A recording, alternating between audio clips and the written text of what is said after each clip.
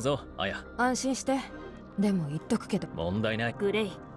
安心し、今日、ファンタジー。別に隠すようなことでもない。E07 で毎年この時期になると、このイベントに伝統みたいな、その格闘技大会で K はファンタジークラブを率いて4大派閥を破った。それで認められ第1位の座についた。その後ファンタジークラブはチャンピオン。何か楽しい。面白いものとは、大会は3部に分けられている。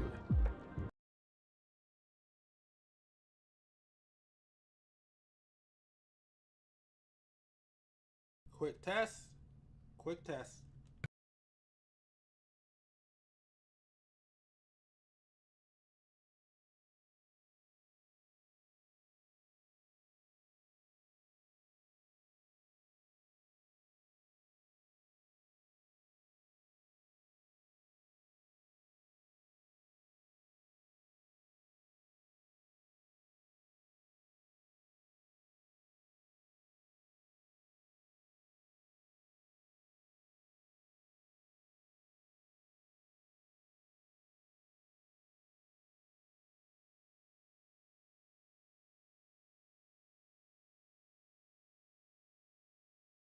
Alright, I am here. I am back with another Gundam live build. I don't know if y'all can hear me. I'm away from my mic, but I'm actually here.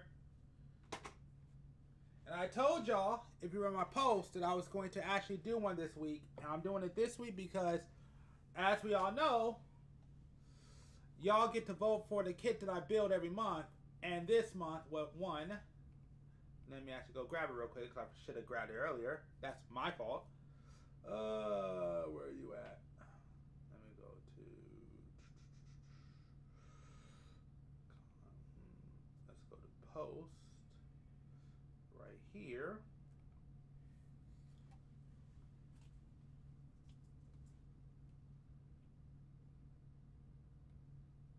And once again, I want to thank everybody who actually voted. I definitely appreciate it. Thank you for being a part of the stream. Thank you for helping out the channel. Thank you for enjoying these builds that I do every month. But as you see this month, and again, I asked y'all to vote for it, and y'all came through. We're building Sandrock Gundam. So this shouldn't be a long run. And I'm going to be honest with you. This is one of the few kits that I'm actually not the biggest fan of. This is actually probably one of the few kits that I'm actually going to build that I really am not a fan of. But I got some new additions this month, and I'm going to show them off to you right now. But let's go ahead. Oh, yeah. Let me do this real quick. Oh. Guess I need to... Uh-oh. I'm messing up. Where are you at? It's you. Alright, there we go. Make sure, of course, to follow and subscribe. As usual, these are all the platforms. I forgot to put Vero, but Vero's also on here too. I'm going to change that in the near future. Hopefully sooner than later. But as you know,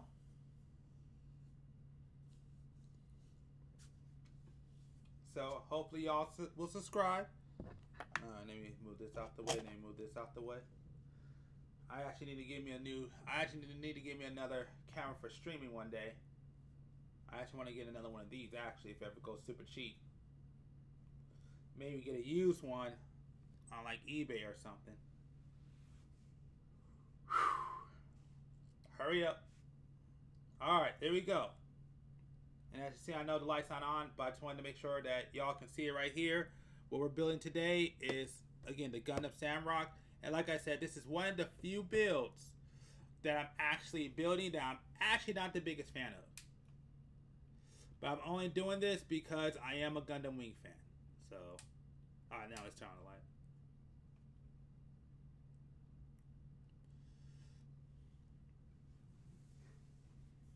Alright.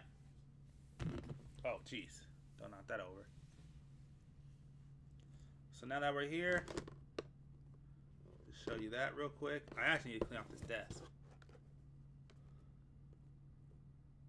There's this side. this side. And there's this side. There you go. Come on, get away from the light. Oh, I think it's just. But yep, but that's it. It's the Gundam Sandrock, and that's what we're doing today. So as usual, I'm going to start off by taking everything off, showcasing the builds, and then we'll start building. So I want to say happy Friday too. And like I said, I got some new tools for this build. So as you know, when I do this, I go ahead, build kits, and then I react to different videos, and we watch different videos. I got some I really want to watch this month. So, and like I said, this is not one of my favorite kits, but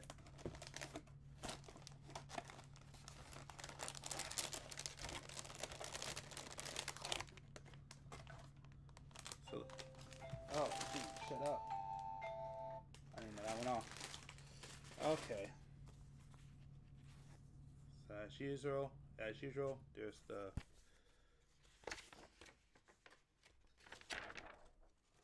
the build. Hopefully y'all can see. Hopefully it's not too bright.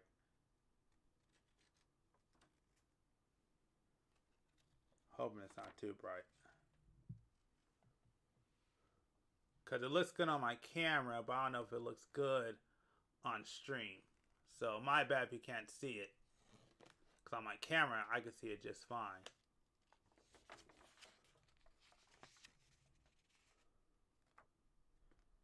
But there you go.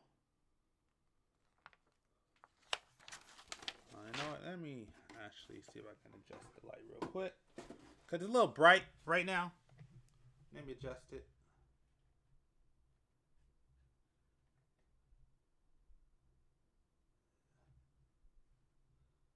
There we go. Alright, I think that works. I think that's fine. It's a little bit like that. There we go. So it's not a glare.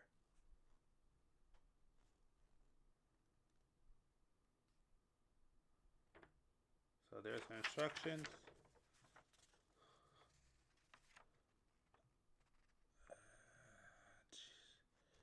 Oh, geez, there you go.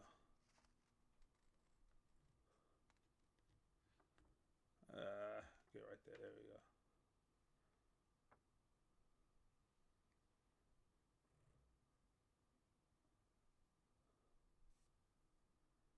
There you go. Here's all the instructions. And let's go ahead. Check out the runners. Oh, and because y'all did me a favor this month, next month, it's going to be pretty cool what's coming. Mark my words, you're going to like what's coming next month. Your options are going to be way better than this month. Alright, we'll start with that. What's it? I think I'm a little uneven. There we go. And there's that. There's that. Here's this one. Let's keep moving.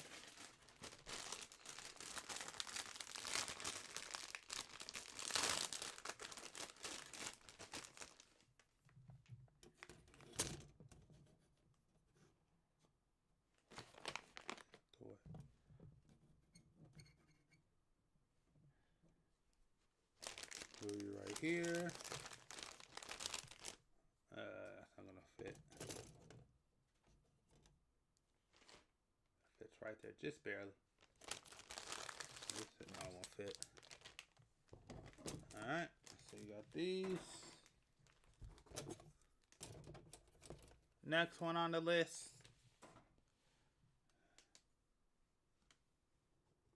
Right here. Oh. Yeah, pretty much almost done. Like I said, this is probably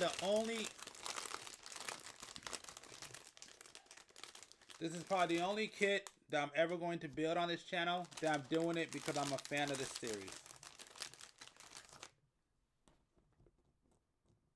Very few times will I ever build a kit on this channel that I'm not the biggest fan of. Like I said, Sandrock is one of the few kits that I really am not a big fan of. Just to be honest. Not saying it doesn't have its fans.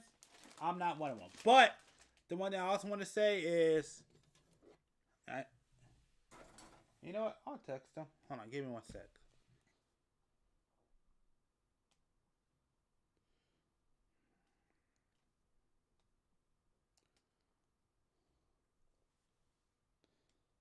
Hey man, I don't know how long I'm gonna be on for, but if you get a second on your phone, go ahead and check out my stream. Either at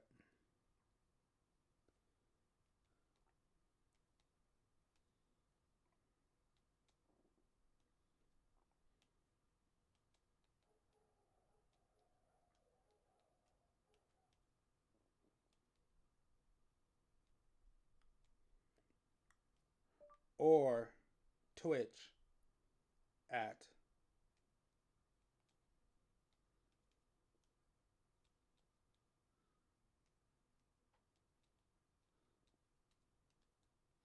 because I just want you to check it out. Because I just want you to check it out.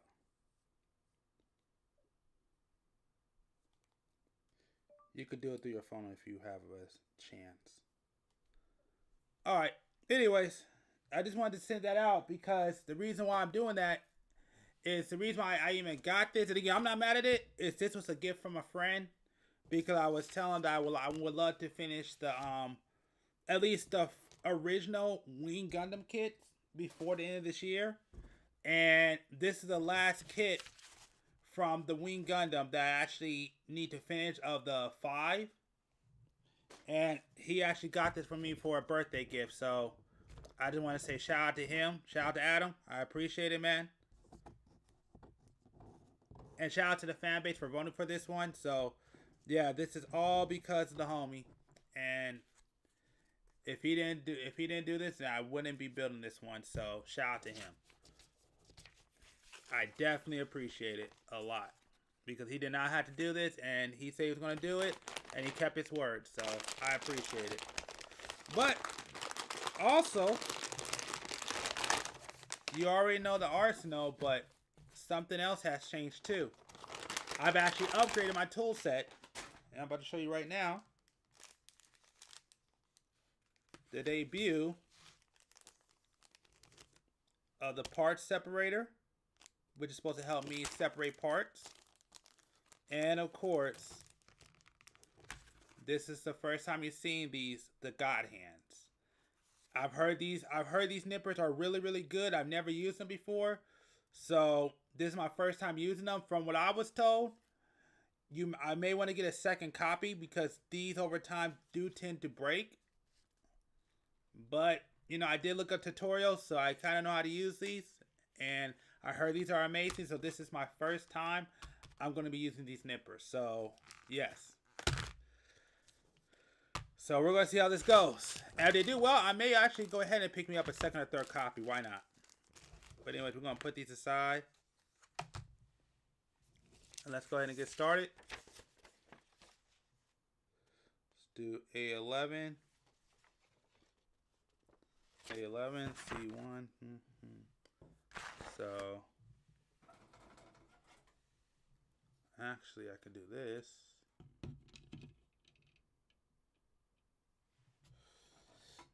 I probably need to get another one of these, honestly. Alright.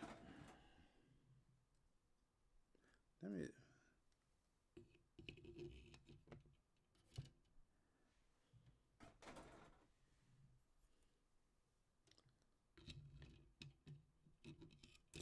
I also once again want to shout out to the homie with the 3D printer. He actually hooked me up with one of these. That's why now I could put my runners right here. But I think I want to get another one. But yeah, so anyways, let's go ahead and get started.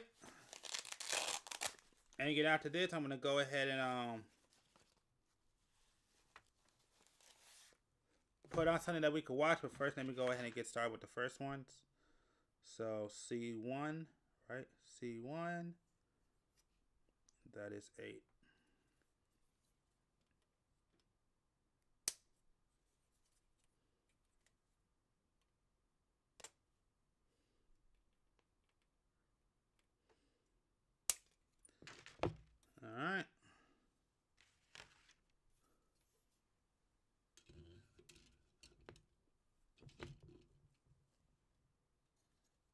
A111. A1, okay, 11 and 10.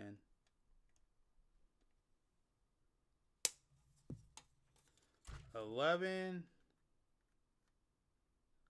Oh, I'm also serious, by the way, that I'm running out of space. So do me a favor.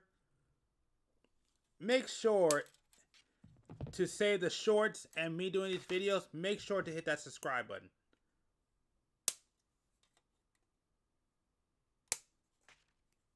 Ooh.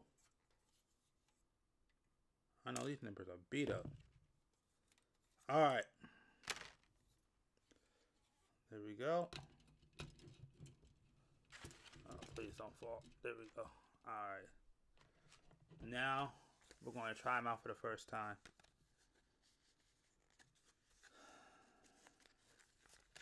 Oh.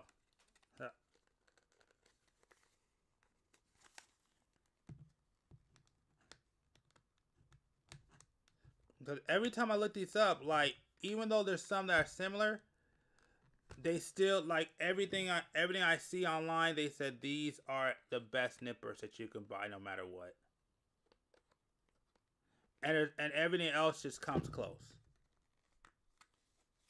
So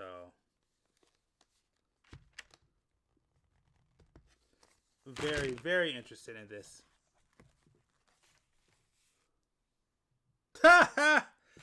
Nope. We talking about this. These are the new nippers. And once again, man, I want to shout out to Adam. Definitely appreciate it. For, like I said, because this kit is only being built because of him. So I want to thank him definitely. It's good to see you, man. Happy to see you on this stream. I'm sure you're busy right now, but hey, if you ever want to, man, you are totally welcome to call in. I got to set it up, but if you want to call in, you're welcome to.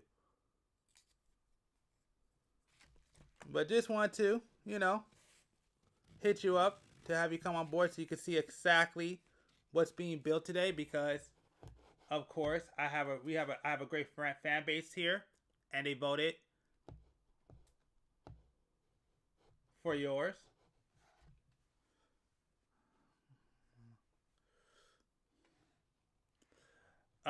If you know what, we'll talk. Hit me up off stream. Hit me up a little late off stream, and we'll talk about that. If you really want to. Hey, I have no problem with hitting you up. Being like, this is only possible because of Adam.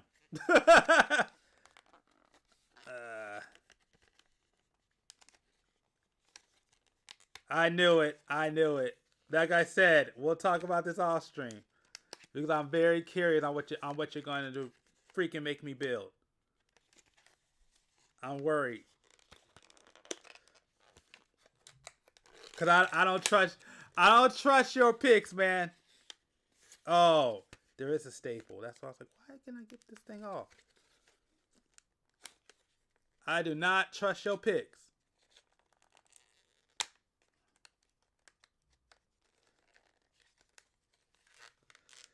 Like I said, you're gonna do something to probably get me banned. Knowing you.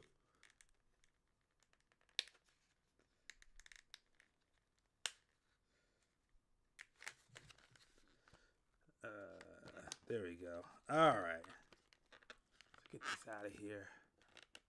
Come on, there we go. Now we're good. Alright. Boom. Oh, hey. It actually has a tutorial. It's pretty cool. That is freaking nice. Alright, like I said, this is my first time using these. And like I said, they're good. I may go ahead and buy me another copy. We'll find out. Let's see.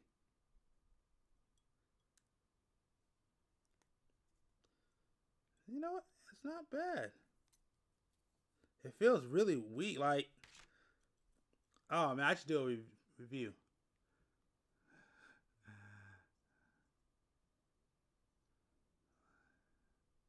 True. I'll give you that. I will give you that.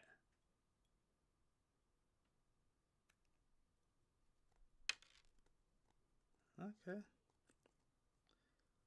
Not bad. I mean, it still leaves some residue. It's not perfect, but definitely the marks are not as bad.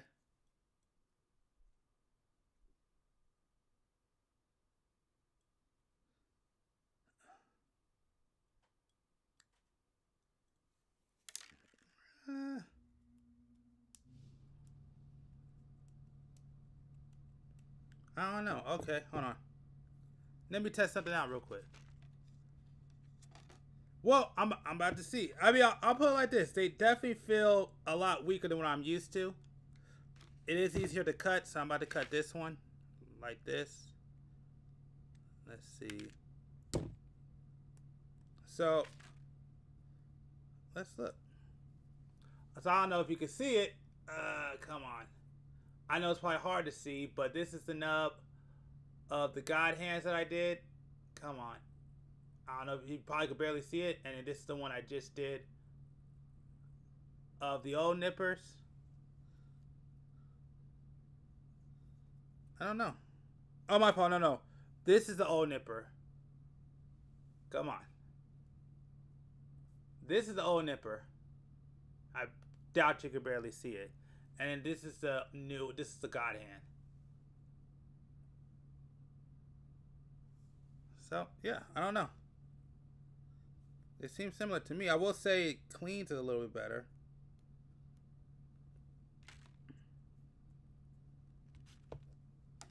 Interesting. Let's look at this one.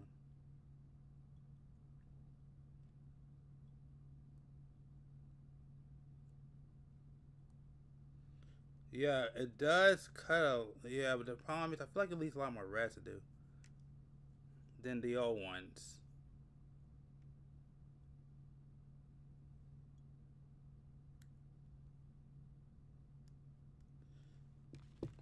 I don't know.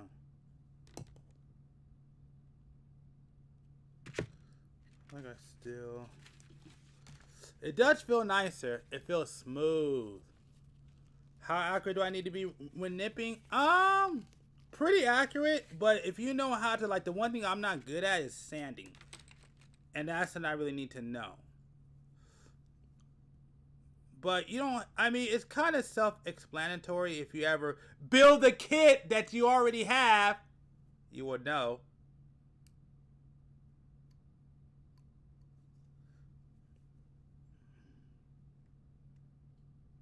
But yeah, I mean, you could be a little bit accurate. Yeah.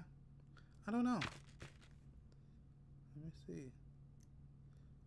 Okay, yeah, I see. These cuts are really, really smooth. Like, it's like right up against it. This one still isn't, and I feel like I could clean this one off better.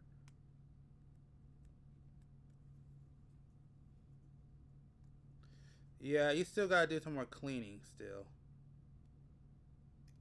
Ew. And be careful not to cut into the plastic. Uh-huh. Take it how you want. Take it how you want.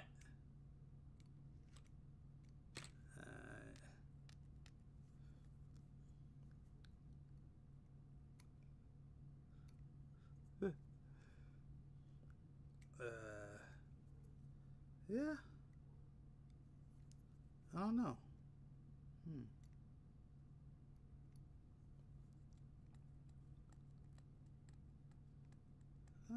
Yeah, I think it's okay. You know, yeah, it's nice.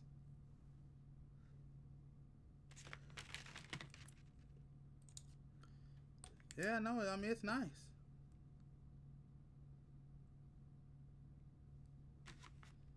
Comes with its own little sleeve, which is pretty cool. Yeah, I'll just say this. This is a really smooth cut. This is a really smooth cut. Really smooth. They didn't really do a really great job. Yeah, I feel like I gotta do a lot more cleaning still.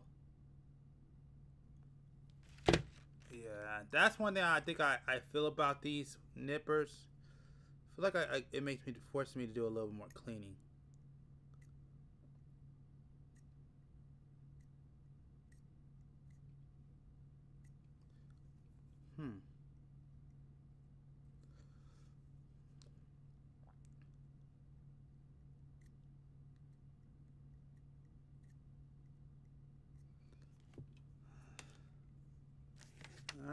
Yeah, I'm gonna have to cut this out. Okay, see, that's a better one. So it's probably just the way I'm cutting.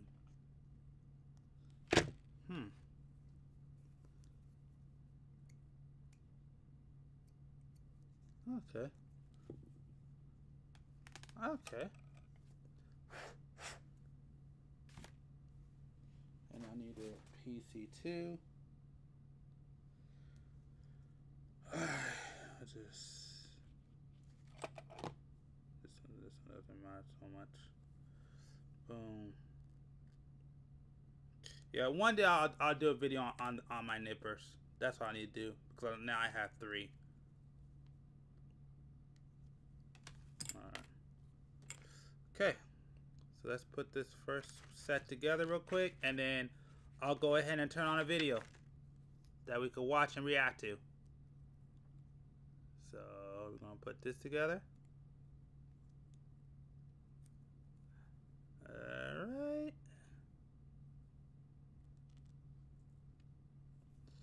Right here and right here.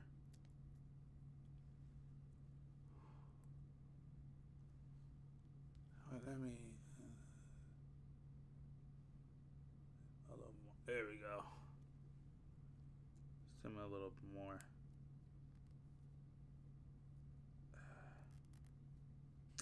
Man, this is being a pain in the butt right now. Dang. Alright, there we go. Alright, we're gonna go C1, which goes right here.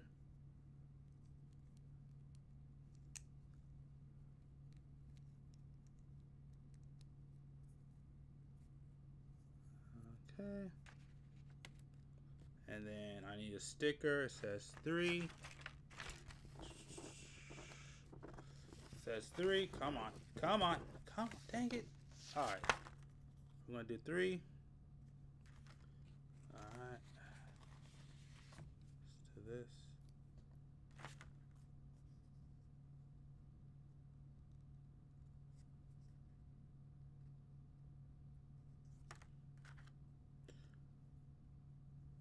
And also, my bad that I've been away. I will be back next week with a new video. I'm already working on one.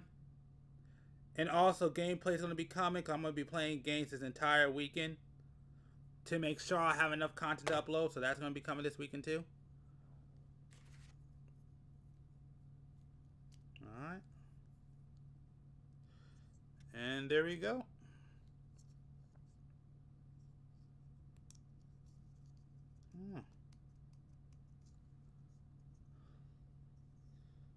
I don't know. There we go. I don't know. I don't really feel it different with the God hands. Alright, but either way, let's turn on something. Let's go to, of course, the YouTube small. Let me see if I can find it. There you are. Let's go to interact. Boom. Alright. And as you know, it's time for us to start looking at a video that we can react to.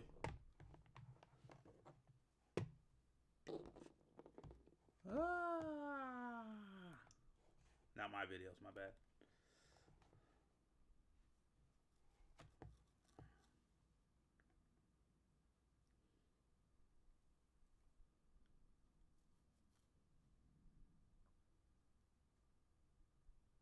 What?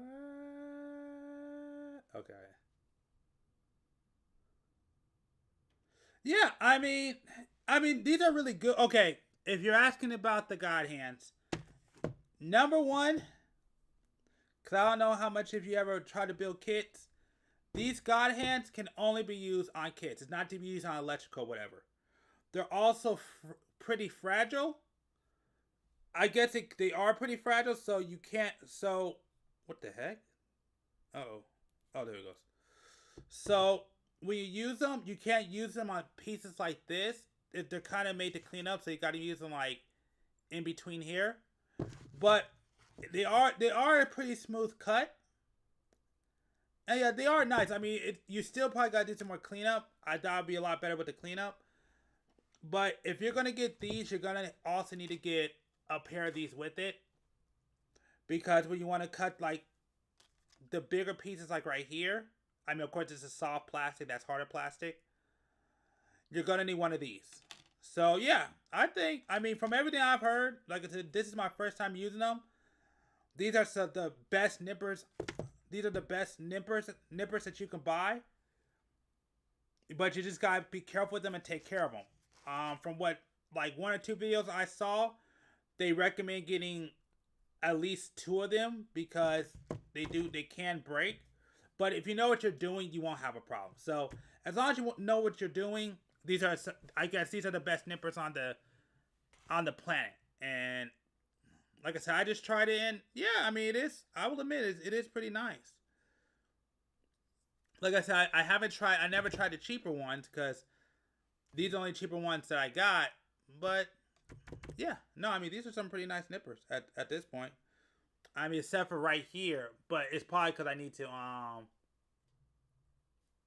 learn how to cut better.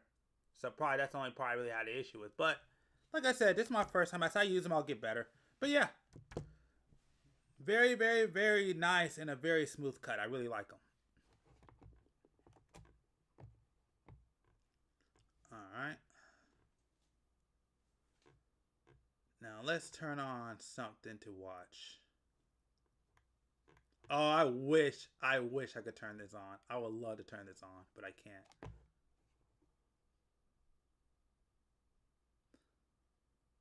Okay, your kids should not touch them at all. Put it like that. These need to be put away, and the only reason why your kids should be touching them if you're in the room, because these are still sharp objects. And again, the money you put into these, the only ones, if your kids are if your kids are going to use any of them, I would probably get one of these. This is the best thing. That's what I recommend. Because these are for people who know how to take care of nippers. These are just generic. Okay, well, these are model ones.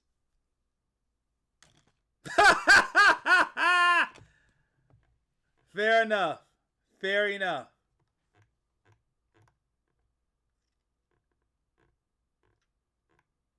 So I heard.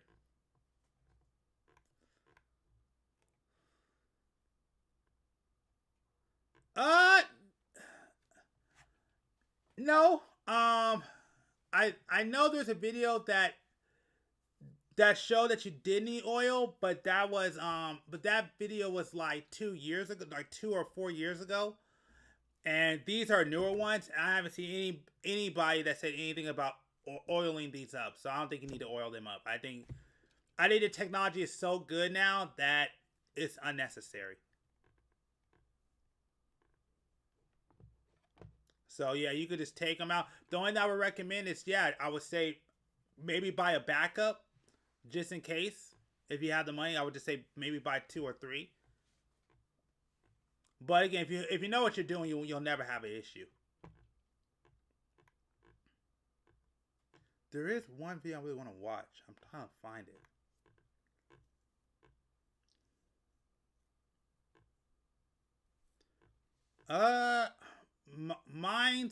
These were about $60. That's how much these are. These are $60. So yeah, cause I paid $59 for these, but you could find for like $58 to $59. So yeah, they're not cheap.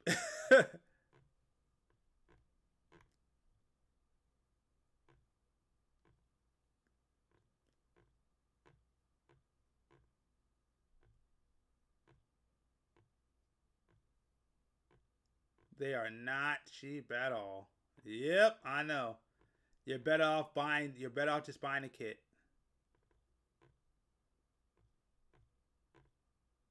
Like I said, I'm working on my tutorial on how to start building. I'm working on that video, so I may try to get that out at the end of this month. We'll see what happens, because I still got a lot of videos I need to get done, because I've definitely been away for about a week. Oh goodness, though, Outside of my allergies that are terrible, I'm fully healthy, so I'm pretty happy about that.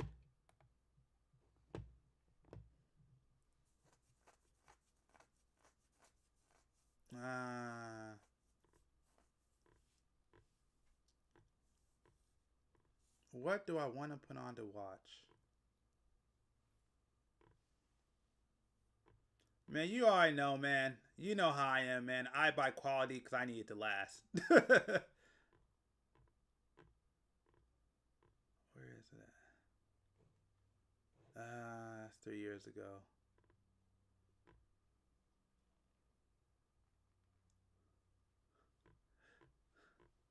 You know what? If this wasn't my gaming channel, I would have some choice words.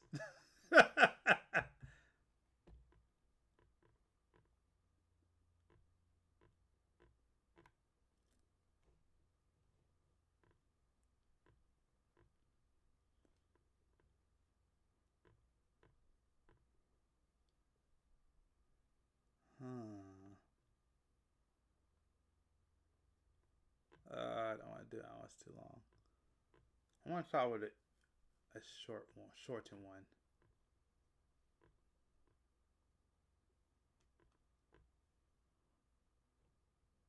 Oh, here we go. We'll watch this one. Let's start with this.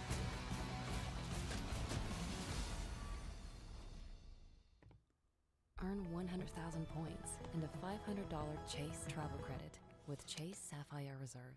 Me and you, we're some gacha gamers. But you know as well as I do that people outside of the gacha spectrum look at the gacha scene very negatively. They consider the majority of the games cash grabs, having little to no content, and mainly just preying on their player base. There we go. Which, don't get me wrong, there's plenty of games that do that. So now we're But going to there's a watch this few while I'm building. that really grab you. That once you start playing, you're just along for the ride. Maybe it's the compelling storytelling. Maybe it's the character designs. Possibly the gameplay. Or maybe you just download it because one of your friends said it was pretty cool. Today, I want to rank all the gacha games that I've played over the years and give some insights on some of the ones that I felt were truly incredible. This list is going to be very opinionated because what I view as a peak gacha may not be what you view as a peak gacha, which is perfectly fine.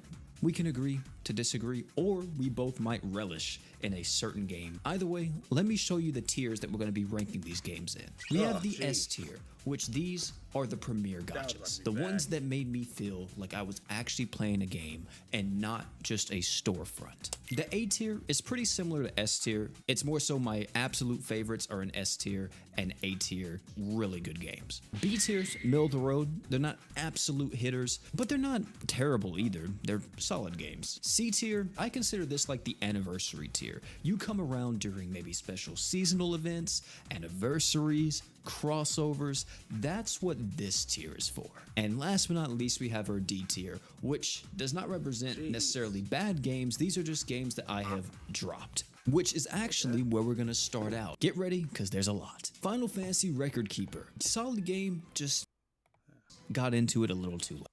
Okay, FFE. This was a very innovative Okay, there we go. Okay, I got it working now. Yeah, I'm not gonna lie. These cuts, though, are way too buttery smooth. I don't even realize I cut parts of the kit sometimes. These things are buttery smooth.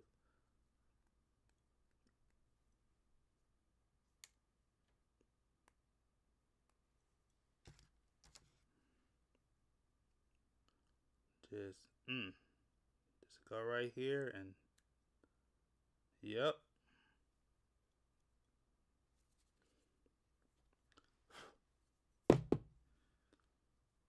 Man, I gotta remember to. Okay, after this, I'm definitely gonna freaking vacuum. I need a vacuum. Oh, that one over.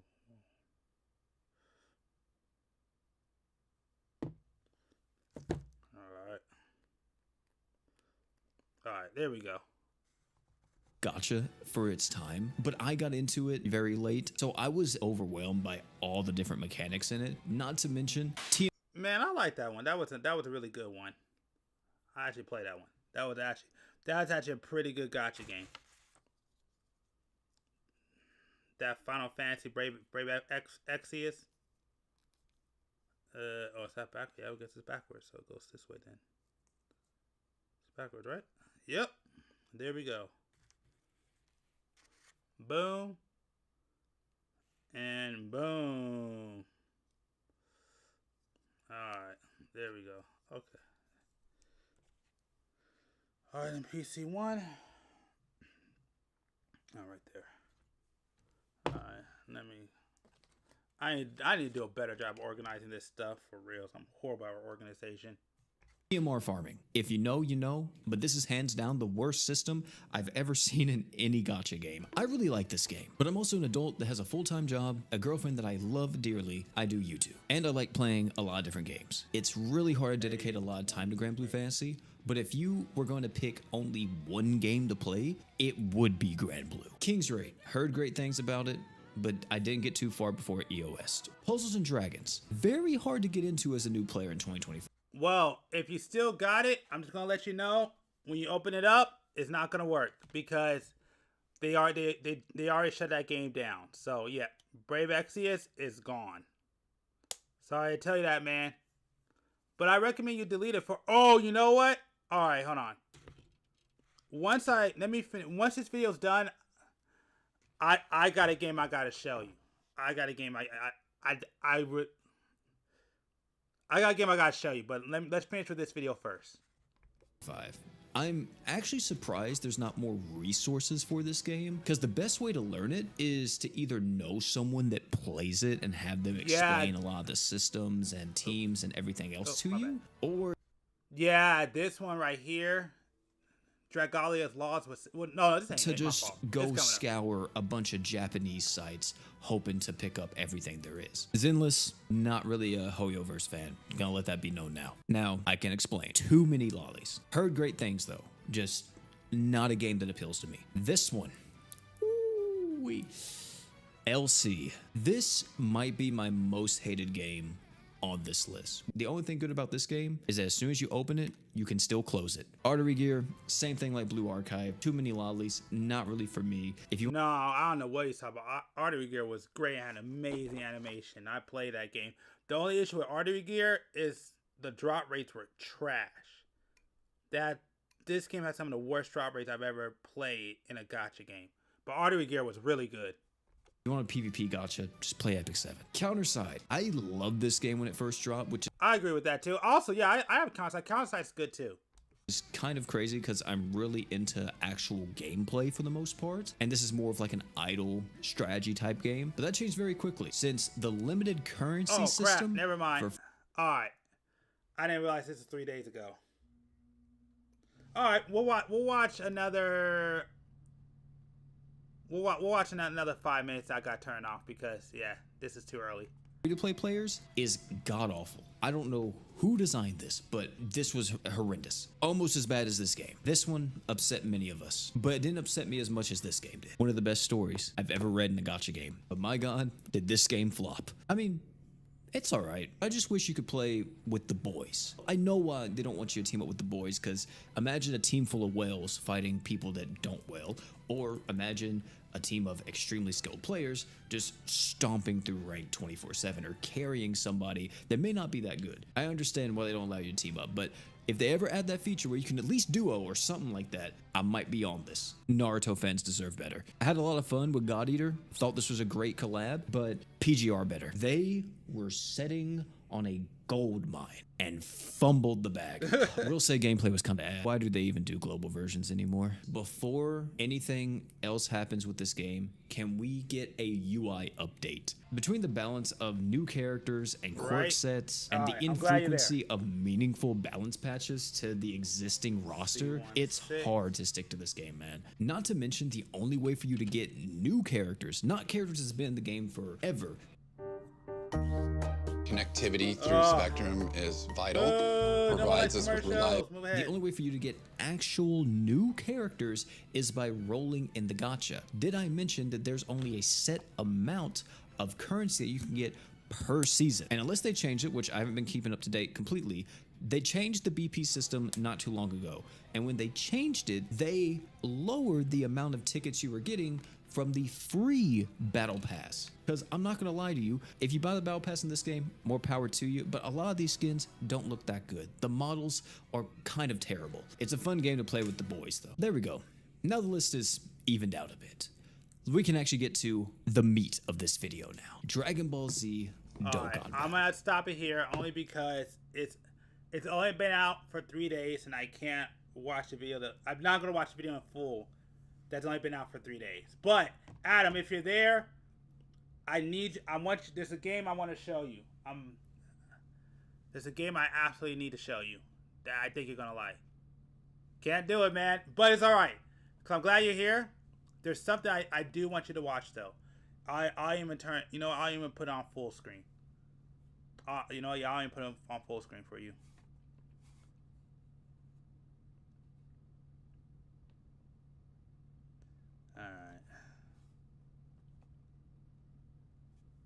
All right.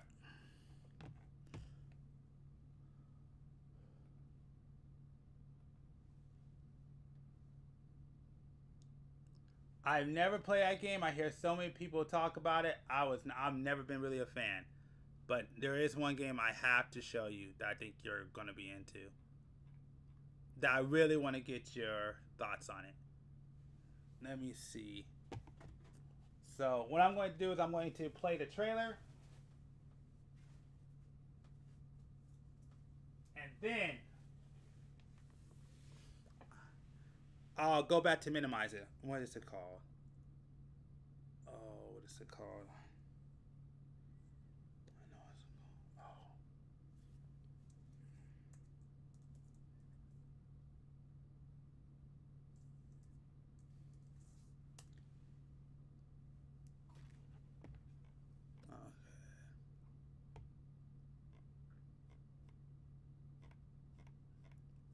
know it's What is it called? What is it called? Oh, jeez. Are you gonna show it? Okay, let's see if it's gonna show it. Hold on, give me 1 sec. I gotta find it.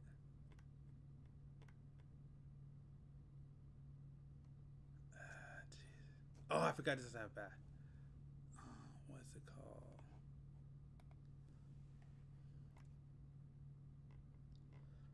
What is that one? What is that one called?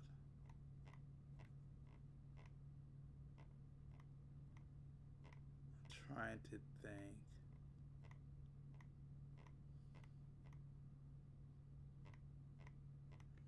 What is it called?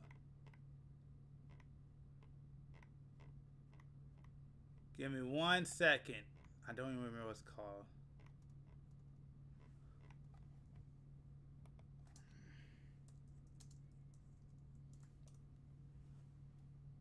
There it is. All right, I found it.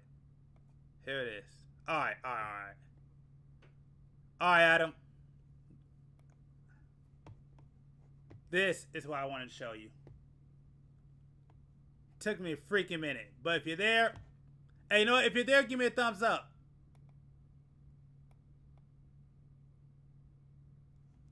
You Adam, if you're there, give me a thumbs up. Or let me know. Text me. Say something. Because I need you to watch this.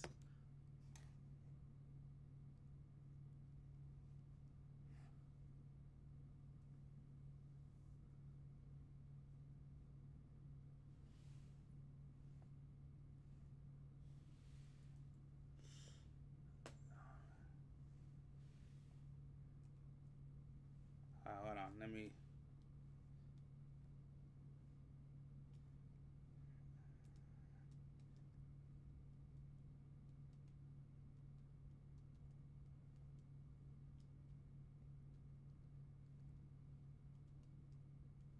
Let me know you're there because I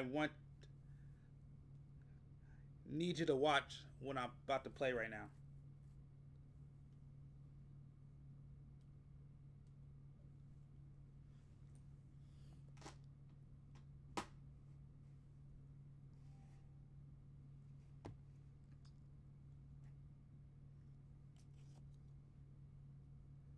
Yo, Adam, if you're there, let me know.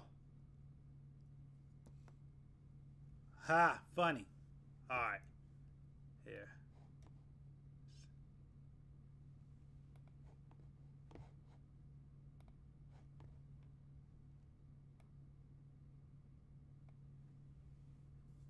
Alright, cool.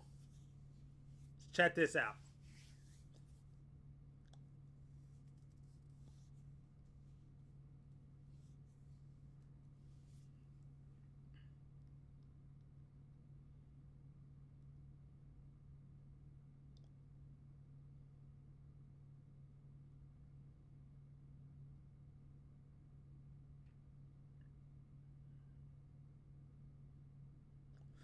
Oh, you know what? This is the wrong one. Hold on, wait. I'll let someone play, but there's one more. There's one more I need to show you. This is the wrong one. But I'll show you the next one.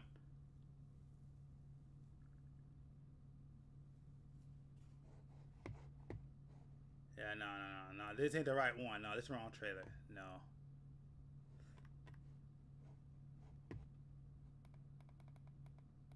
Alright. Yeah, I know. Hold on, no. I gotta give you the right trailer. This is the wrong trailer. Hold on.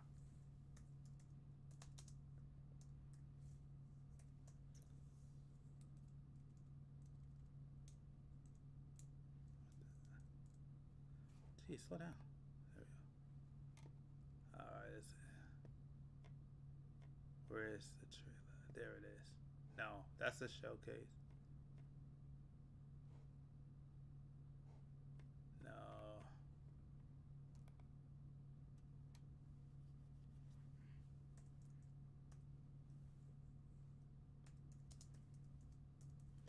Alright, hold on. No, not the gameplay trailer. There it is. Here it is. This is the trailer I want to show you. This is what I wanted to show you. God. My bad. Alright. This is what I want to show you. This is the right trailer.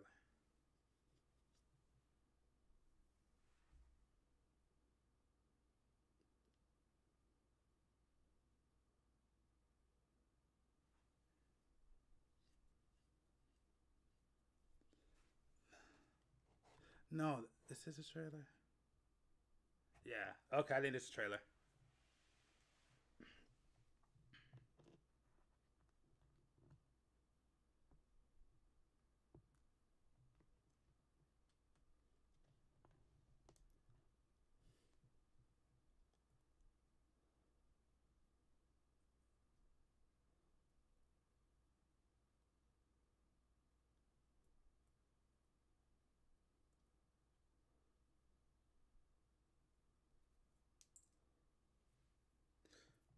No, this isn't the right trailer, but this works.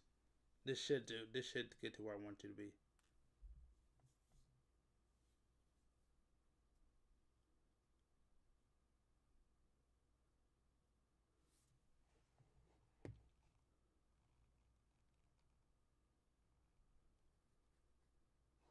Ah, this isn't the trailer. Damn it. Okay, hold on. This is the wrong trailer.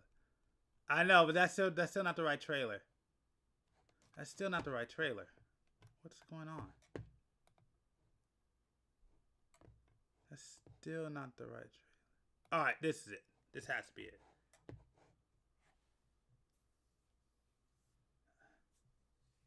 Yeah, this is it. Jeez.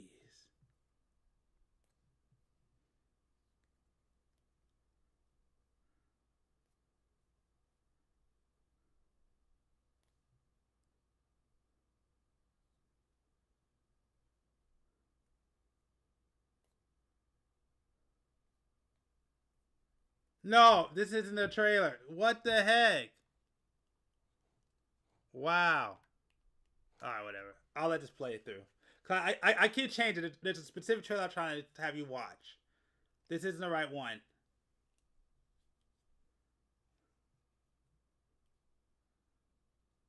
This is the wrong trailer. There's a specific one I'm trying to have you watch.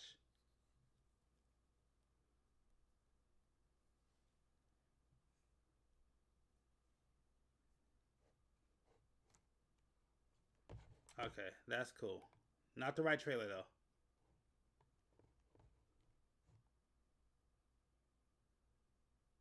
Okay, let's try this one. Here we go. This has to be it.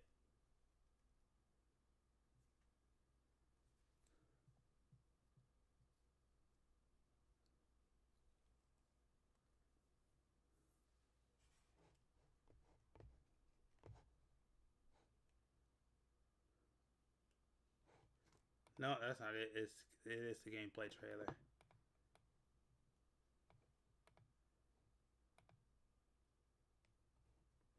No, let's just go to the website. Let's see if it shows up.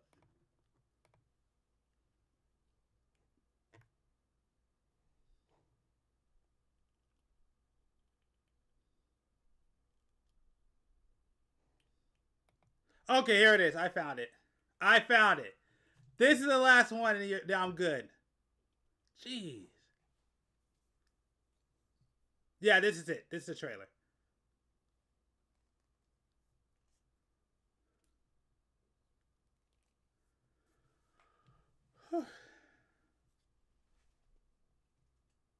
Yeah, this is a trailer. This is it.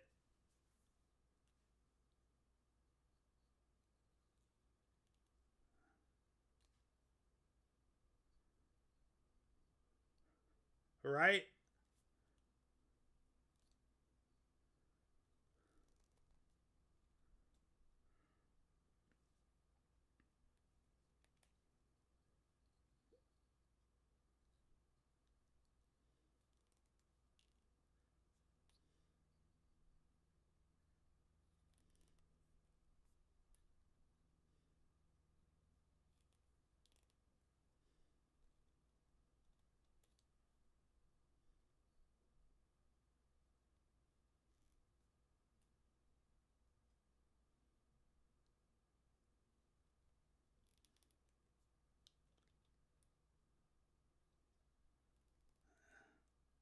Yeah, it's kind of like it's not one of my favorites, but yeah, it does have a card game mechanic. But this is a trailer that sold me on this game.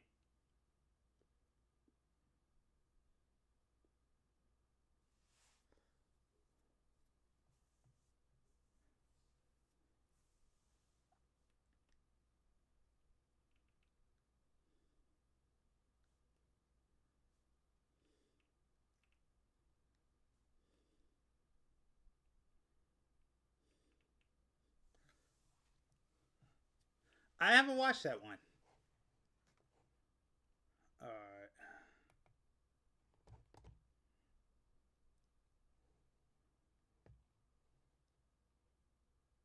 right. Okay, yeah. Well, let's watch the second one, then we're good.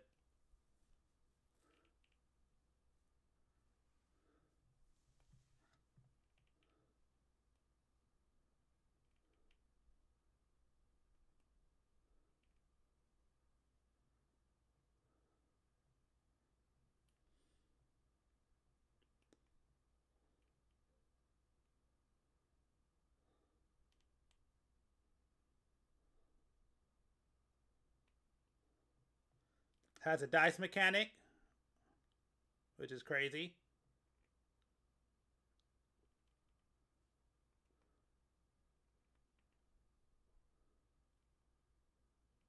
Yeah. I'll send it over to you because you can pre-register it. You can pre-register right now.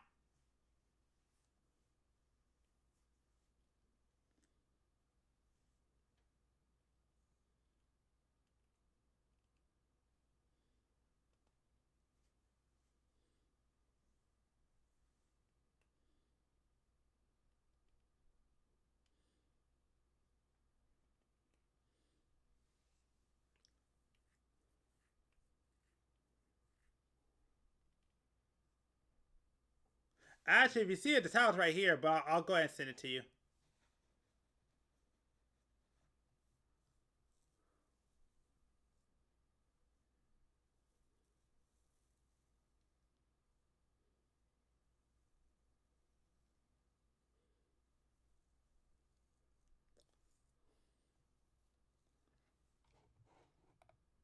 That's the name right there.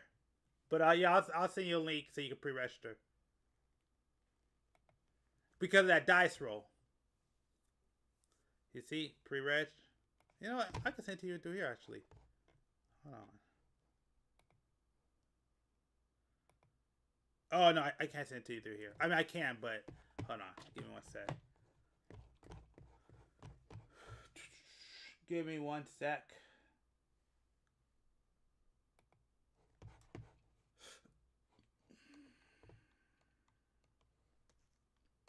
But that one's tight, right?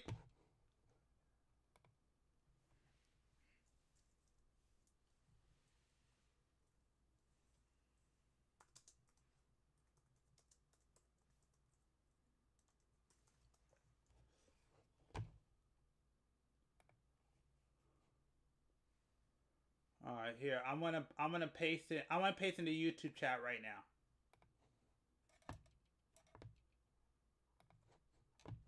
Where are you at? There it is.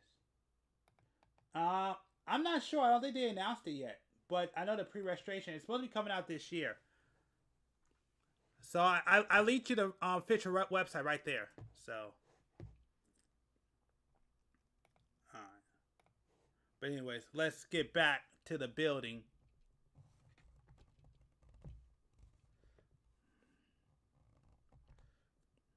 But yeah, like I said, that's a game I actually want to play day one. So I wanted to go ahead and show that off. I'm like, man, I know, right? It's tight. It's tight. And I've been looking for a new game to play. I mean, I've been playing a new game, but I've been looking for another one that I could really sink my teeth into, and that one kind of won me over.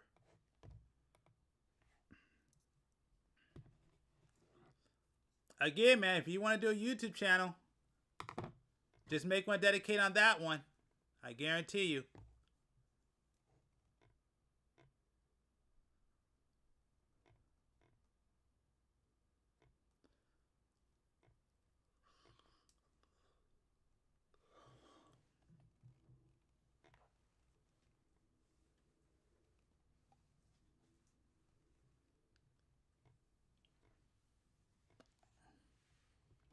That's why I had to show it to you, man. 'Cause I'm like, man, that one looks tight.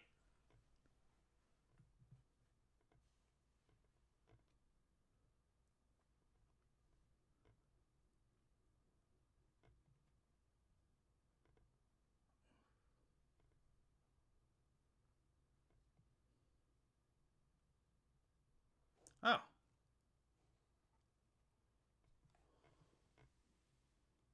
Oh yeah, no.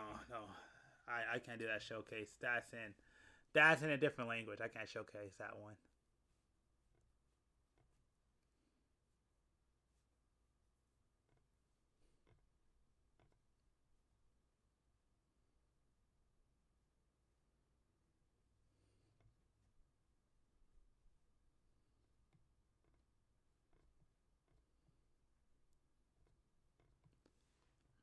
Such a good game. I mean, that game looks so good. Is it new? Yar! Let me see.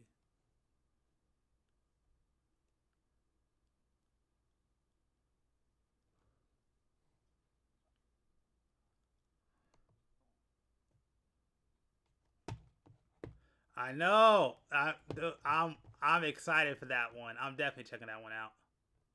When that one comes out, and like I said, they did an entire showcase. Like I said, again, I sent you the link. You can see it right there. Just click on it, and yeah, just pre-register.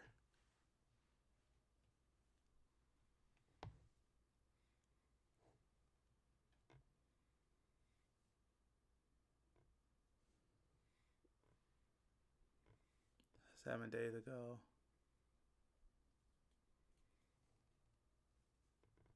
Well, there's my page right there. There's the channel.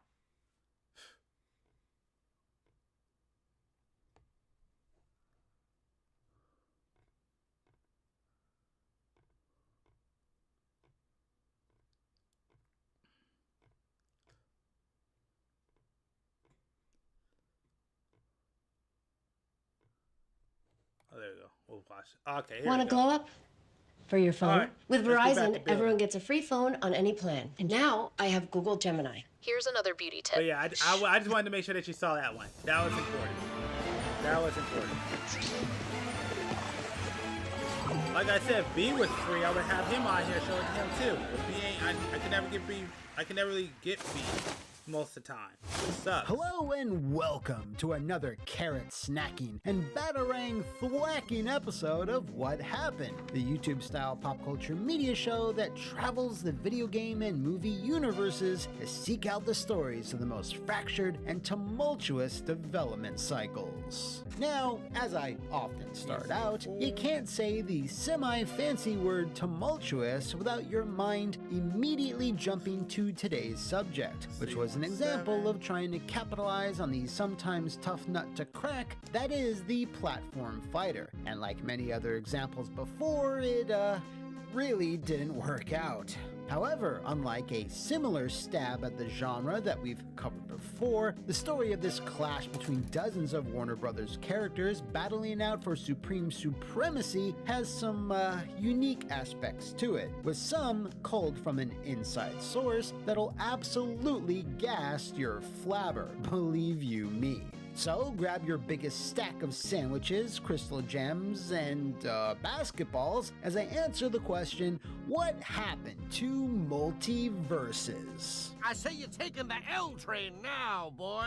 When Nintendo announced that Smash Bros. Ultimate sold slightly upwards of 15 billion copies during its run on the original Switch, players saw an uptick of releases for platform fighters that range from smaller indies to bigger productions and involving well-known IP, with Nickelodeon All-Star Brawl being one such product. What? They made another one? When? Okay. So really, it's no surprise that Warner Brothers and their perpetually on-fire games division would follow suit, because outside of Disney, the amount of licenses and franchises they had access to was second to none.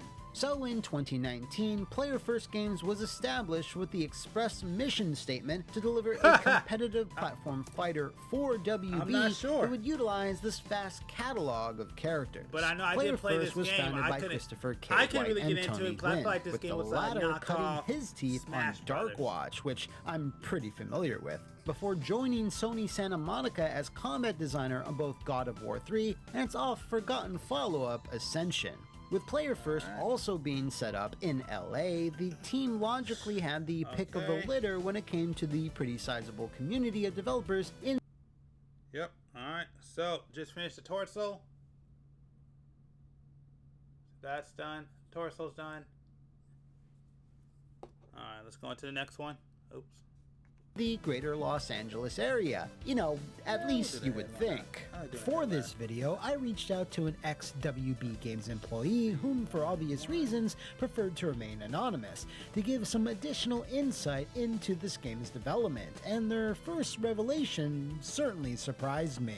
Fighting games, whether they are traditional 6-button 2D, photorealistic 3D affairs, or of the platformer variety, are not easy to make, and in the modern day usually have teams that number in the hundreds. You know what? My source indicated, You know what? If you want to give me something, give me a new computer chair, because holy crap. My back is killing me right now. Metal don't do it for me anymore. that this was not the case for much of Multiverse's early development, even up until its first announcement and its initial launch, as the core staff was only around 7 people. This was more of a budgetary and scope issue, because one of the first things you need to understand about Multiverse's development, and is intrinsically connected to its eventual collapse, is that it was never meant to become the success it wound up being. Now, while this fact is something that my source confirmed, it is a facet of the story that I'm sure others have hypothesized, and that is Multiverses was never developed and was certainly not intended to have hundreds of thousands of people playing it at one time. Player First's early aspirations was to make something fun but small in scope, at least at first, and if it eventually became a success through meaningful updates and refining its mechanics and balance over time, then great. But its sudden explosion of popularity right out the gate was absolutely not expected by the players, the developers, and certainly not by WB Games' upper management. Now, if you are new to what happened and the types of stories we regularly cover, I'll cut to the chase here. 95.9% of the time, it is upper management that ultimately make the decisions that lead to products that either don't live up to their potential, fail to post a profit, die out extremely quickly, or in Multiversus's case, not even be accessible anymore. And if you are familiar with what happened, welcome home.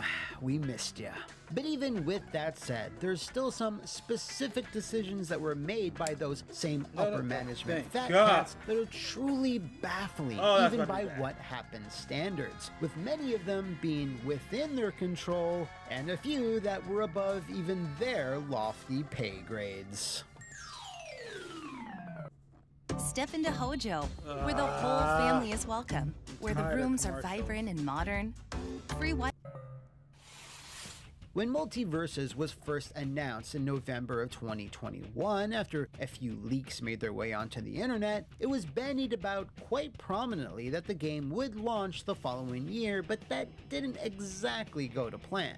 Instead, 2022 saw even more leaks pertaining to the roster throughout the first half of the year until the open beta was made available in the summer, with no real date given as to when the final version would be released.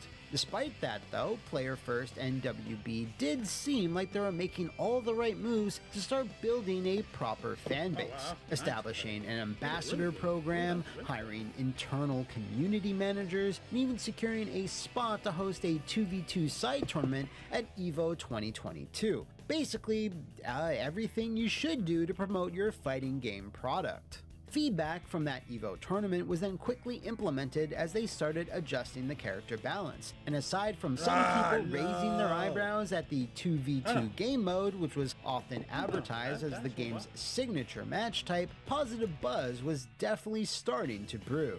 Behind the scenes though, and according to my source, some technical problems were still plaguing the project, with one of the more notable ones being that the game didn't function in an offline setting, meaning setups needed to be connected to the internet for anything to work properly, an issue that would be detrimental if Multiversus was to have any widespread tournament viability.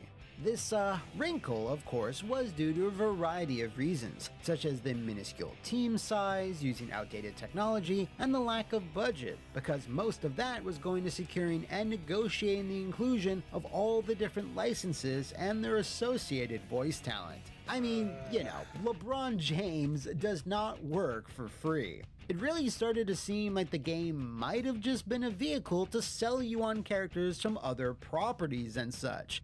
Which reminds me that if you're enjoying this wacky madcap episode of What Happened, what better way to celebrate the mayhem than procuring the official Mad McMuscles plushie? He's squishy, he's bitchy, and he comes in at an astonishingly generous and overly complimentary 9 inches long. Head on over to youtube.com right now to add him to your collection within the next 20 days before he's gone forever. And once he's locked inside your home, feel free to give him an elbow drop, power bomb, set him up for tea time, or even weirder things. No judgment here. Link in the description and pinned comment below. He is literally guaranteed to improve the quality of your life. Not a guarantee. Anyway, because of Player First having to work through all these technical kinks, the open beta ran for a little longer than most do for your everyday fighting game, which typically lasted no more than a week. But in Multiversus's case, it was just shy of 365 days. This is why the player base started to drop off drastically, as updates and characters started to slow down, way down, by February of 2023, thanks to the prolonged beta period. Hence why that March, WB and Player First announced that the game was entering a hiatus and going completely offline, to then only relaunch again at an unspecified date. This was confusing to many because since the beta period had been around for so long, any percentage of players had already bought and purchased characters and content, having their game literally taken away was seen by some as a slap in the face.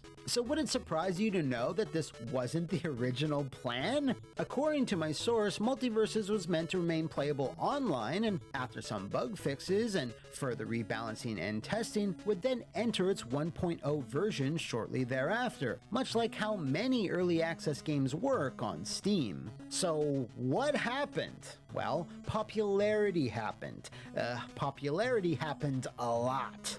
As some may remember, when Multiverses launched its open beta, at its peak 150,000 people were playing it concurrently, and that was just on Steam, with 20 million players in total downloading it by the end of that year. Numbers like that are massive for pretty much every genre, but were completely unheard of for a fighting game ever since people started tracking this shit, I guess. And just to put said numbers in perspective, Mortal Kombat 11, the highest selling game in the series at 50 million copies, managed to only just crack 27,000 players on Steam at its highest point. That's right, Bugs Bunny and Shaggy completely washed Scorpion and Sub-Zero.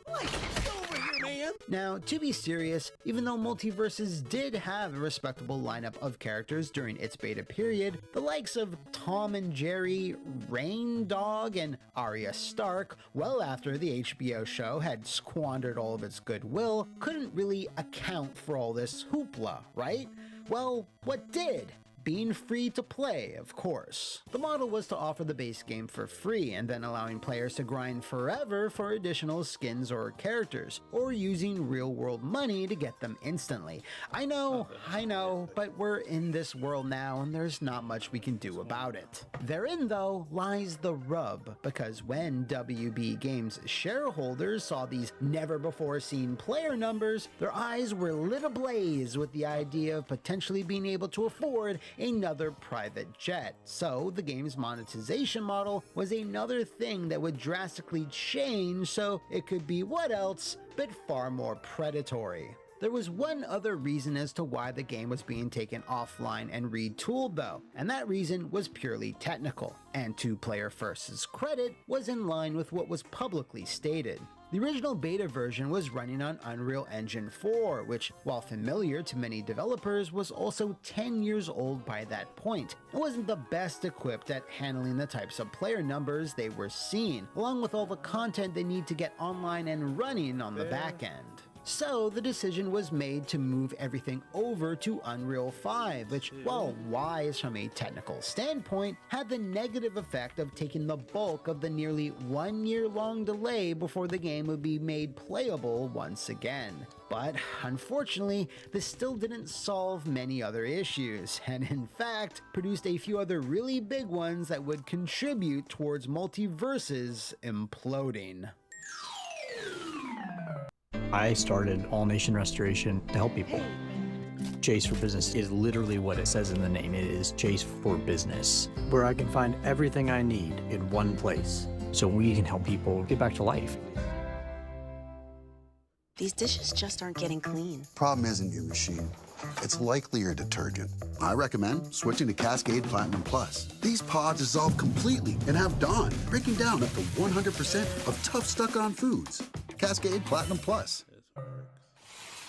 My source confirmed to me that Player First were not behind the bullish new monetization model, and that these changes were entirely at the behest of WB Games producers, in a measure to, what else, make more money. Likewise, to save money, sweeping cuts were brought upon other departments, like community managers being fired and much of the marketing efforts moving from WB Games over to external PR firms. Because of this, Multiverses did not have an official presence at EVO 2024, even though it was now launching as the fully fleshed out product that WB had been promising for years by that point. Now, that all seems pretty crazy, right? Why on earth would you suddenly pump the brakes on a hot new product that was relaunching to the world and featured some of your most recognizable marquee characters, like Batman, Taz, and Rain Dog? Well, dun dun dun, dramatic noise. The always disastrous WB Discovery merger.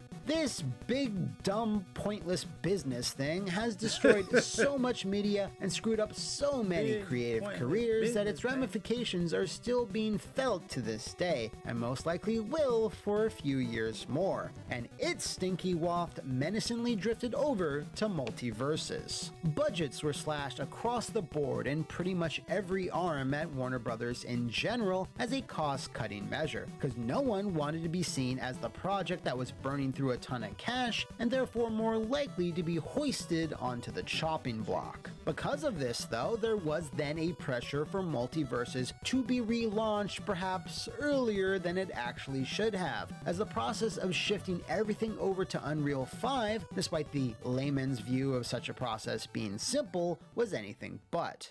As we've discussed in previous episodes, even if you're still utilizing the same development environment, in this case Unreal Engine, you're always going to run into problems during a migration no matter what. It's just the way it is. In Multiversus' case, there were several features that were present in the beta, such as the free-for-all mode, post-match stats, and even the ranked matchmaking that were not present in the final version when it relaunched in May of 2024, much to many players' chagrin. Another problem during the year-long hiatus, as per my source, was that WB Games quickly hired a ton of outside contract workers to begin pumping out content, new characters, stages, skins, etc., and this was all squeezed into a very tight time frame.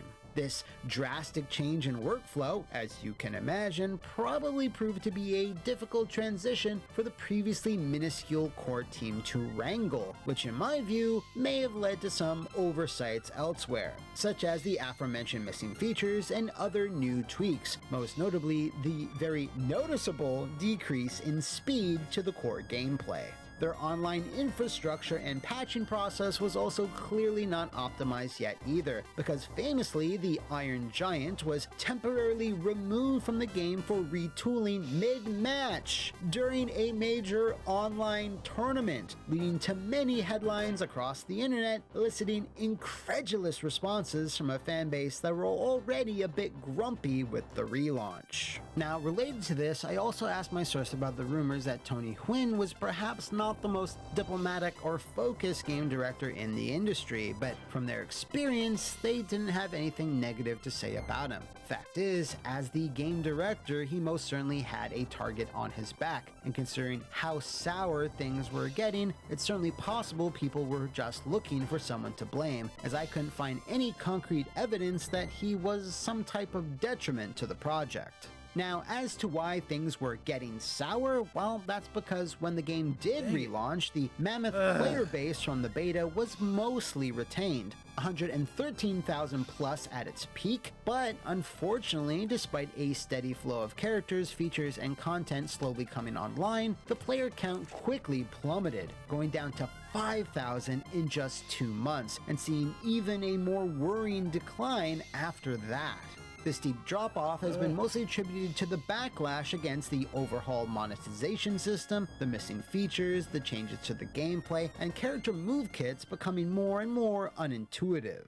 Perhaps the worst part of all of this, though, was that for some reason, even as this sharp decline was occurring, WB decided to purchase Player First Games outright, which meant that the fate of the developer now rested entirely within their hands. This is often a double-edged sword, because while being brought into the fold affords an implied sense of security, in a much more accurate sense, it also implies an always prevailing sense of dread, as you could be closed at any second for literally any reason.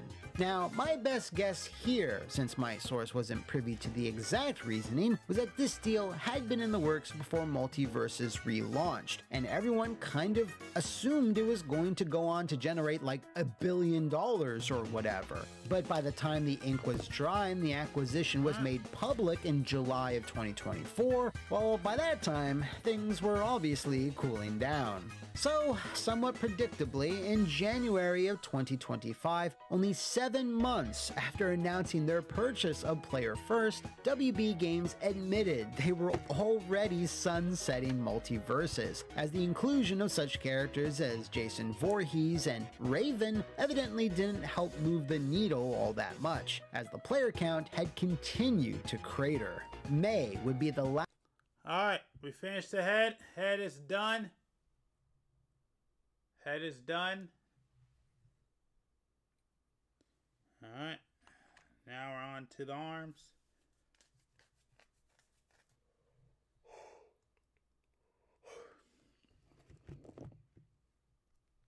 PC3.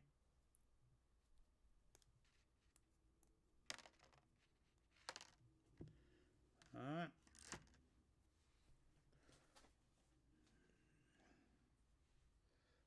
C116.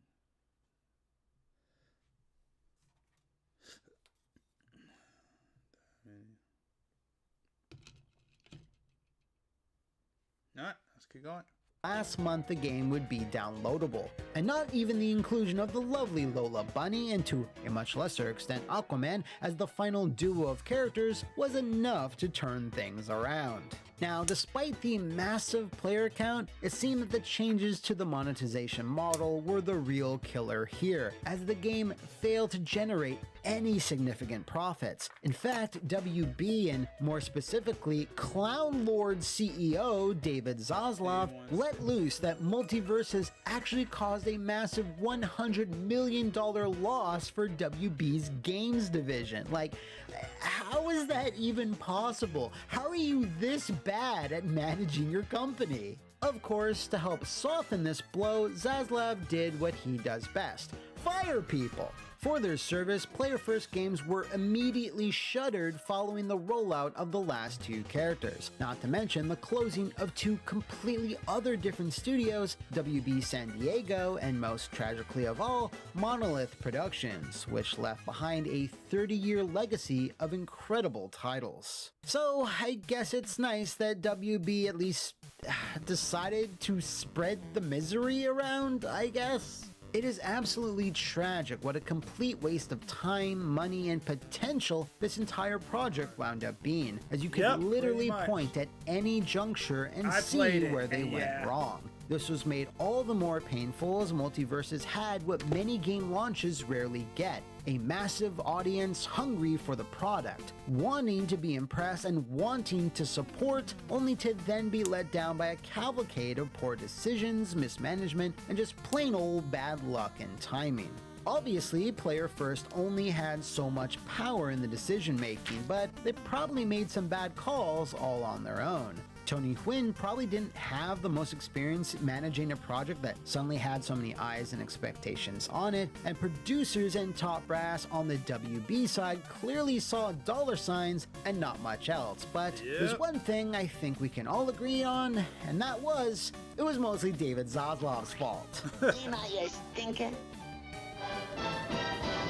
Thanks again goes to my source who took the time to speak to me for this video. If you out there know of any other multiverse misfires in the realms of video game or movie entertainment, let me know in the comments below or enter the swirling vortex that is my social media. See you next time, and thanks for watching!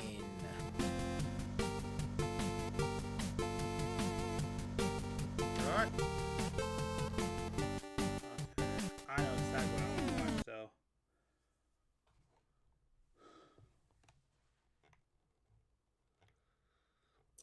Let's see who's coming. Let's see if I can find it.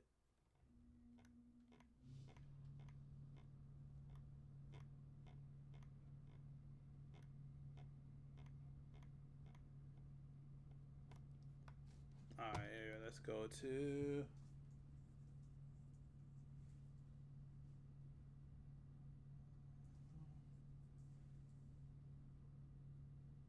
No. Not gonna. What is it called?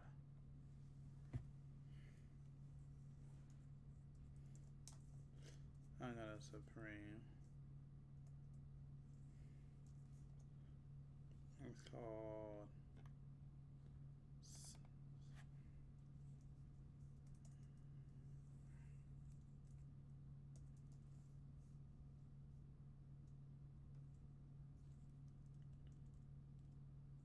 Gundam Sentinel. That's what it's called. It's called Gundam Sentinel. That's what I was looking for.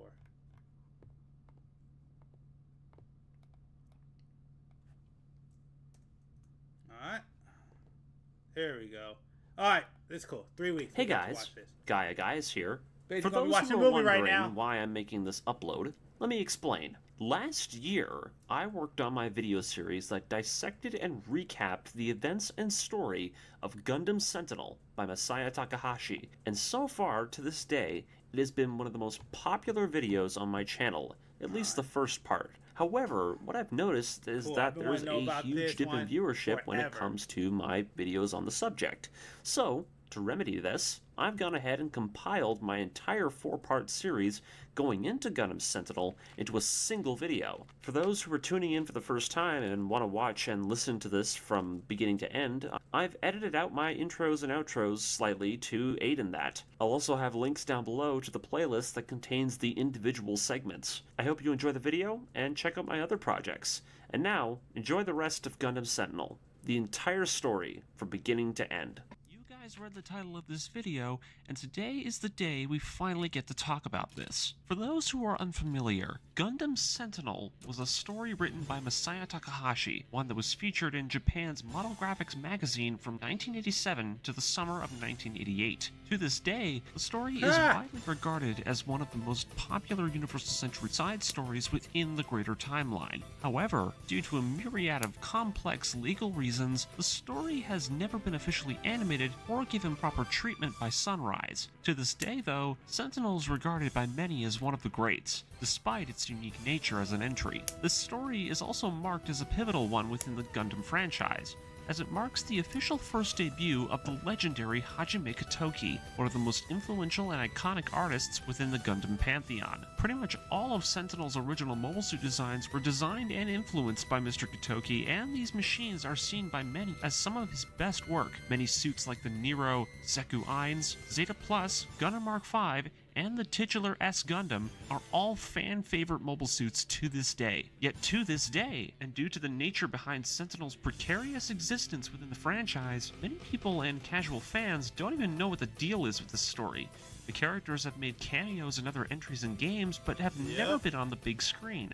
Some people may recognize the XS and some of the other mobile suits, but don't really know the actual tale that surrounds them. Some will know of the existence of Alice and the new Decides, but many won't know the reasons behind their existence. Thus, with this video, I aim to tell this story to you, not in an animated format, or as a deep line-by-line retelling of the story, as I have done in the past with Gaia Gear, but for this particular story, we're going to be going with a simple rundown of the plot of the novel, covering the basic rundown of the book chapter by chapter, with brief notes on things I myself had made when I noticed stuff while reading it. Keep in mind that this is actually my first time fully reading this book to completion, and with this video, I do want to do this story justice, while also being as informative as possible. This novel, unlike Gaia Gear's radio drama, does not read itself out like a Gundam show. Rather, the story plays itself out much more with the aesthetic of its mobile suit designs, a deep, dialogue-driven military and political drama, something that the original Gundam went along with,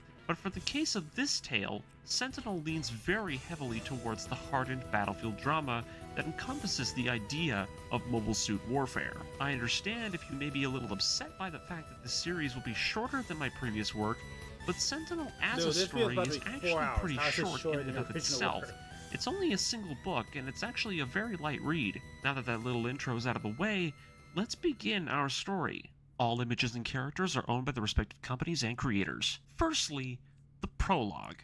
In it, we are introduced to each one of our cast members one by one throughout a series of independent scenes. From the way each scene is written, you get the sense that these moments are actually occurring simultaneously to one another. Each of these characters are all about to meet each other for the very first time, each of them being from all different walks of life, yet each of them have all been chosen or have been assigned in some way to be a part of the Federation's Mobile Suit Instructor Corps, all of them not knowing that this place will be a destined encounter for all of them. For those who don't know, Mobile Suit Instructor Corps are exactly what they sound like. They are a group or unit that is comprised of elite and skilled mobile suit pilots, and their job is to train and mentor other mobile suit pilots for the Federation. as well as to test out any experimental and state-of-the-art technology that the Federation develops. This particular group we're about to see here are all going to be a part of the same group for the time being.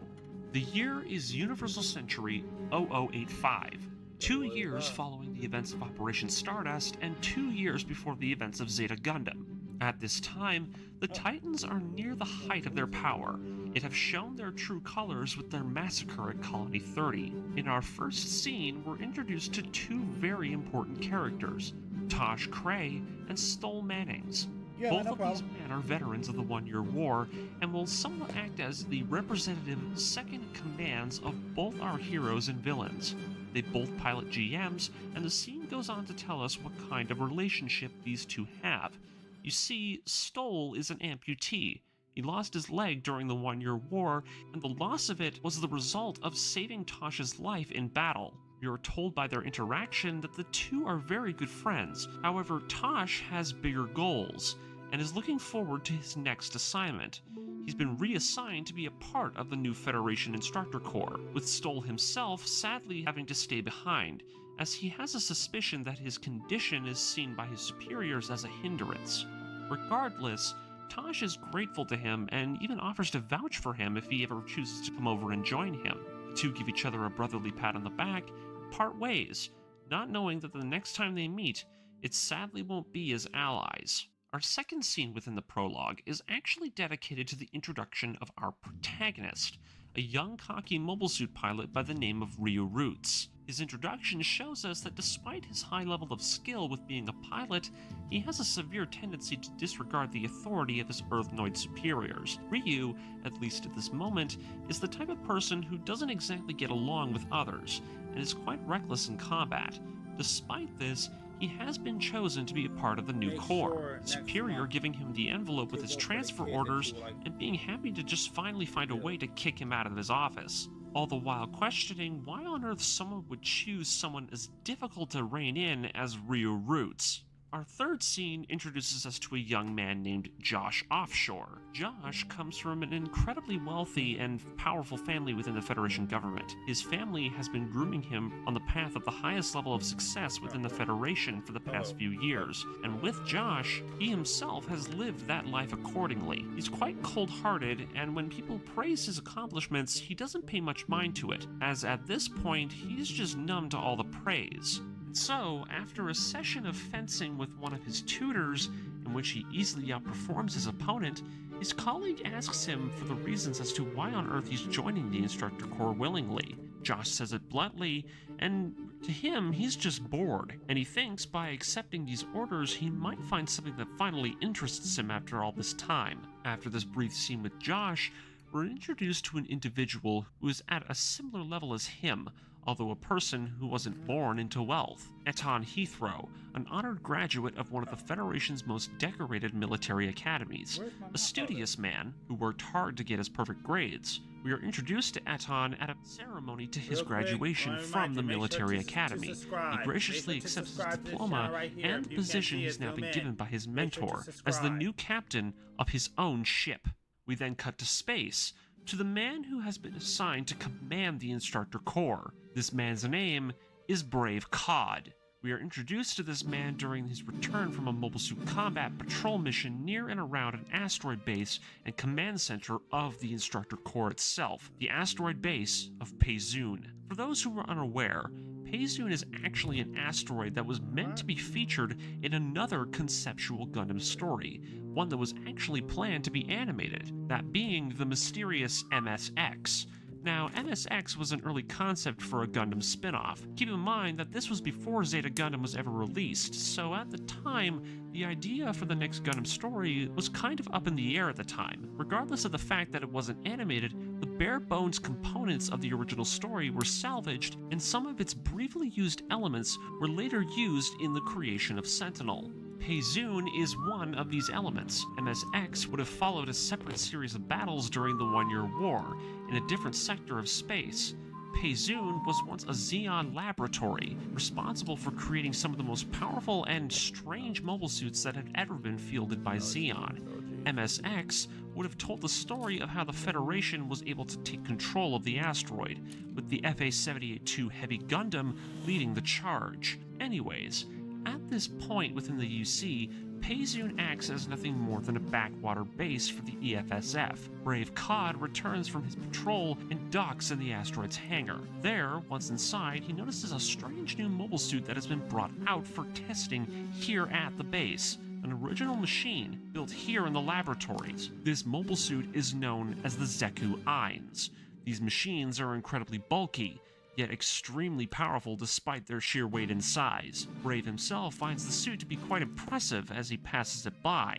As he meets with his superiors, Brave is given his new orders from command, with the original asteroid base captain finally seeing it as his time to let Brave carry the torch. He leaves him to return to Earth, with Brave given total command of this massive space fortress. Finally, the prologue ends with one more character being introduced. This being a scientist by the name of Dr. Carl. One of his assistants brings him a list of the people who have been assigned as part of his project, and this list includes all of the previous characters that have been introduced so far.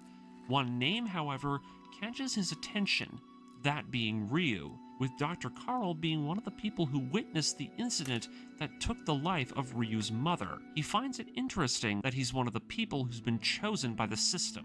Maith Roots, Ryu's mother, spent her entire career working on the project that Carl is working on right now, a project that began during the One-Year War. It hasn't seen the completion of till now, this being the completion of the Advanced Logistics and Inconsequence Cognizing Equipment, also known as the ALICE. Now, what exactly is ALICE? ALICE, for the lack of a better term, is an artificial intelligence. Maith Roots was the scientist who was in charge of developing it. Alice's goal was to reach a human level of intelligence, and with this intelligence, the AI could be used to man unmanned mobile suits in battle, an ability that would have benefited the Federation during the days of the war. Maith in many ways gave her life to being the creator of Alice. Maith herself was an important influence on Alice's early cognitive development, almost like a mother, and now it seems that the time has come for the project to begin bringing in the candidates who will act as the rest of her family. Ryu Roots and all the others have been chosen for this project to help guide her as she grows. Dr. Carl makes note that this won't be easy. The project has been having some issues over the past few years, and the explosion that took the life of Ryu's mother is believed to have been an act of sabotage.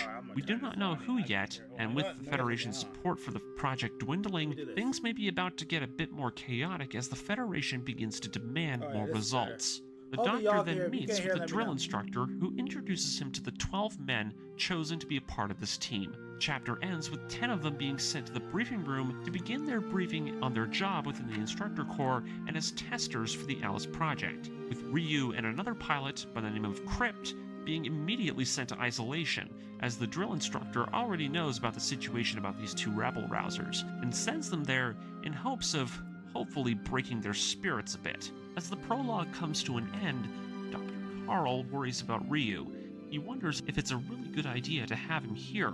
He lost his father in the war and his mother died in the accident. He fears that because of this, Ryu isn't going to be the best person to make use of in the project. Regardless, Alice certainly has her work cut out for her. Prologue finally ends after this, with our characters meeting up for the first time, each from different walks of life and backgrounds within the Federation forces. All of these men met at Payzun on this day, and the prologue ends with 2 years passing. It is now the year Universal Century 0087, and the Grips War has now begun. Over this period of time, the Titans' ideology of Earth supremacy has greatly influenced the men at Payzun. The chapter begins actually towards the end of the war. Optimus Shirako has already assassinated Jamatov Hyman and now leads the Titans in his stead. However, at Payzun, our cast of characters have only heard the news of his death via rumors spreading throughout the chain of command. Tosh Cray is now a colonel, and with Jamatov's death, many of the Earthborn elite of Payzun believe it is their duty to protect the planet from the Space Noids, who they believe are the reasons for their supreme leader's demise.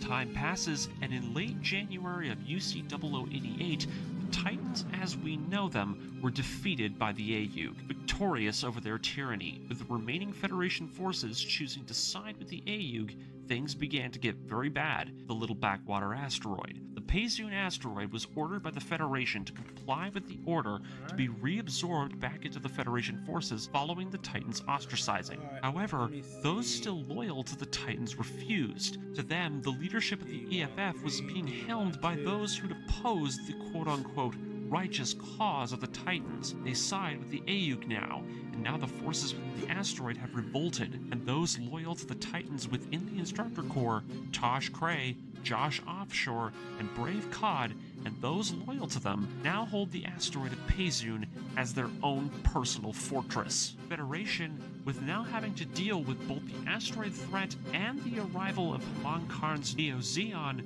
have now assembled a response team, a task force to end the threat of Payzun before it spirals out of control for them. We cut down to some of our boys in Nevada. Ryu and Crypt have been testing out the simulations on a new series of suits that are being developed for this mission, the Zeta Plus B-types. They've been receiving word, though, that they'll be trying out something real very soon. No more CG trials on the simulator for them. They've been hearing rumors about something new and something big.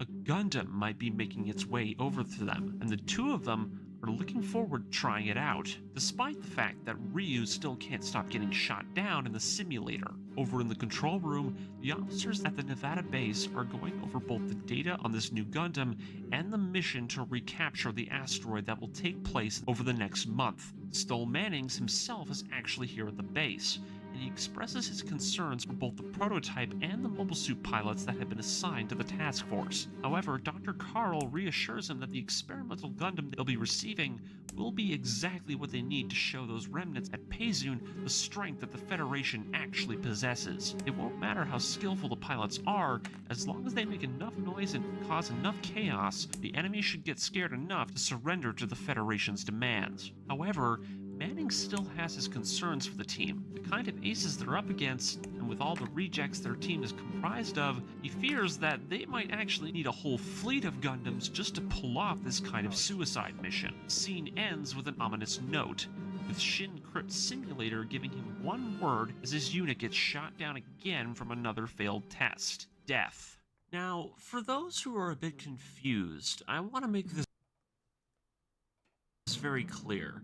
Sentinel does not read like a traditional Gundam story. Those who are expecting more character development and depth, this isn't really the kind of story for that. Sentinel reads like this: very brief character interactions, and extremely detailed events and descriptions of the mobile suits and the combat that surrounds them, but also has several major time jumps in between chapters and even within chapters. For those who want an official animated series of Sentinel, I worry that those people forget that this isn't really a good pick for that. Yes, it would make a very... Well, I didn't know that, but Sentinel is so famous, and there's so much to it that, yes, as a person who's never read Sentinel before, but I hear so much about it, I think you could definitely turn to an anime and add some more. You see, that's the best part, because you can actually play with this kind of series. So, I don't know. I would still like to see it happen.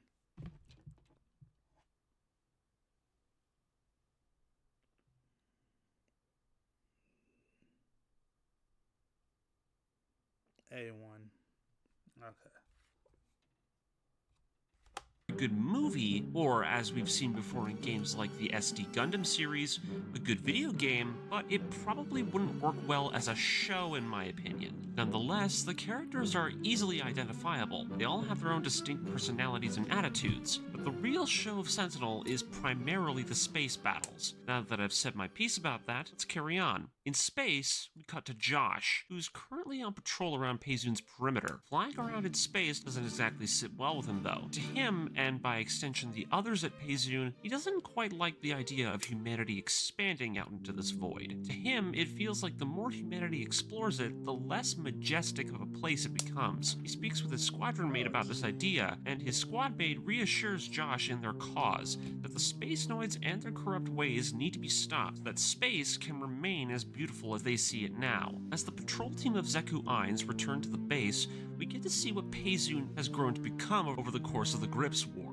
Massive clusters of debris, intense defense systems, and a massive complement of mobile suits to defend it. Upon their return to the control room, Josh is met by Brave Cod, who shows him footage from a hidden surveillance camera that Josh himself had set up. It seems an agent made off with Payzun's combat data. The conversation between the two of them switches to a confirmation. Despite the theft of their data, they have more allies now, and with their forces, the New Decides, as they call themselves, will continue to fight on to the bitter end. The name, New Decides, as you may not know, derives their name not from the word decision, as most people think, but rather from the words disapproval or dissident and side, as this force is a Titan's remnant faction and have a strong anti-colonial stance. Brave Cod himself even explains right away what it's meant to mean, and honestly, it's a fine name, if it is a little corny. We cut to a month later.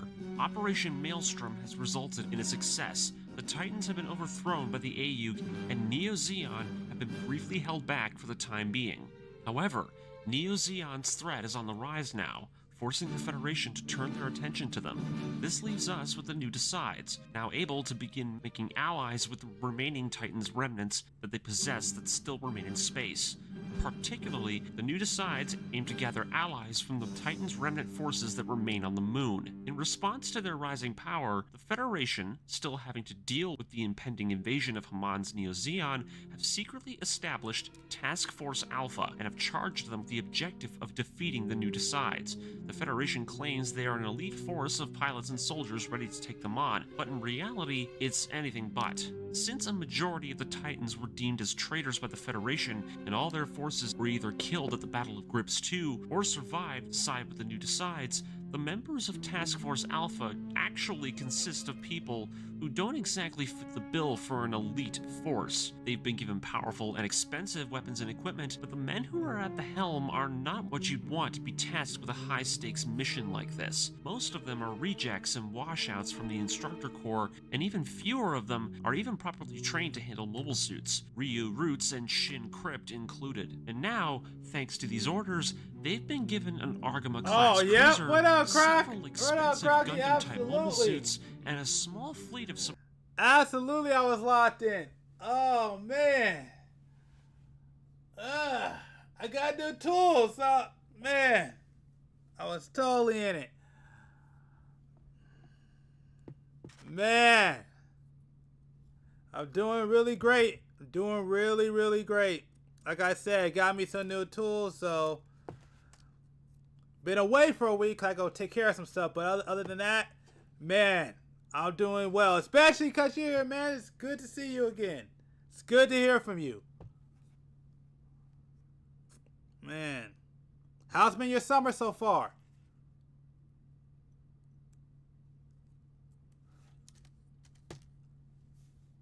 support ships to help them try to take on an entire fortress from a group of expertly trained and heavily equipped Titans followers. The chapter ends with their ship launching and the members of Task Force Alpha heading off into space. Now, since I saw it as fitting for the situation and the fact this story gives off some great descriptions of the mobile suit and space battles, I'd like to introduce you to our old friend, the Battle Grid. This story is actually going to need it this time, and with the beginning of Chapter 2, we finally get to see where Sentinel's light... What are you doing? Just been indoors the entire time? Because I know that's what... I know when I was younger, that's something I would do. Well, depend on the summer.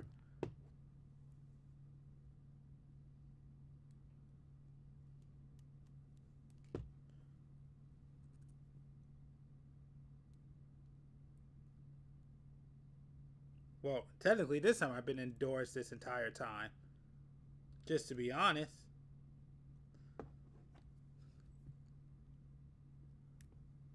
Yep. Yeah, because honestly for me, before the pandemic, yeah, I used to go to like events and stuff. But now, nope. I just kick it indoors. Work on channels, and yeah. So I'm with you. I'm with you. I'm with you, Crocky. Definitely.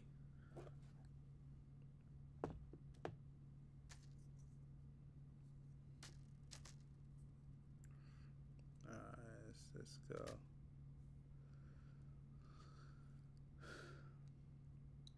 What goes what?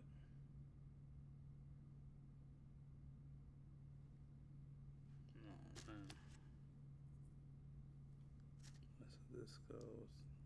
This. Correct. Yep.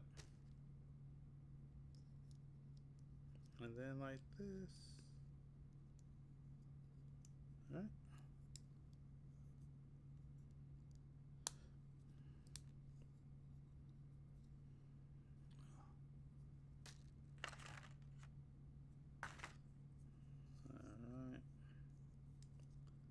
Let me just get this knocked out real quick.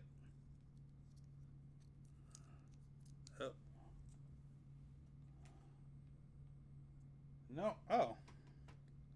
I don't know if it's my auntie or my cousin's birthday right now because my phone's blowing up. Because it's somebody's birthday. I forgot whose it is, though.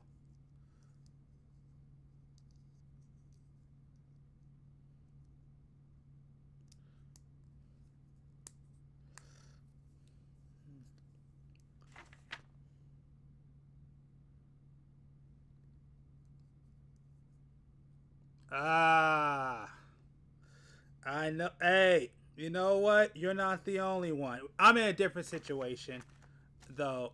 It's not that I got fired from my job. It's that I've been job searching. I can't find any.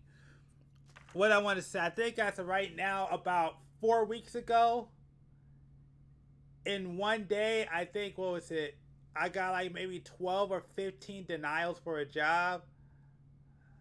So yeah, trust me. Even where I'm at, the job market, it's been kind of rough. But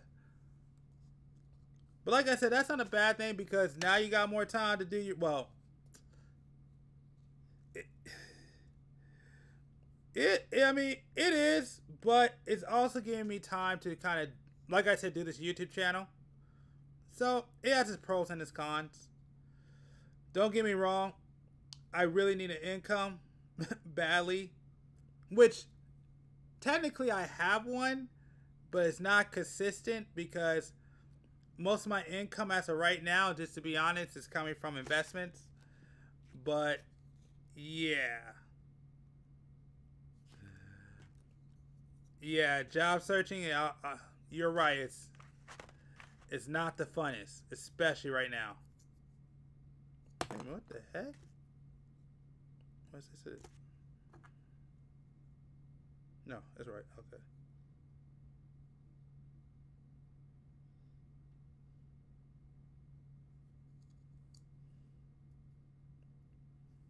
So yeah.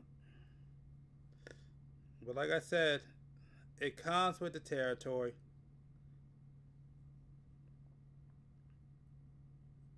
But like I said, the only good news is that, like I said, I'm doing my social media thing, and it's been slow, but it's been going, and it's better than where I was at about, what was it now, about 9 years ago?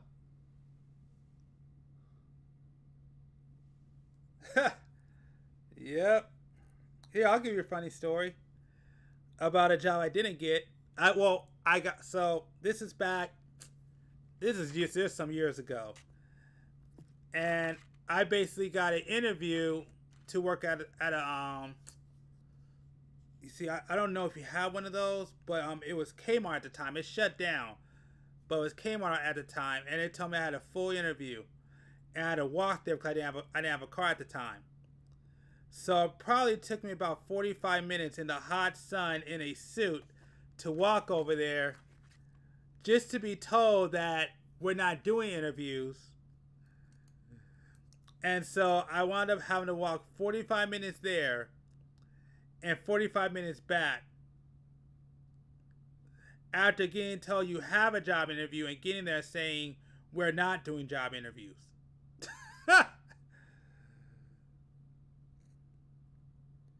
And I'm talking about, this is literally where I'm at in the middle of summer.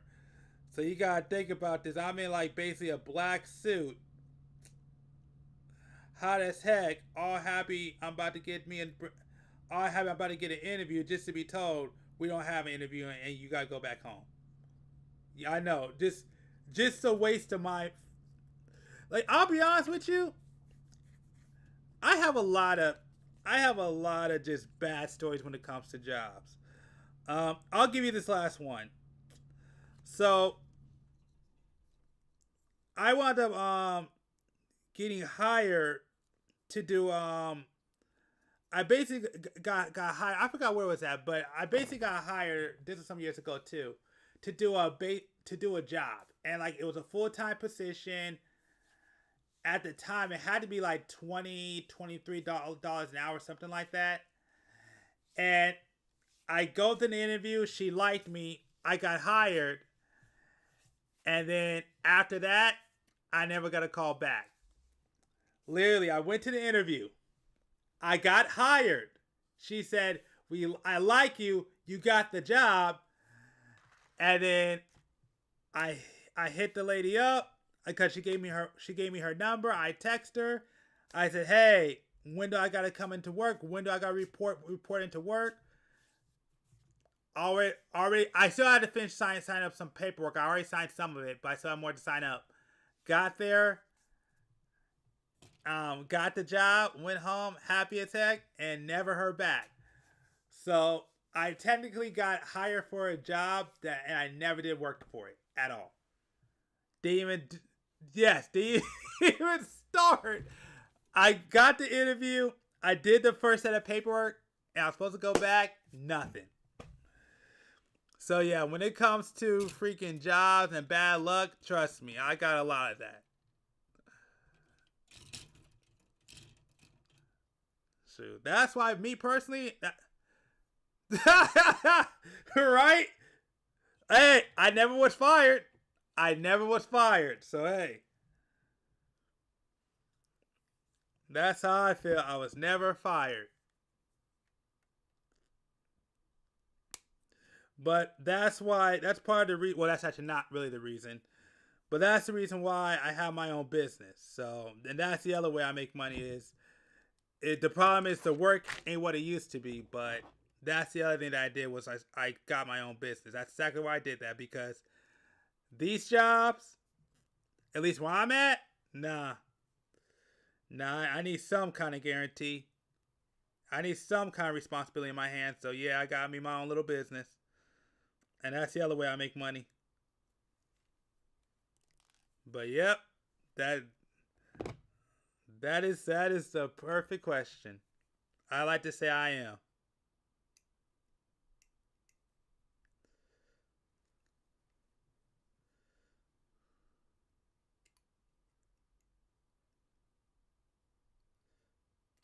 So trust me, when it comes to the job market, I've had a lot of bad luck looking. B18, B15, crap, almost freaking, woo, that blade almost went straight into my freaking leg. That was going to be bad. 859.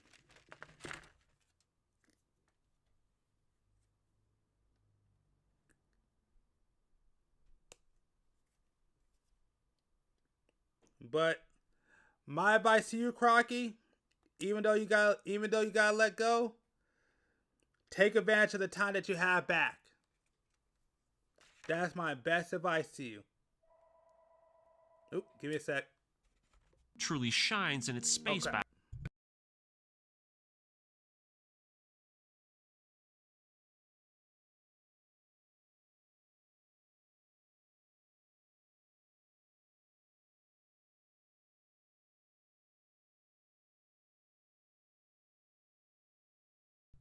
Can't let you hear that. I was about to dox myself. You about to know exactly. If you could have heard that, answer machine, you would know exactly where I'm at. What's that?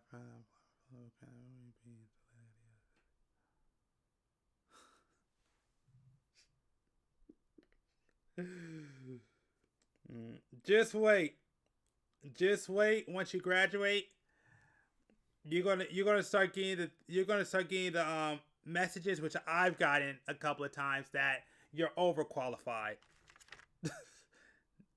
Those are the ones that hurt the most. I ain't gonna lie. Oh.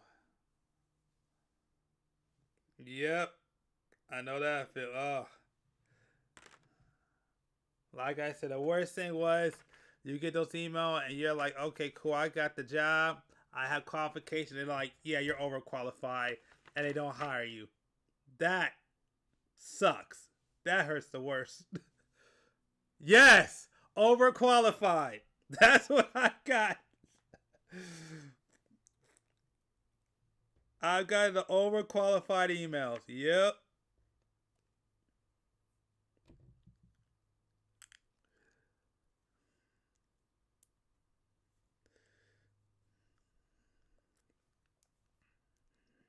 Yep, overqualified. That's what they tell me.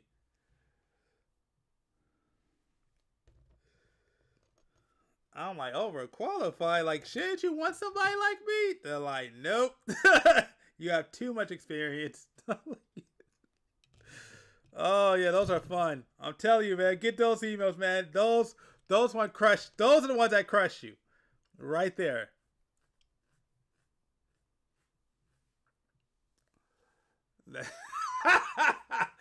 Well, it's impressive if, like, yeah. But it'd be nice if I got the job, though, because I needed money at that time. I got that. I'm trying not to cuss. I've gotten that at this point. I want to think 3 times already. Once I was told, twice in an email. They're like, we're not looking for somebody as experienced as you are. But I almost feel like, because a friend of a friend ran into that situation because he's a gardener, and the situation with him was that he was like, you're too good, that if I hire you, you're gonna be able to take my job, and I can't let that happen. Man. Trust me, if you don't find a job where you could work there for like decades, you're gonna get that. Well, okay, my fault. I don't know if you get that where you're at, but where I'm at, oh yeah, I've definitely got that a couple of times. It's amazing. It makes no sense, but yep.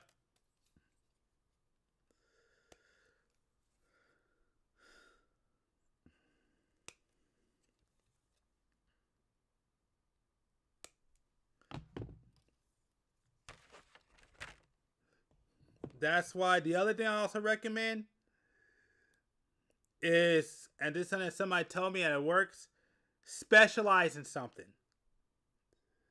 It's good to know a little bit of everything, but you want to specialize in one thing, because it's the specialists that make a lot of money. What is it? One of my friend's cousin right now has a job making $90 an hour. And it's all because he specializes. Well, he got trained because he knew the dude, but he specializes in mixing a particular chemicals. I don't know what that is. But yeah, he makes $90 an hour. So if there's one that I could recommend, try to specialize in something. That's your best bet. Become a specialist.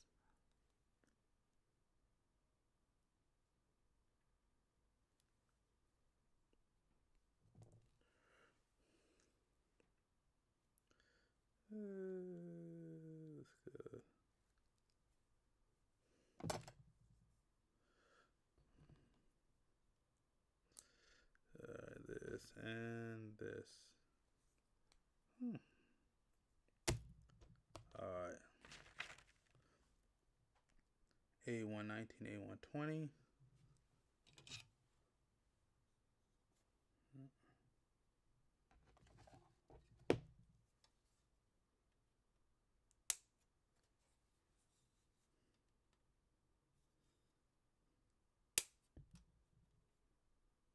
A120. A119.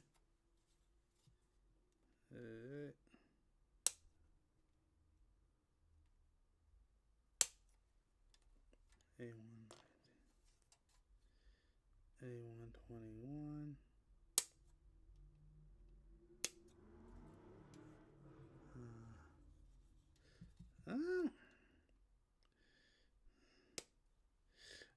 Well, so what? Well, okay, mind you, I was put in that situation.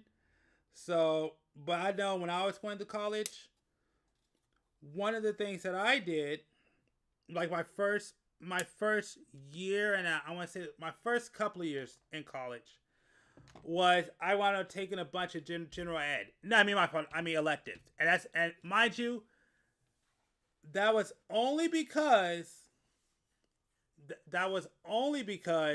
I couldn't get any of my electives at the time. So all I could do was general ed. So what I did was basically I just did a couple of general ed that kind of like worked together. But I thought I can enjoy, and from that way I kind of found my way around. Now, mind you, that's not kind of way to go through things. Like I said, I only did it because I couldn't get I couldn't get any of my I couldn't get any of my regular classes, so I could only get electives. That's all I could get, because like the math and English, those are always booked. I didn't even start doing my general ed until the last half a year in college, because I could never get those classes. So yeah, that's what I recommend you do, is just try a couple of general ed classes that kind of like work together, and then just see what you like. That's the best way to go about it. That's what I did. I just did a bunch of general ed that kind of links together, and that's how it happened. So it's kind of like my friend where he's a teacher now, but he was trying to go for like a different program, but because he did specific classes and he was so close to math, and he's actually like a mathematician, he just went into math because he's naturally good at it. But he had a lot of his credentials already like covered, because a lot of the classes that he did applies for that career field. So that's probably what I recommend, because that's normal. It happened to me. Just find classes that somehow links into what you're like in engineering, and to just try different things and see what works. That's basically what I did. But like I said, my situation was a little bit different, because I just couldn't get general ed classes.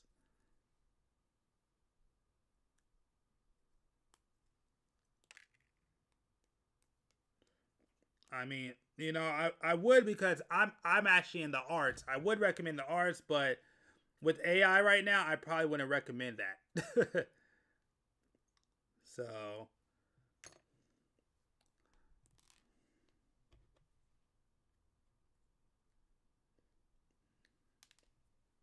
that's the big thing. I don't know. I guess my first question to you is, what are you into? That's probably where you should start off. What do you like to do for fun?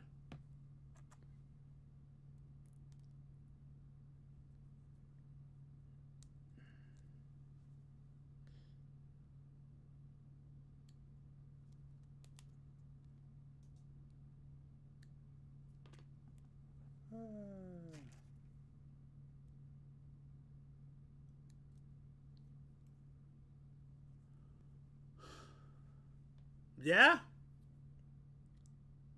Yeah, I mean, if you're engineering and you're pretty good at coding and stuff, yeah, absolutely. Honestly, we need some new game creators. So I'm for it.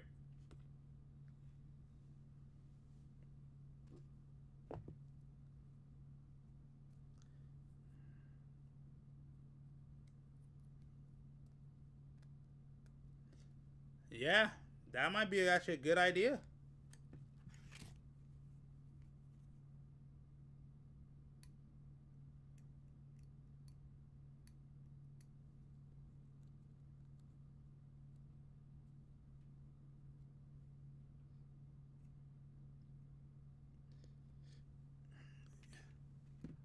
You know what? That might be a good idea for you. Honestly, Crocky, I think you should try it, because you definitely, at least from talking to you on here through chat, you definitely have an interesting mindset, and I think that you could come up with a pretty good concept of a game at a very different angle that nobody else has ever attacked. think you should. I'm not sure, but I would like to see what you come up with. I'll put it to you like that. I would like to see what you come. If you were to actually make a game, I would like to see what you will come up with, because I think it would be interesting, and I think it would be kind of unique.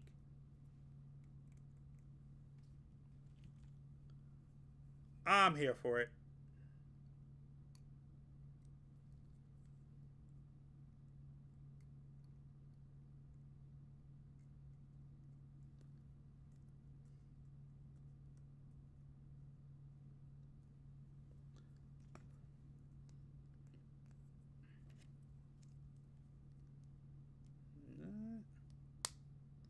Ooh.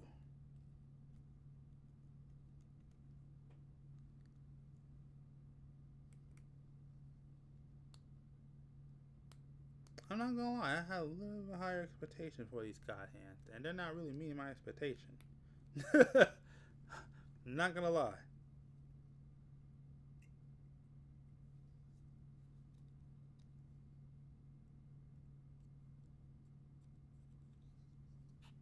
Alright. Here's this. And here's this, right?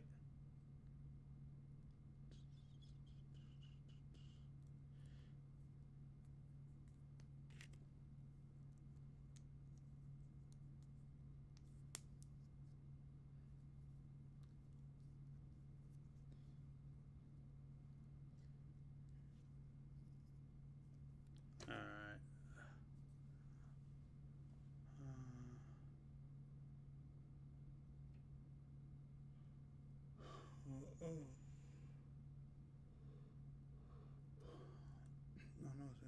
Every time I have to kill, what do we all take?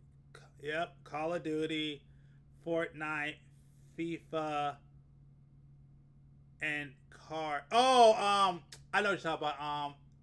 Rocket League. Yep, the standard stuff. The only difference that we have here that you don't have is we also have basketball. That's the other one. So like 2K.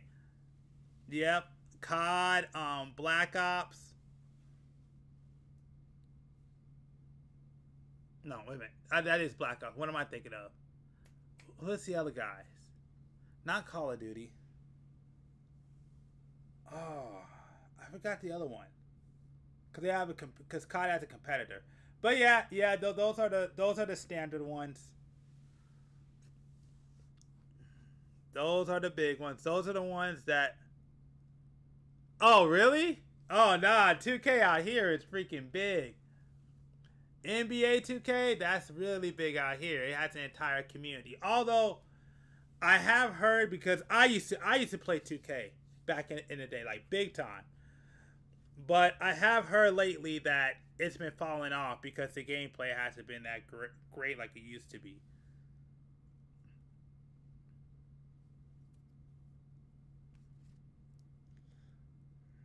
But yep, all those are the standard ones that everybody plays out here.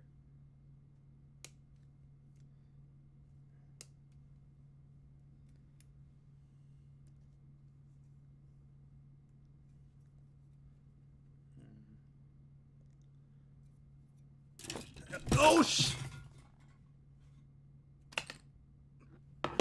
Fuck. Oh, whatever. It's fine. Okay. Give me 1 sec. Let me pick all this crap up.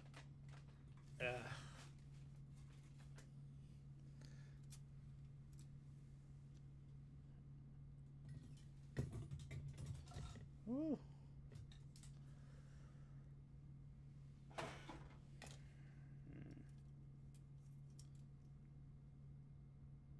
All right. Okay. C2, right? C2, that is 14. Yep, pretty much. I just got it though. I picked up everything. It just fell. I was grabbing for a runner and everything just fell all together. But it's all right. I gotta make another one of these. Like I said, one of my friends helped me out because he does 3D printing, and he basically made me this thing to hold my runners on.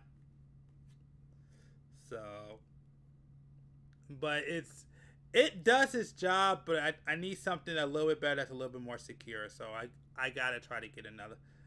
I gotta try to make another one and try to improve on this one, which I think I know how to do it. I just gotta take the time to do it. That's something that you can get into if you want to make money pretty fast. If you can afford it, I don't know if you can afford it, but yeah, get a 3D printer.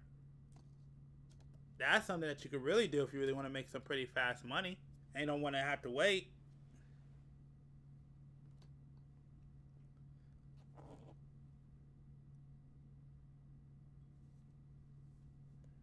A nice little side hustle that you can do.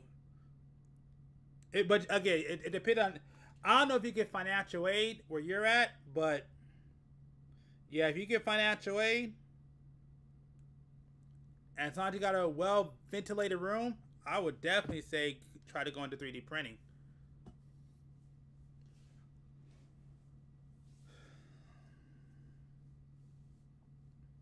But anyways, back to answer your question. Oh yeah, no, I mean that's cool. Like, I mean, honestly, I'm not the biggest fan of first persons personally. So like, COD was never my thing. To this day, I still got people that are like, man, you need to play it. I'm like, but I don't like those kind of games. Like the only shooting games I like are third person. I don't really like. There's not too many first person shooters I really like. That's not really big for me. But yes, I know out here, everybody and the mama at least knows about it, but everybody loves COD. I got a friend right now. I don't know. I wonder if he's streaming. I should check. But I got a friend right now that's huge in COD. That is his thing. I could check if he's streaming right now. Let's see. Let's see if this guy's streaming. I'm curious now. I doubt it though.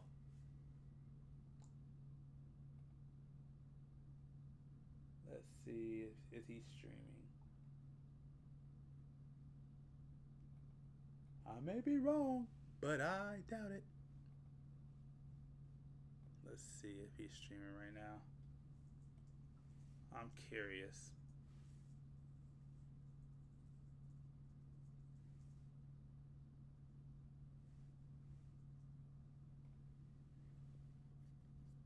Nope, everybody's offline. Nope, they're all offline.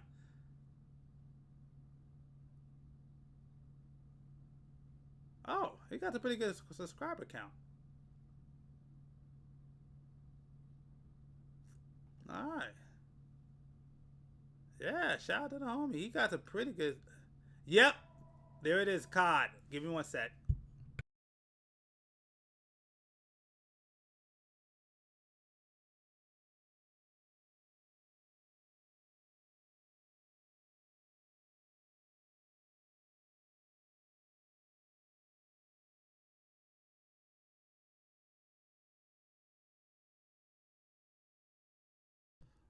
I mean, I'm more of an RPG guy, so the only shooter I've actually played in recent time, well, again, it's kind of third person, but I mean, the first person would probably be Cyberpunk, which was actually a pretty good game. It was actually really good.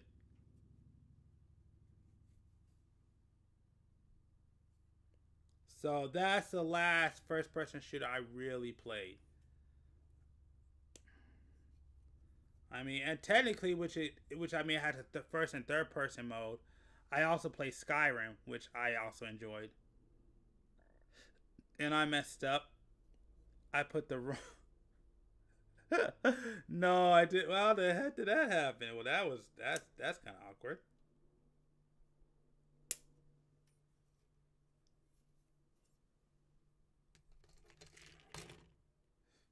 Yeah.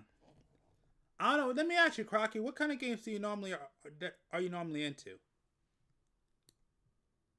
Like, or I should say, what genre? Yeah, I have a lot of friends like that. Me, well, especially growing up, I have a lot of time, and I'm very big into stories. So I enjoy RPGs. Like I said, sports used to be my thing, particularly basketball. I was really big into that, but not so much anymore. What I'm really big into right now, and only because I could play it on the go, and I understand the controversy with them, and I'm not mad about it, is it's the gacha games. But that's only because I'm a collector. So, and I don't have a lot of room. So gacha games is really good for me because I have a collector spirit and it kind of quells that. So I would say gacha games I'm really into. Like I said, RPG, what is it? Action games like Nathan Drake. I freaking love those kind of games.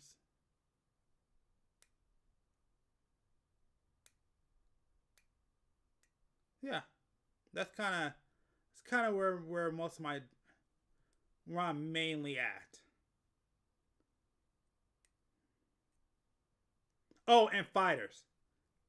I'm not as big as what I used to be on fighting games, but when I was younger, oh yeah, I was huge into fighting games. But I don't play them so often like I used to. But also for me, because I spent most of my life alone, didn't really have anybody, so RPGs was like the best thing for me because, like I said, I didn't really have a lot of people around me when I was growing up. I was kind of always by myself, so that's why RPGs really worked for me.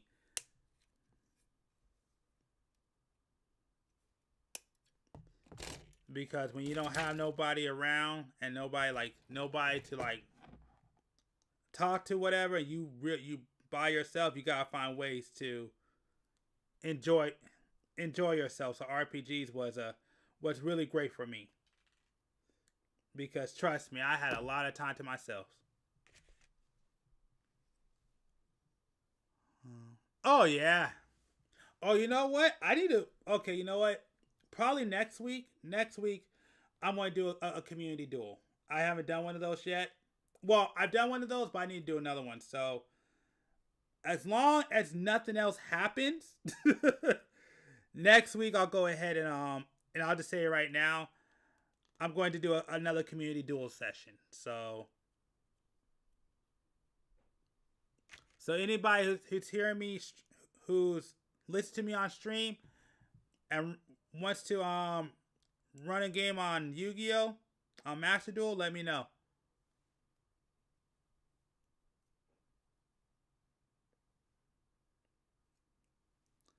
I'm definitely, yep. Like I said, you know what? If you go to my YouTube, I'll make sure to post in my community tab what day I'm gonna do it.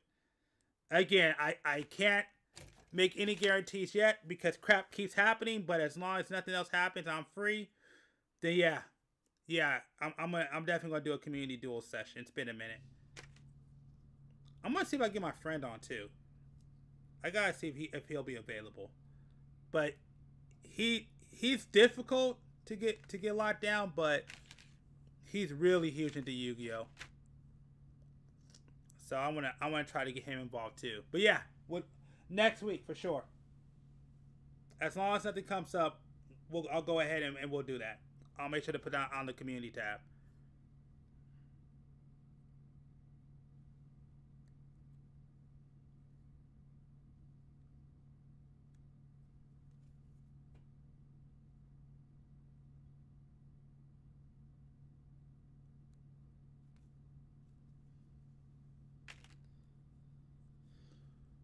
Ooh, I think I'm almost done with the arms. Let me see. Hold on. I just realized I think I'm almost done with the arms. I think I'm almost done with the arms. Let's see.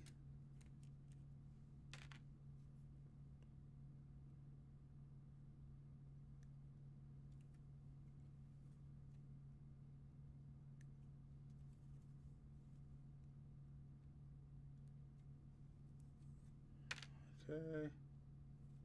I do this.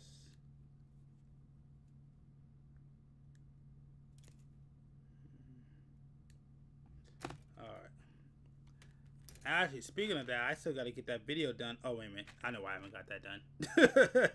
I'm waiting on somebody.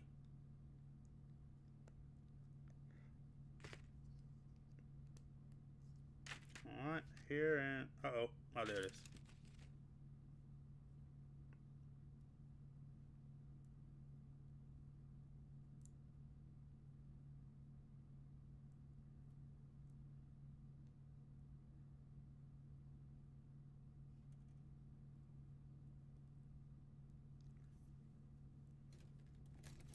Alright, redoing this.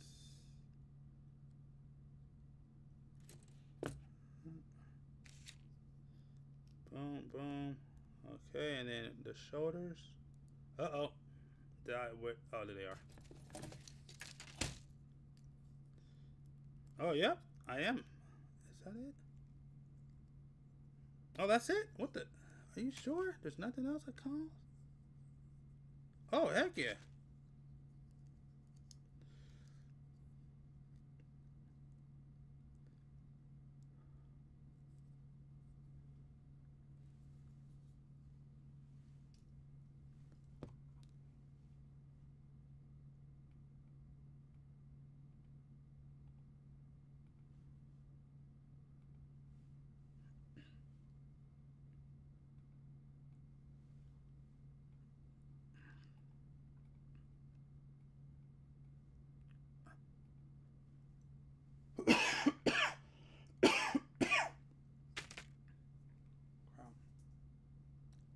What the heck?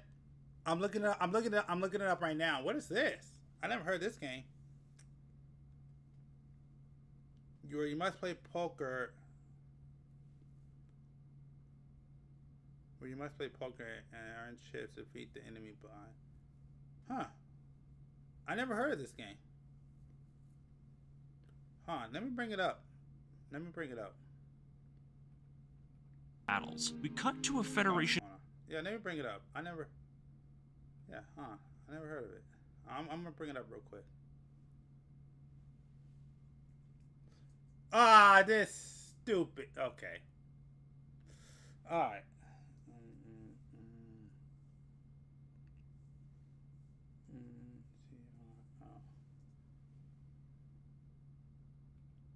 Alright, here. I'm going to watch this real quick. Let's look at new tip. Dave's Hot Chicken Bites. If I don't lick my fingers, it ain't good. Alright, I'm gonna check this out.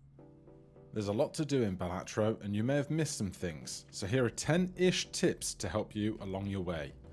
Let's start with how things are looking. If you Okay, that's too fast. Okay, let me see what it's about first. First things first, I got the arms done. Focus, there we go. Got the arms done. Arms are done. Okay, cool. Okay. Let me just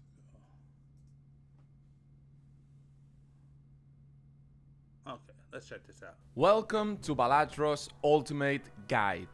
To celebrate the recent release of this addictive production drop-inducing video game, I wanted to create a useful guide to see some basic tricks, tips, and strategies to make your runs improve significantly and reach anti-8 with no sweat at all. Hop in, grab some snacks because it is going to be a wild ride.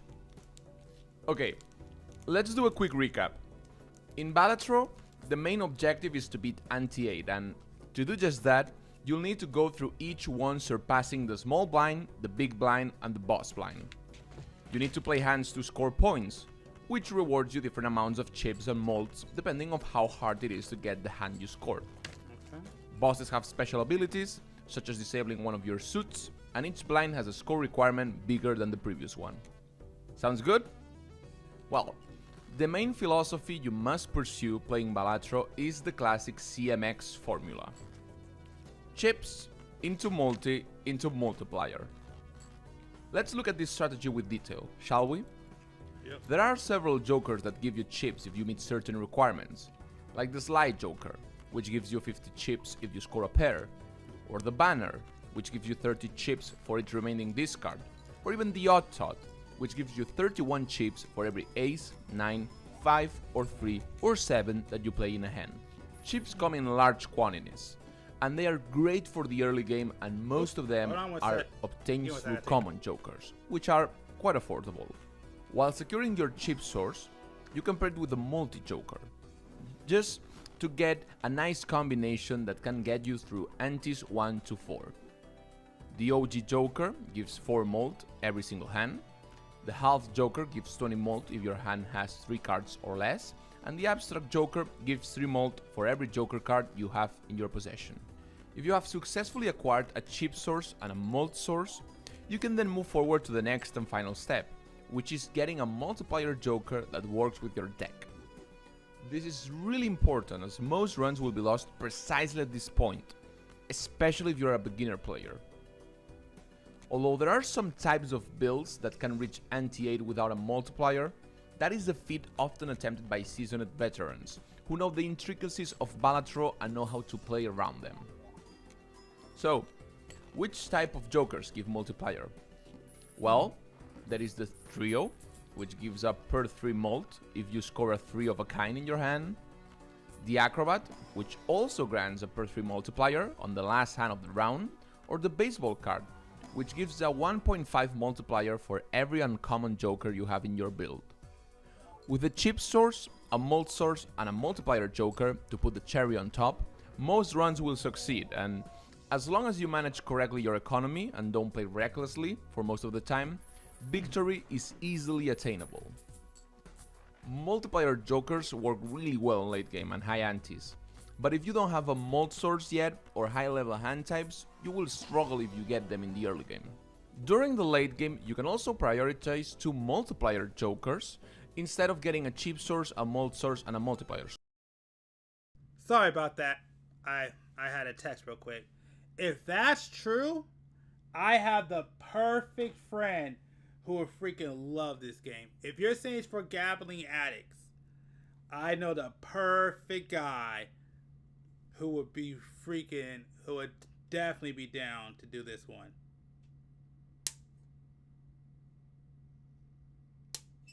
Yeah, I never heard of this game. Yeah, I need to. You see, all right, I need to sit down and look at. Yeah, no, I'll definitely check it out. It sounds interesting.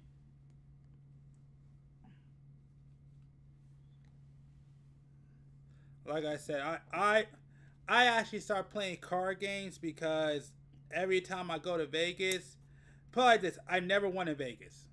I've always lost in Vegas, so that's why I kind of put down card games, because I don't like losing. And Vegas, I can't ever seem to win. I've never went to Vegas and won. I've always went to Vegas and lost everything. So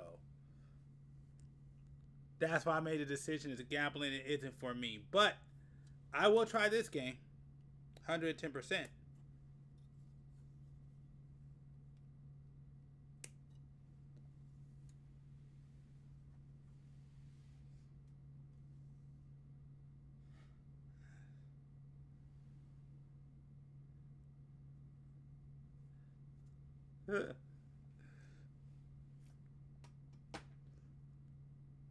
Jeez. Man, if I had that much of risk tolerance, I would probably do it, but no, my risk tolerance level is, I won't say it's too high, but when it comes to gambling, it's pretty high because, like I said, I don't have a lot of gambling. Is not where I find my luck at.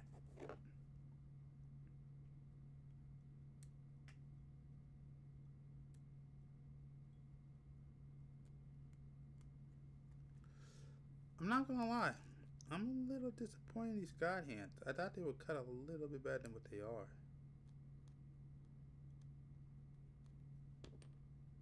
Well, I should say cut better. I mean, they cut actually amazing. These are my new God hands that I got, by the way. But they cut smooth. They cut really smooth, but it makes me nervous.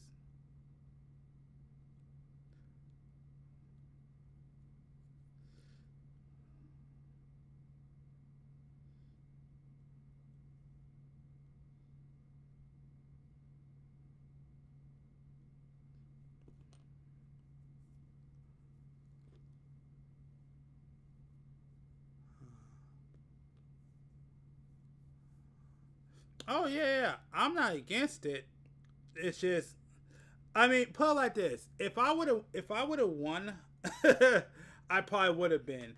But when you lose, and that's why, like, my friend has already told me he'll never go to Vegas with me because he says I'm bad luck. He's like, I'm never going to Vegas with you because you're bad luck. But if I was to win a lot more, I think I would be a lot more accepting of it. But when you're so used to losing and gambling,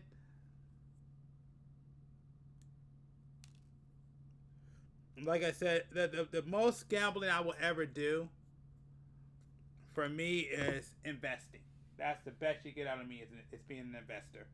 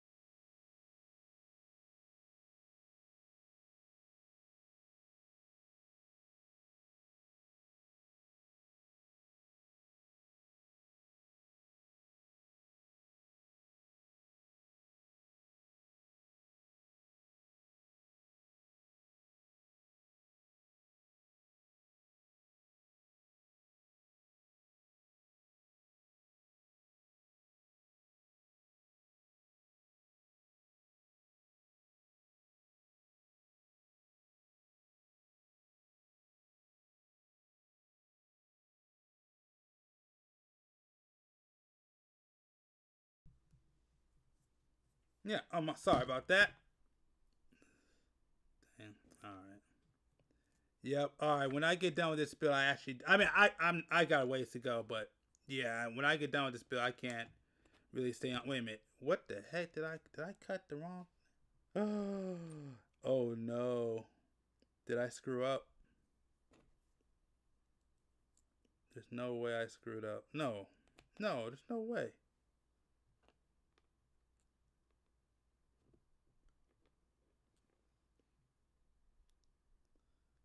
Wait, what?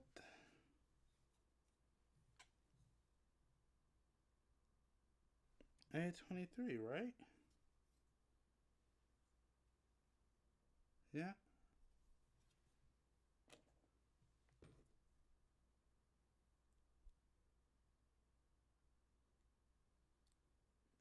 Oh no. I cut the wrong. No, I couldn't have. What? Oh, jeez. I didn't even see this part. Oh my.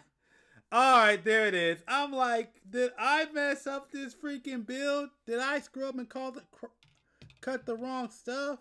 No, no, no. I see what I did. I see what I did. I didn't read. I did not read.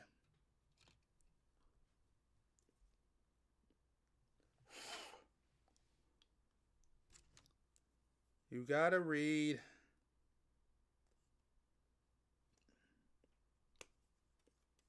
Because if I would have read, I would have known there was an extra part. And didn't freak myself out for 2 seconds. Jeez. I had me worried as heck. I'm like, dang it.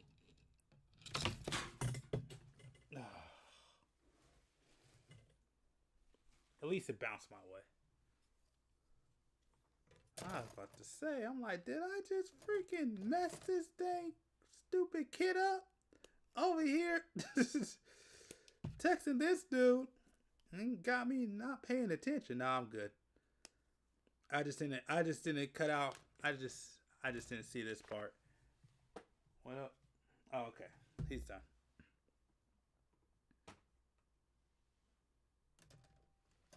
But yeah, like I said, the best you'll get me to do when it comes to gambling is investing. That's the best. Because that has currently worked for me. Hey, that's the reason why I'm able to continue doing this channel.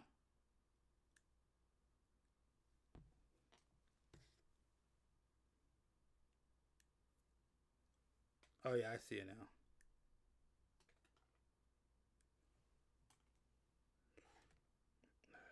Dang it.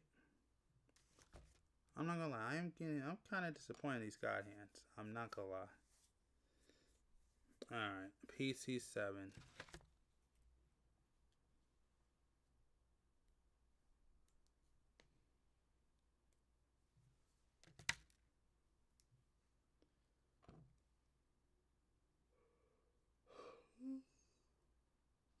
Oh, man. Ooh.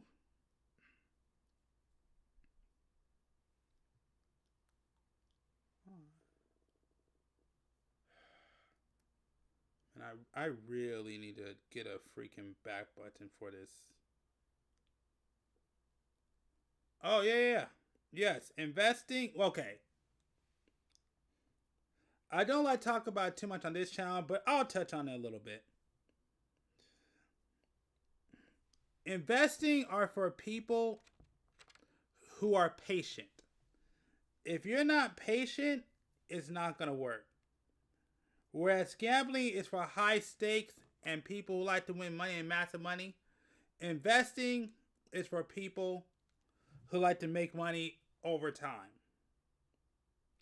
The thing with me is that my personality type is better for investing because I'm used to lending people money and then pay me back over a period of time. So investing is a lot more up my alley than gambling is. That doesn't mean I never have gambled, but just my personality type and being somebody who can it's also because of my situation too. But being somebody who can go ahead and put a ton of money into something and leave it and not touch it and it come back. Yeah, I've been like that since I was a kid. So it's just more up my alley than gambling. But again, that's only because I never won with gambling. And I'm not gonna lie, I've definitely have lost with investing. I'm not gonna act like I have not took a loss. I definitely have taken losses. Oh, you know what? Yeah. I forgot. This is the other thing I bought.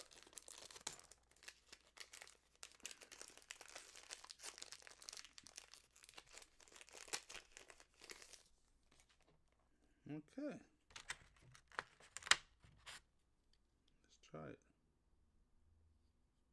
Oh, that's right.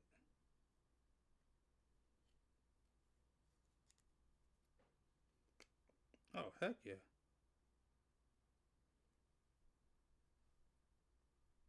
Oh, heck yeah. I like this. Yep. And I'm part of that 99%.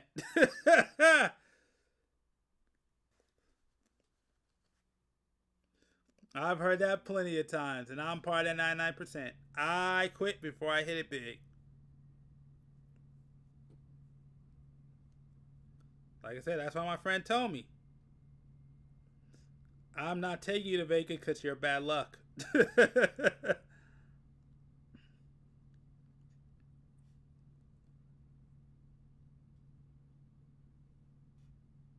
Oh.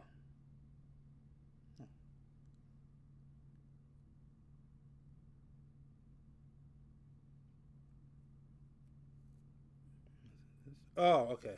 That's backwards. Come on. Come on. Don't break. Don't break. Okay, there we go. Woo.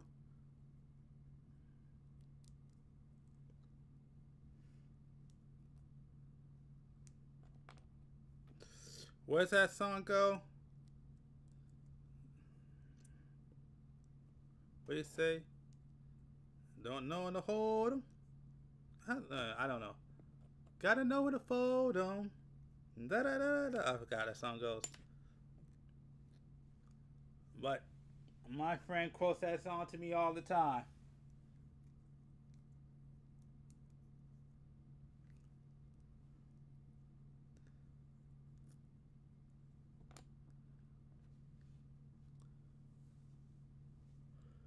C1, C2. Ooh.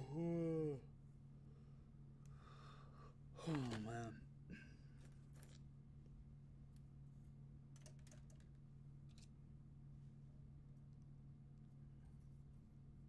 Yeah, I gotta hit him up about that song. Cause that's the song that he always tells me about.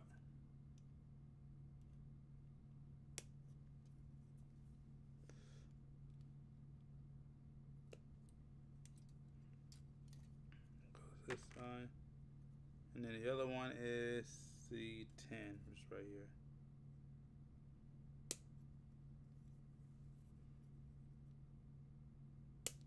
Nah.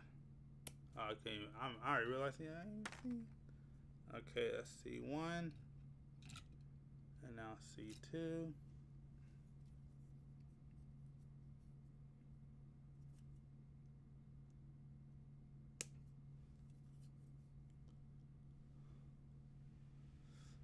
Oh, yeah. Well, that is a running joke. But, what's that they say? Behind every joke, there's always some kind of truth.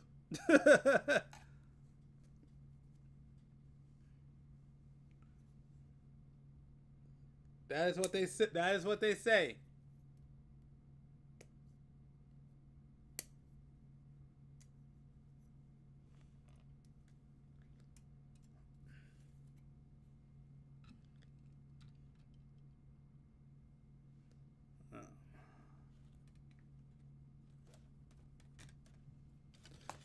Like I said, my only goal is, I just don't want to be like they say in Vegas, where they have the people who live in the sewers.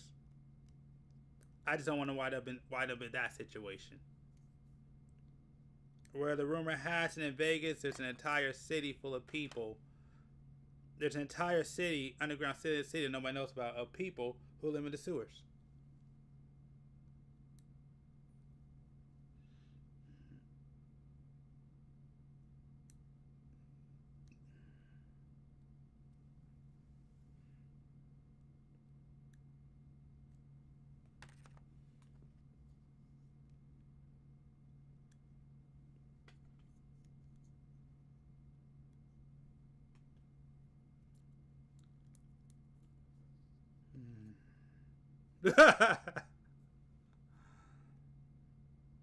That is a fact. That is a fact. But the question is, what kind of Ninja Turtle? Because if you're talking about the movie one, if you're that Ninja Turtle, there might be something a little off on you, about you.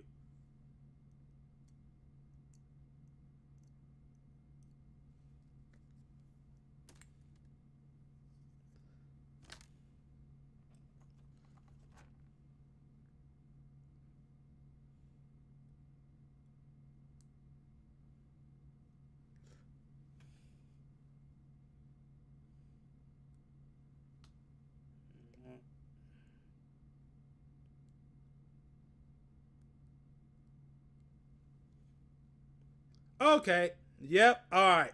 All right. All right. Then you're good. Then you're good. Then yep. Then yep. You're right. Then you could be a Ninja Turtle.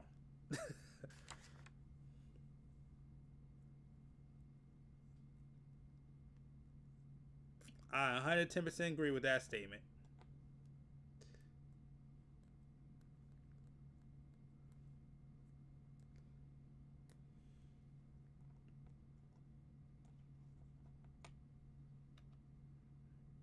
I'm pretty disappointed in the God Hands. I expected a lot more.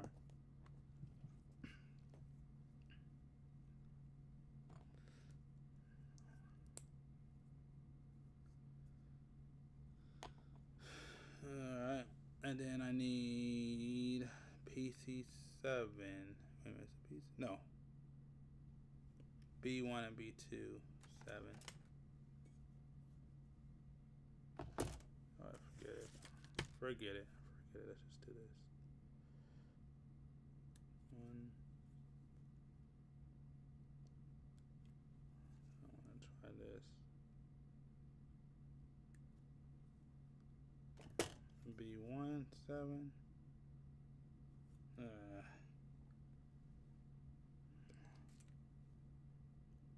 Shoot.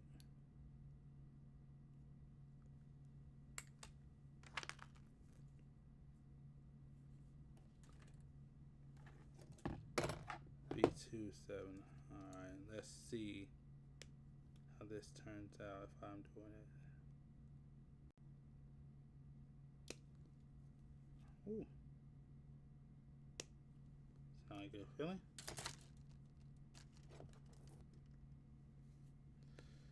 Alright.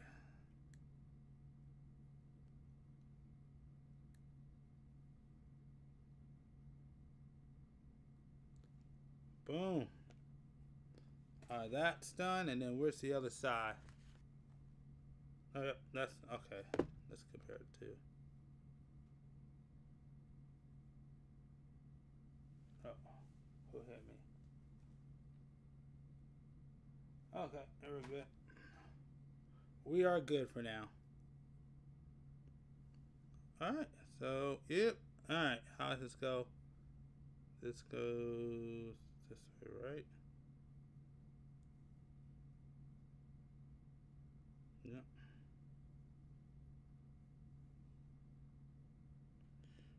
That doesn't matter. Go this one here.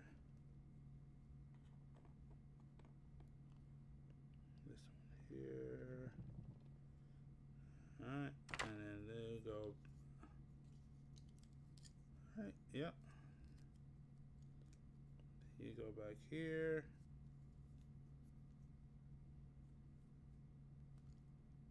Alright.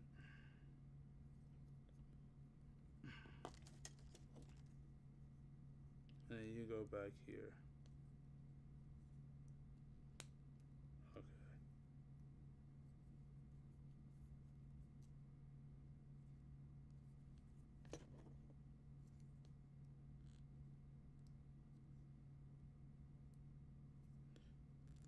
All right.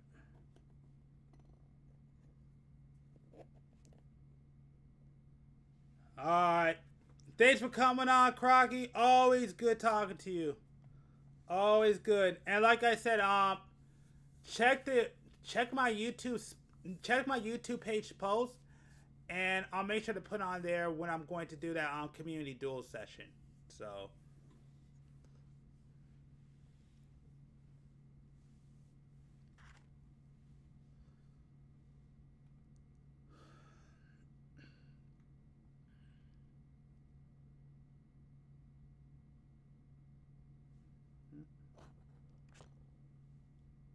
Have a good one, Crocky. A new Gundam manga series has been announced in Gundam Ace magazine to celebrate the manga's 20th anniversary, with an original story by Hajime Kamoshida, known for his works on Iron-Blooded Orphans, which I am a huge fan of, so I'm really excited to see where this new manga will go. The year is 2030 and humanity is on the brink of extinction, with only 258 humans remaining, as well as the last remaining Gundam, as it and humanity battle for survival. Gundam Xerus. This Gundam looks amazing, and look at what we have here. Some asymmetry. You know it's going to be good when the Gundam has some asymmetry to their design. But it looks amazing. I like how the gray inner frame really stands out, especially on the head. It really does give Iron-Blooded Orphans design to me. I also really like the oversized skirt. It's a really good touch and kind of reminds me of a cowboy. And I like the placement of the beam swords. Putting them at a horizontal angle at the hips just looks awesome too. And the face, oh my goodness. The V-fin looks amazing and it just looks so aggressive. I'm really excited to see where this series will go. A new Gundam manga series has been announced in Gundam Ace magazine to celebrate the manga's 20th anniversary, with an original story by Hajime Kamoshida, known for his works on Iron-Blooded Orphans, which I am a huge fan of, so I'm really excited to see where this new manga will go. The year is 2030 and humanity is on the brink of extinction, with only 258 humans remaining, as well as the last remaining Gundam, as it and humanity battle for survival. Gundam Xerus. This Gundam looks amazing, and look at what we have here. Some asymmetry. You know it's going to be good when the Gundam has some asymmetry to their design. But it looks amazing. I like how the gray inner frame really stands out, especially on the head. It really does give Iron-Blooded Orphan's design to me. I also really like the oversized skirt. It's a really good touch and kind of reminds me of a cowboy. And I like the placement of the beam swords. Putting them at a horizontal angle at the hips just looks awesome too. And the face, oh my goodness, the V-fin looks amazing and it just looks so aggressive. I'm really excited to see where this series will go. A new Gundam manga series has been announced in Gundam Ace magazine to celebrate the manga's 20th anniversary, with an original story by Hajime Kamoshida, known for his works on Iron-Blooded Orphans, which I am a huge fan of, so I'm really excited to see where this new manga will go. The year is 20... Dang it. Alright, I'm not about to sign in. That's stupid.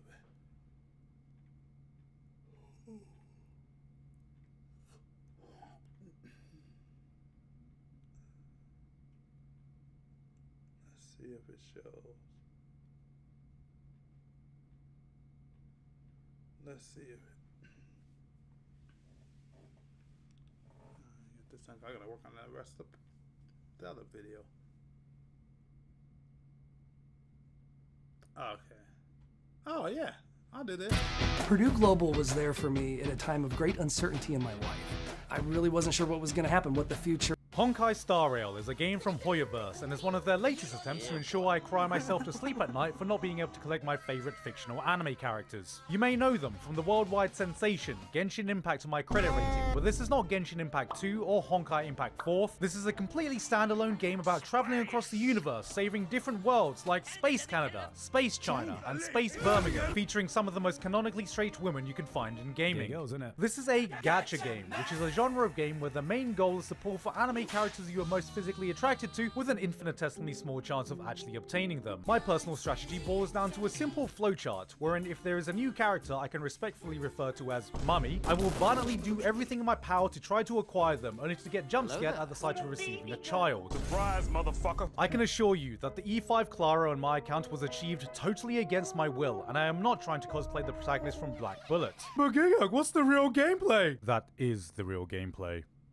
And yet Star Rail has tacked on an entire bonus game on top of that, where you can gather a team of people, which in my case by complete coincidence all happen to be attractive women, traveling around the cosmos, taking it in turns, smacking each other with increasingly pretty animation, which is commonly referred to in the industry as turn-based combat. Where I get all the turns. As you can see here, my team I've named Weeaboo Mother's Day can do what I thought was a respectable amount of damage to get me through the story missions, and then you log into YouTube and find out there are people hitting enemies with a goddamn phone number. That's a lot of damage. Should I mention this video was sponsored by Honkai Star Rail? Because this video is sponsored by Honkai Star Rail. See, over the years, the Star Rail team have given me money to get addicted to their game that I immediately pay back through in-game currency, thus creating a self-sustaining economy with more stability than the stock market in the past 5 months. But today, Hoyoverse have given me my most challenging task yet. Understanding all of Honkai Star Rail. See, Honkai Star Rail has one of the most expansive stories featuring intergalactic wars between cosmic gods, the entire plot of Starship Troopers with Kamen Rider, and the Lovecraftian nightmare creatures known as Twitch streamers that most people don't even know about, because in order to access this information it requires one feat that most gacha gamers are physically unable to do. Read. But as an ex-employee of the BBC with a master's in engineering, Hoyoverse can clearly see that my reading skills are unparalleled. The potentially cutthroat cohabitation in the beginning, and following the release of their biggest collaboration ever with Fate Stay Night Unlimited Blade Works that's out right now, I thought I'd take a page out of my Fate days and break down the entire Honkai Star Rail universe for newbies and veterans, because sometimes when you're playing the game and hear a sentence like Jin Yuan, one of the Arbiter Generals of the Cloud Knights and the Xianzhou Alliance on the Luofu, currently looking for disciples of Sanctus Medicus who are also trying to revive the Ambrosia. You might as well be speaking to me in wingdings, but today I'll explain everything like you have the IQ of March 7th, and by the end of this video you will see that Honkai Star Rail is shockingly uncomplicated. And I can assure you, this is the short version.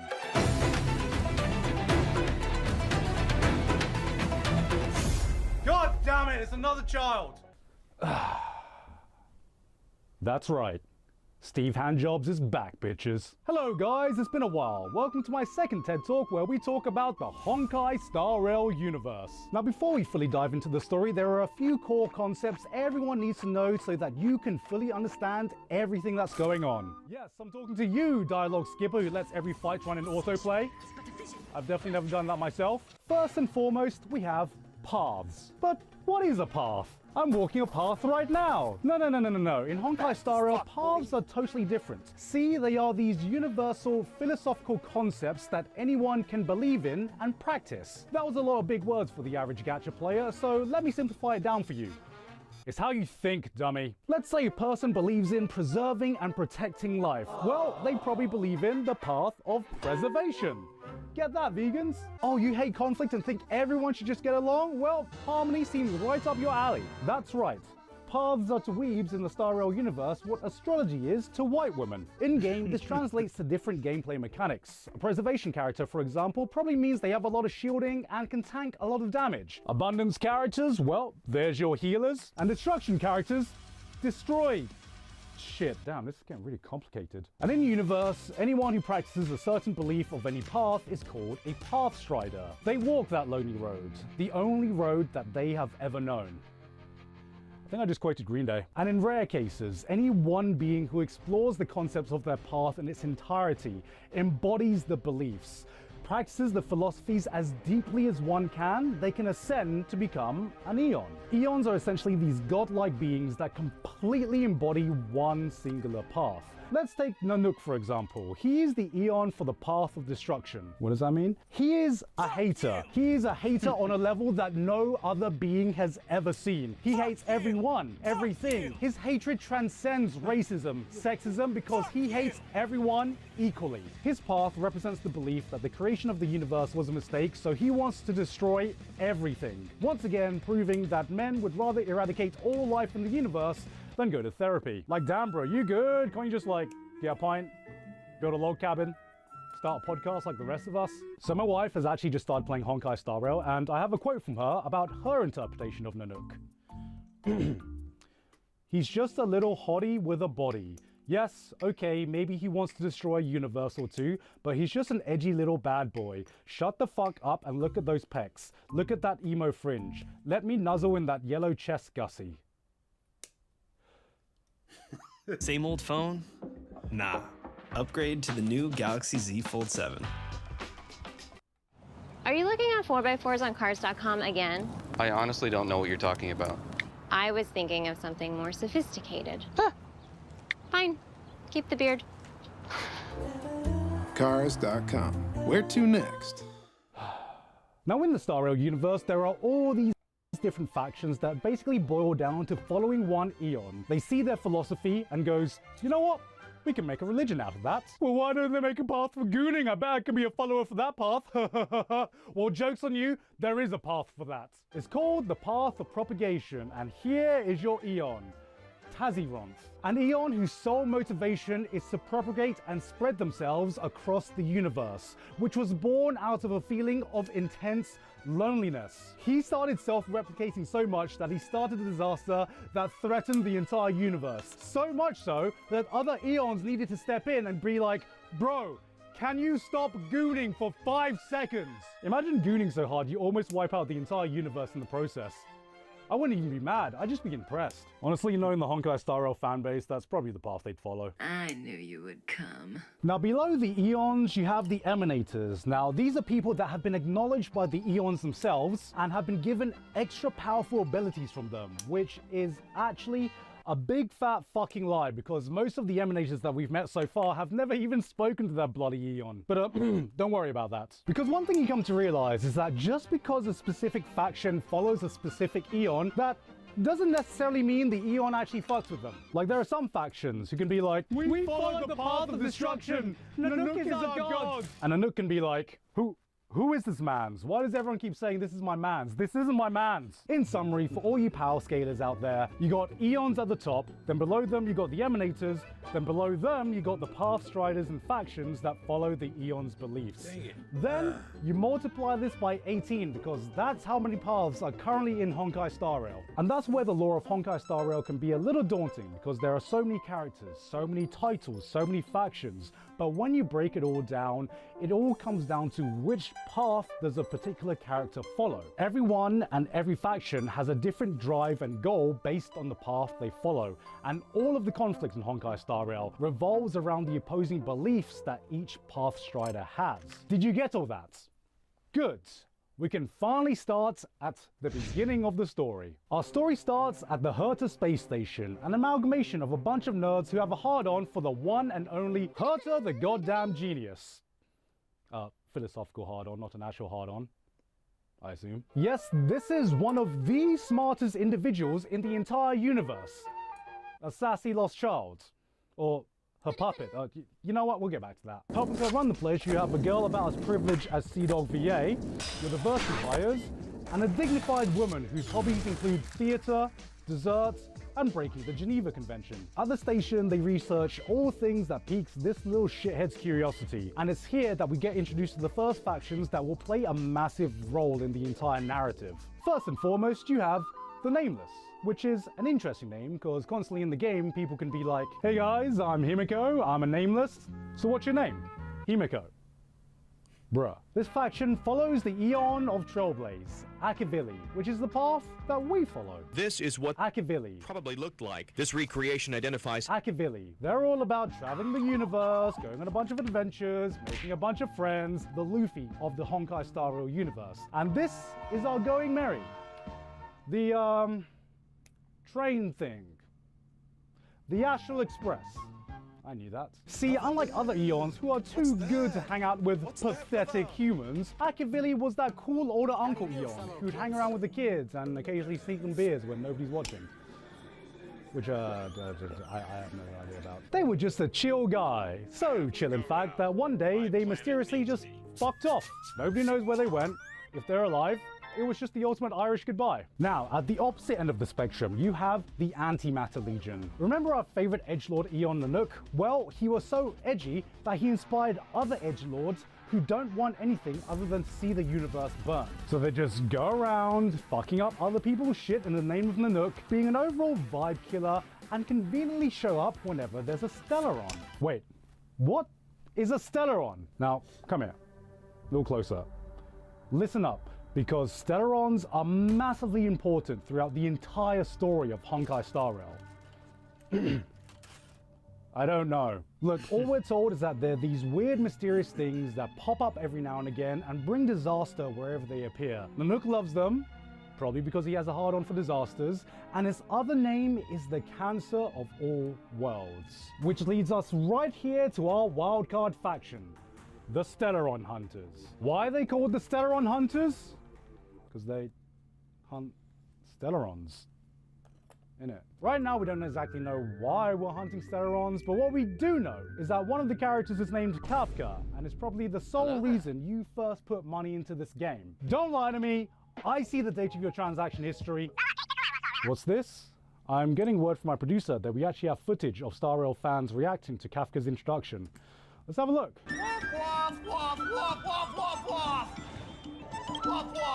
Ow! Jesus Christ, guys. I knew you would. And they actually kick off the events of this game because Herta, the goddamn genius Herta, thought it would be a great idea to leave a Stellaron hanging around somewhere on her station. And the game literally starts by Kafka breaking in and chest-fisting a Stellaron into an artificial body that awakens us, the Trailblazer. Yes, Kafka technically birthed us. That basically means that she is our mummy. Look guys, I don't make the rules, that's just the way it is. I'm just conveying to you the message Hoyoverse clearly wants us all to hear. This is literally the first thing you see when you wake up. And as a newborn, our first words were... This is also where we get to meet the current Astral Express crew, which is the crew that will be staying with us throughout the entire journey. First, we have Zumi's Incarnate, March 7th, who is, not exactly the brightest girl. She's the type of girl who tried to solve the issue of racism by running, but that might be because she was found in this huge block of ice Avatar style and has no memories of the life she lived before. So she decided to name herself after the date they found her. But Dad, I was born in September. Why am I named? Shut up, drunk New Year's party January 1st. Then there's Dan Hung, the brooding quiet kid who seems to have a mysterious past. I have another quote from my wife about Dan Hung. I tried zooming in closely, but as you can see, he is not very hung. So that was a fucking lie, but okay. He ain't no bad boy Nanook.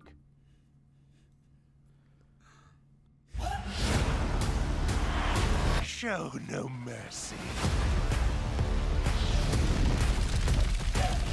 Take your best shot. Come on, I'm waiting! Then of course you have the mum and dad of the Astral Express. Welt, who is actually a character for Honkai Impact 3rd but got lost there and woke up in the wrong game. And of course this person, which is Himiko, but not this Himiko. This is a totally different Himiko from Honkai Impact 3rd, which is different from this Himiko, who is Himiko from Hawkeye Gakuen 2. And this is him. Miko from Genshin Impact, no relation. And this of course is Saber. The only Saber in the Honkai universe. So far. A little bit of trivia, one of the Hoyoverse founders, Dewey's favorite character happens to be Misato from Evangelion, and his favorite character from every Honkai game just happens to be Himiko. Alright, so I see what you're putting down. So with the Stellaron stuck in us and no other memory of where we came from, what else is there to do but to join the Astral Express crew? Because if we choose not to, the game ends there. Our first stop is Jirilo 6, a snow world stuck in a permanent ice age called the Eternal Freeze, leaving most of its landmass uninhabited, save for a few settlements. Yes, it's Space Canada. Without the maple syrup. Here you can find legally distinct Joseph Joestar, legally distinct Ilya and Bazaka, and of course Zila and Bronya, who have a bit of a history. See, here they become really good friends, but not too good of friends, but just friends who bicker and fight sometimes, but they are still friends. Good friends. But this is unlike other incarnations in the Honkai-verse in different games, when they are also friends. They kiss. Kissy friends. But here, in Star Rail, they are just friends. Now kiss. They're just friends! The main faction you're going to find on Jirilo 6 are the Architects, who are followers of the Eon of Preservation, Klipoth, and they're all about building walls and getting other planets to pay for it. They're led by the Supreme Guardian Kokolia, who is whoa-ho-ho-ho! Her daughter is actually Bronya, and they lead the last settlement of humanity, Belobog. But Belobog has its own bog, and that's called the Underworld, which is under the world of Belobog, where they stick all the poor and stinky people. I'm guessing it's mostly stinky people. Why? Fucking society, innit? And the Underworld is completely blocked off from the Overworld because society, innit? Life is hard down here. It's dark and dirty, and people have to make ends meet by becoming miners and wandering into the great mines to find valuable resources. Somewhere, a Minecraft YouTuber is getting really excited about the mines, I mean, not the miners. The main enemy types here you can find are vagrants. Vagrants. V-A Grant? We'll just steal off the miners. Look, life is hard down there, okay? Who cares if we steal from a miner or two? You guys are murdering us by the millions! So to keep it from becoming a lawless underworld, a group called Wildfire run everything down here. And they're led by, man, I don't know what system of government they have for electing leaders down here in Jirilo 6, but I think they might be onto something. Things are certainly not optimal for Space Canada thanks to the Eternal Freeze, but life wasn't always like this. See, 1,000 years before the Eternal Freeze, Jirilo 6 was a prosperous place. Intergalactic civilizations start visiting Jirilo 6 hoping to get in contact with the natives. The architects set up shop, opened a few Starbucks, and everyone lived in harmony. Until the Stellaron attacked. People started getting shook. Some pieced the fuck out, fearing the calamity it could bring, and this bad bitch named Melissa Rand starts building walls and settlements, because of course the Antimatter Legion show up and are like, guys, come on, let us in. We promise we're not going to destroy anything. Okay, that was a lie. Okay, we're joshing you. We're going to do a little bit of destroying. starting a 30-year-long war, pushing humanity to its brink. And in desperation, Alyssa Ran hits up the Stellaron and is like, hey, Mr. Stellaron, so can you, like, help us get rid of the Antimatter Legion? You can use any means necessary. By any means necessary. Yep. You do realize I'm a Stellaron, right? You know, bringer of calamity, destruction, disaster. What's the worst that could happen? Okay. So the Stellaron decides to turn the thermostat down a bit. The Antimatter Legion go, brrr, it's cold, I'm out of here. Congratulations, Alyssa, you've successfully repelled the Antimatter Legion. Yay! What's the catch? You've wiped out all other life and made this planet totally uninhabitable. Fuck. And thus begins the eternal freeze until we show up. So what's the storyline of Jurilo 6? Bitch be wildin'. We rock up in our space train, knock over some trash cans, kick some Antimatter Legion ass, and we're all like, don't worry guys, we're here to save you from the Stellaron. To which Kekolia replies, oh, you here to save us? Is that what I heard? Go to jail. Because little do we know, the Stellaron has actually been whispering in her ear, being like, psst, hey, wouldn't it be bants if you just, I don't know, destroyed the world and rebuild it anew? Oh my god. I love Code Geass! Boys, what we saying? She a 10, but she wants to wipe out all life from the planet. So the entire storyline of this arc is just us trying to take down a mom who's gone a bit loop-de-loop. And it all comes down to one final showdown where everyone teams up. Nameless versus Stellaron. Mother versus daughter. Where we immediately get stabbed. Well guys, YouTube Premium is ad-free YouTube and the YouTube Music app all together. One subscription, 2 apps. Try 1 month free. That's it. Game over. Pack it up. It's over. We made a choice, go fight against your fate. Pain will come with the blade. We get back up with Klepov's aid, get a new preservation form, and beat the fuck out of her with the power of rock music and this giant fucking robot bloody mega fisting her into the ground. God damn, this sequence was awesome. Wait a minute. Oh man. Bronya, having killed Kekolia with her own hands, is left in tears, knowing she did the right thing, but still processing the death of her own mom. Then March 7th comes in like, hey guys, wasn't that so fun? Let's go to the pub and grab a pint. The Stellaron is sealed, Bronya becomes Supreme Guardian, the underworld is opened up, no more stinky people, and of course, Zila and Bronya continue being friends. Job done. Now we move on to It's China. It's just China in space. Humans, furries, and scalies live in unison on these ships, with each ship housing different races and cultures with names I can barely pronounce. Here you can find people like Space Kongming, Kindergarten Death Battles, Sassy Lost Child version 2, Daniel, the cooler Daniel, and Blade, the embodiment of Black Air Force energy. Alright. The legs are done. Just finished them. Legs are done.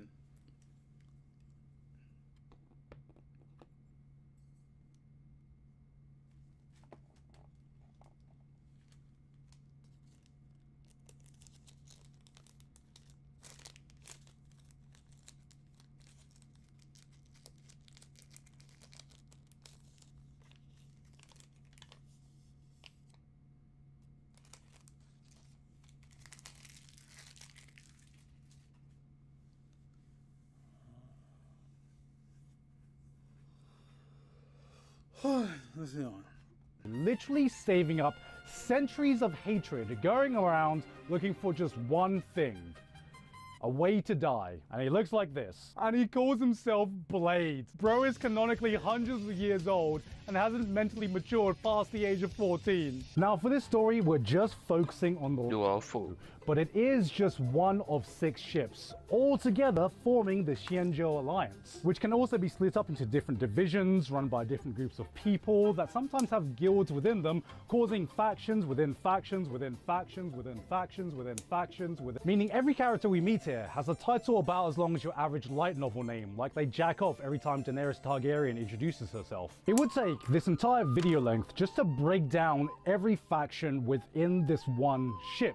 So we are going to focus on what is most important for the main conflict, and that revolves around the long life species that you can find on the ship, which are species that can live long lives, as opposed to the short life species, or baby men, which is what I imagine they're called by the long life species. First off, we have Foxians, who are fox-like beings with fox-like characteristics, and on the furry scale, they land about here. That's still good, right? I think that's still good. You know what? Let me check with my local furry expert. Yo, D, how does that look? What the fuck? How would I know? Come on, D. You know why. So don't worry, facial mage, you guys are still safe. It's not too late yet. Xenozone Zero players, please seek professional help. Then we got the Vidiharas,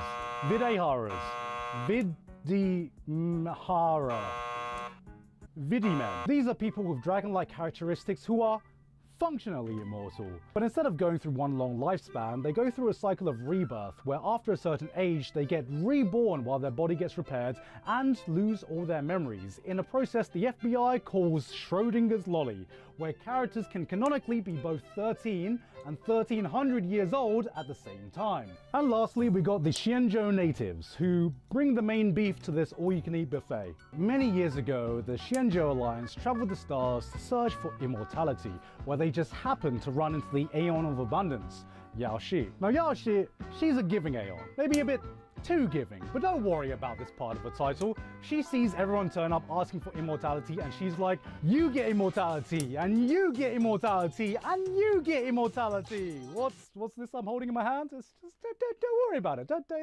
So she plants this big ass tree called the Ambrosia Arbor that allows anyone who eats its fruits to become immortal. Yay for trees, guys! We love trees! But unfortunately for the Xianzhou natives, they get so much immortality and live for so long that eventually they fall into madness and the body mutates into this zombie tree-like thing that they call Marastruck. And so once everyone realizes that immortality isn't everything it's cracked up to be, they all start to turn on this all-giving Aeon of Abundance. And it's like, fuck you, fuck everything you stand for, fuck all your followers, and fuck your stupid little arms.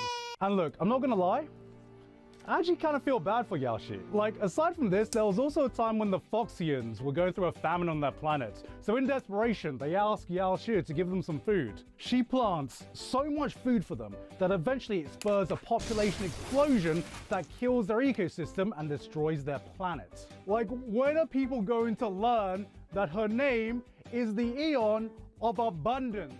Not the Aeon of, okay, just tell me when. Yeah, that's good. That's good. Okay, yeah, you can stop now. That's enough slices! Because in response to the immortality epidemic, everyone on the who changes their path to the path of the hunt. Now, the path of the hunt is similar in philosophy to the path to destruction, but unlike Nanook, who is like, fuck everyone, the hunt is more like, fuck you, just you.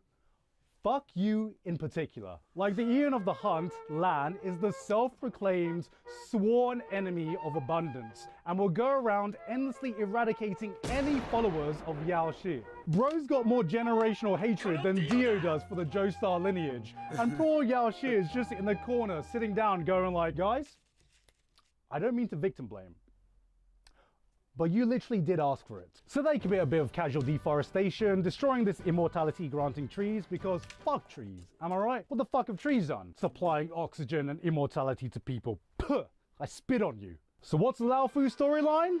It's this tree and a Stellaron. Because of course it's a Stellaron. The chances are you've had that voice in your head that says, maybe I should go back to school.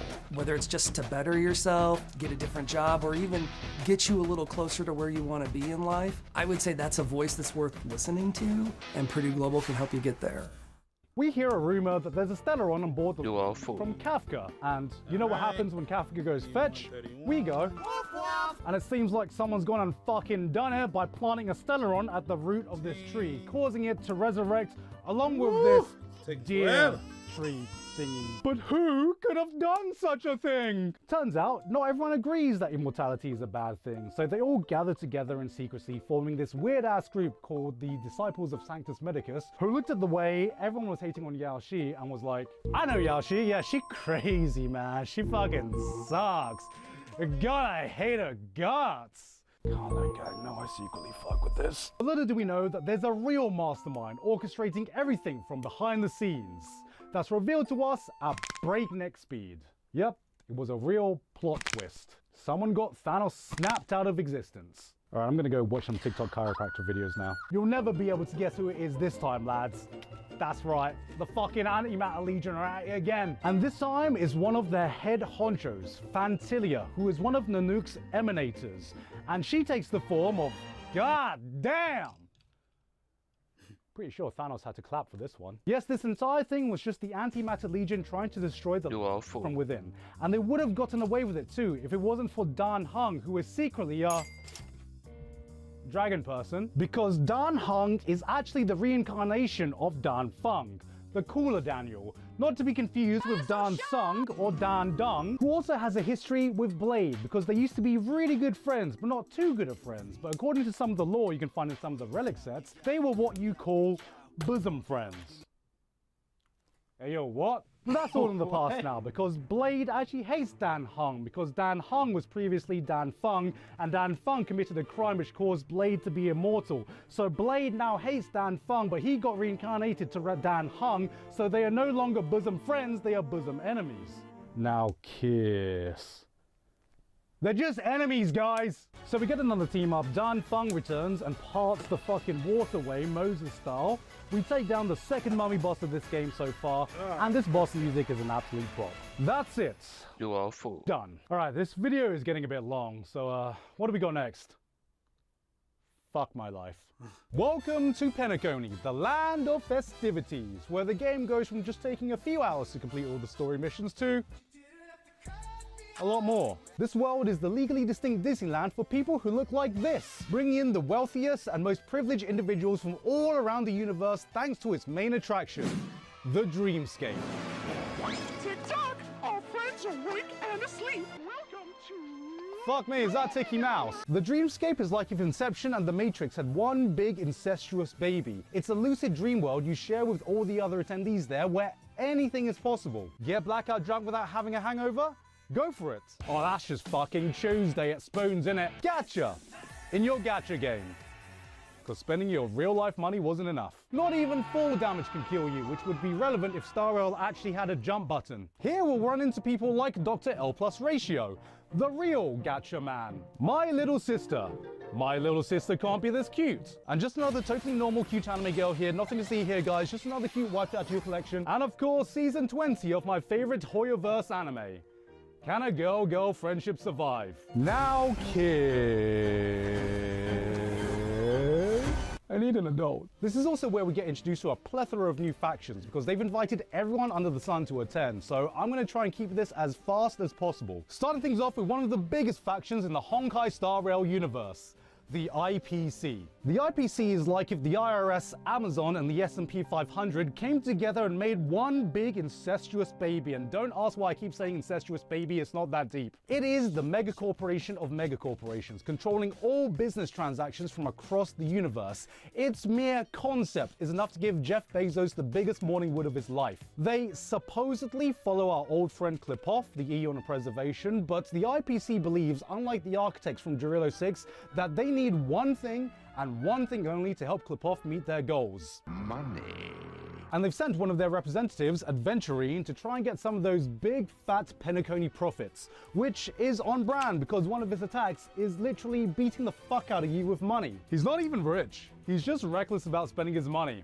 Honestly, I vibe with that. You have the Galaxy Rangers, which in this case comes in the form of Boot Hill, who is a space cowboy and is like playing Red Dead Redemption 2 with parental controls on. Son of a nice lady. There's Acheron, who pretends to be a Galaxy Ranger, but really her true identity is the Emanator of Nihility, which makes her pretty damn powerful. Now, Nihility is all about a state of nothingness or non-existence, so I don't know how she got the job, but I assume it went something along the lines of, you got the job. Wait, what? There's Black Swan. Now her whole thing becomes a lot more relevant in the next world, so we'll come back to her. There's this one girl from a faction called the Masked Fools who is not too relevant right now, but I just want to mention their Eon, because their entire path philosophy seems to be Lamau, why not? Like this one time, made one of their emanators a worm. a fucking worm. Like, can you just imagine all the Eons out there vying for power, and Aha's just there in the corner like, he turned into a worm. Funniest shit I've ever seen. The Celeron Hunters are back at it again, this time sending in Firefly, who has a sad backstory because she has space cancer or some shit, but most importantly, she takes you on a date. A date. And then she ended up crashing top-up services and breaking every revenue record Star Rail had on release. Like, come on guys, are we such simple creatures?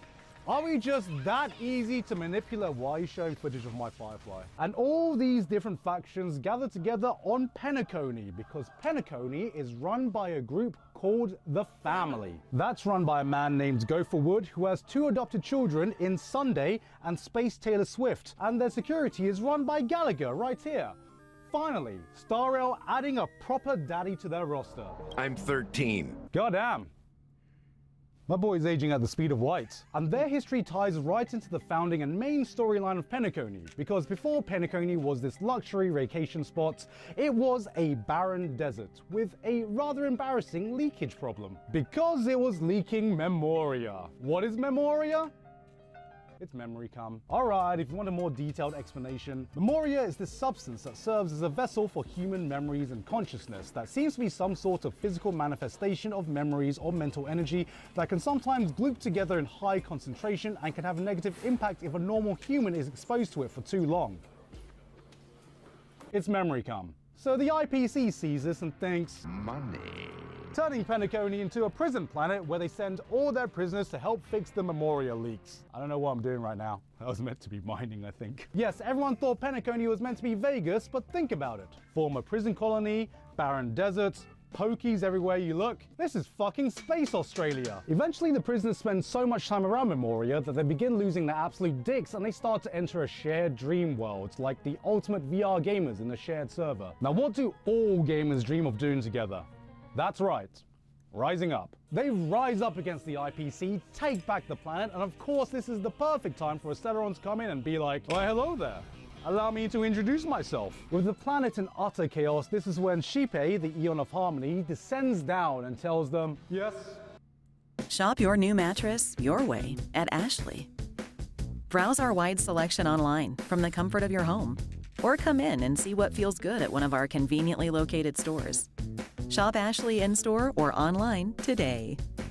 It is I, the Eon of Harmony, and you, stop being so not harmonious and stuff. Nice rack! So Shipe helps the prisoners integrate into the family. They split up into 7 different factions, which eventually becomes 5, giving them control over Penacony with no more IPC. Yay! We did it, guys! We beat capitalism! And so then the family thinks to themselves, wait guys, hear me out, crazy idea. What if we turn this shared dream world into a commercialized vacation spot where all the rich people spend all their money, and we can even throw this big festival called the Charmley Festival where we only invite the most important people from around the universe to attend. Yay! Capitalism! Now as followers of the Harmony, a path all about getting along well with each other through mutual trust and cooperation, you'd think the family would be just a bunch of chill dudes.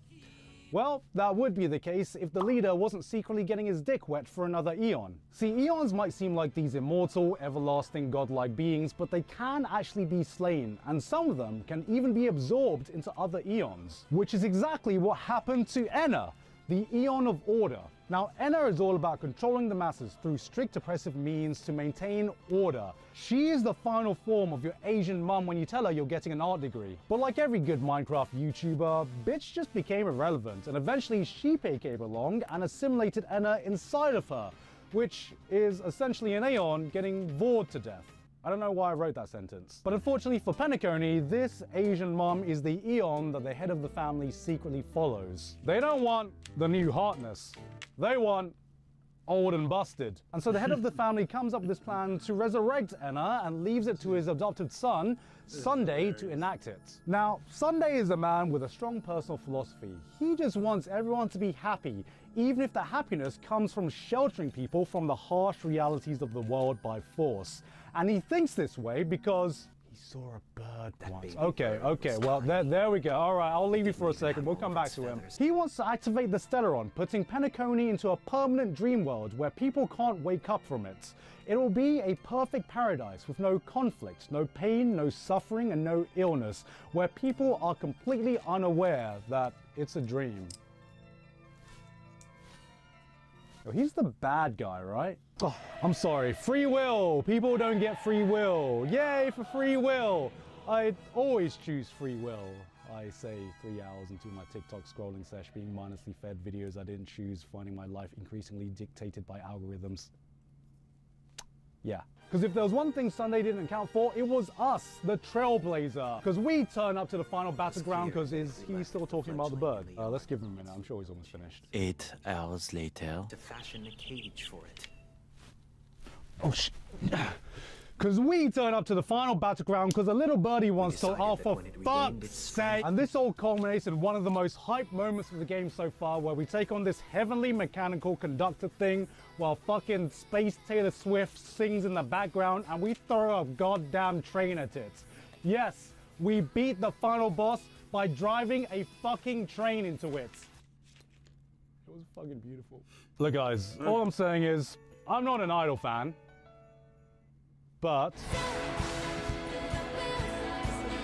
in the aftermath, the IPC come back and acquire some shares of Penacony, which somehow ends in us getting 5%, which, I mean, yay, capitalism! And then Black Swan hitches a ride with the Astro Express, along with the newly reformed Sunday as well. All right, Sunday, I know you just tried to take over Penacony, but we're cool with that. We're cool. I can forgive that. Just, if you're gonna be here, can you just not talk about any birds? Is that cool? Are you cool with that? All right. Let's fly off to our next destination. This brings up to our final stop so far and Star Rail's most ambitious story yet, Amphorius. Now, at the time of writing this, Amphorius' arc is not currently finished, so we're not going to get too heavy into spoilers, so I'll just give you a basic overview of what this world is about. Welcome to the world of God of War. In space, a world themed about the Greek mythos that nobody knows anything about. It's so shrouded in mystery that even Akavili did not visit this place when he was trailblazing around the universe. Come on Akavili mate, get with it, how the fuck do you miss this place? And the only reason we know anything about it is because of Black Swan. Remember when we said we'd come back to her? Well, Black Swan is a member of the Garden of Recollection, and they follow the Aeon Fuli, the Aeon of Remembrance. This path is all about preserving memories and keeping records of everything that's happened so no one forgets anything, which is useful for anyone over the age of 30. Because if you've been paying close attention, you may notice that every world's been themed around a certain path. We've gone from preservation to abundance to harmony, and now we are here at Remembrance. We even get our own remembrance powers by adopting this cute little pink feline called Mem, who stays with us on our journey. Done with one. One runner is completed. Boom. Done.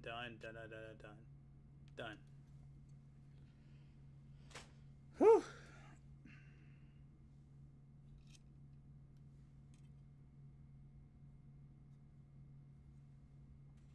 And constantly talks in our ears, and wait a minute. Oh no. This is getting out of hand. Now there are two of them. But what is this world all about? Well, remember at the start of the video when I said try not to be intimidated by the amounts of eons out there?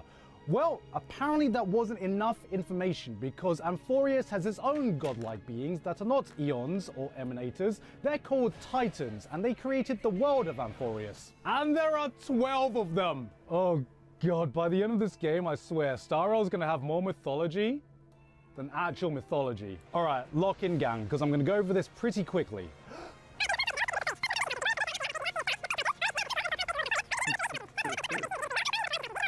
War and death to the planets. This mission will be codenamed Operation Snake. This is a Cold War fought with information and espionage. Snake, show your patriotism. Don't worry, I intend to.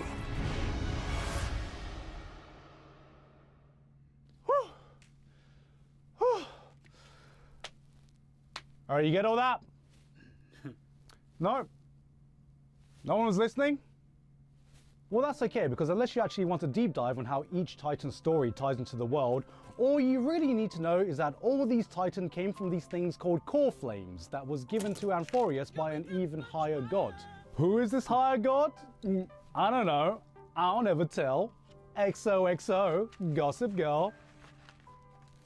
I don't actually know. The most notable Titan you should be aware of, though, is Kefle, the world-bearing Titan, who created the humans of this world and is the site of humanity's last stronghold. Because everything was chill until the Black Tide came along and fucked everything up. Wait, it's the Black Tide this time and not a Stellaron? That can't be right. Stellaron! Stellaron! Where are you? I know you're hiding somewhere here, you son of a bitch! The Black Tide is this mysterious corrupting force that turns people into fucking bent-out tweakers. It destroyed multiple cities and turned several of the Titans mad. And so, to avoid corruption, Kefle just goes, dun dun dun dun, fucking blue screens himself, but not before bestowing a prophecy upon humanity. 12 chosen heroes with golden blood will appear, strong enough to defeat the Titans and take their core flames, ascending to become demigods. Only then will humanity come to a new era of prosperity. I don't know why I said come. These heroes will be known as the Amphorius 5-star units. Or the Chrysos. And that's the basic premise of Amphorius. We go around kicking the shit out of the Titans with the Chrysos heirs, jacking their core flames, and letting Hoyoverse spend their budget on these very beautiful alt animations. You have Tribios, who despite her looks is already a demigod, along with Aglaia, who has the core flame of the Titan of Romance. And all I'm saying is, she can romance me anyhow. What? There's Castris, who is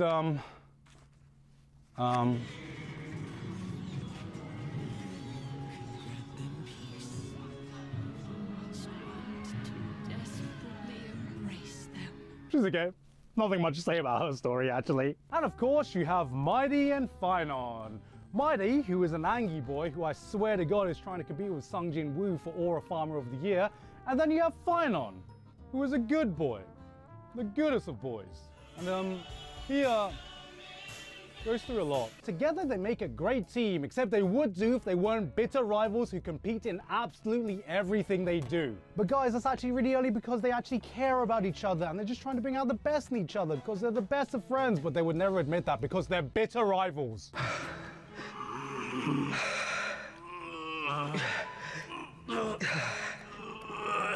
You know, I would say now kiss, but I'm pretty sure they already kiss each other goodnight. And that's the setup for Amphorius in a nutshell, which is the bare bones surface level explanation for all the things hiding underneath this world. I will say there have been some developments in the overarching story arc, but what I will say is that compared to previous arcs, the setup and execution is actually far more straightforward than what we've seen in Star Rail before. We are just over halfway through the story arc right now, and I will say, as an aside, it is actually shaping up to be my favorite Star Rail story arc and world so far.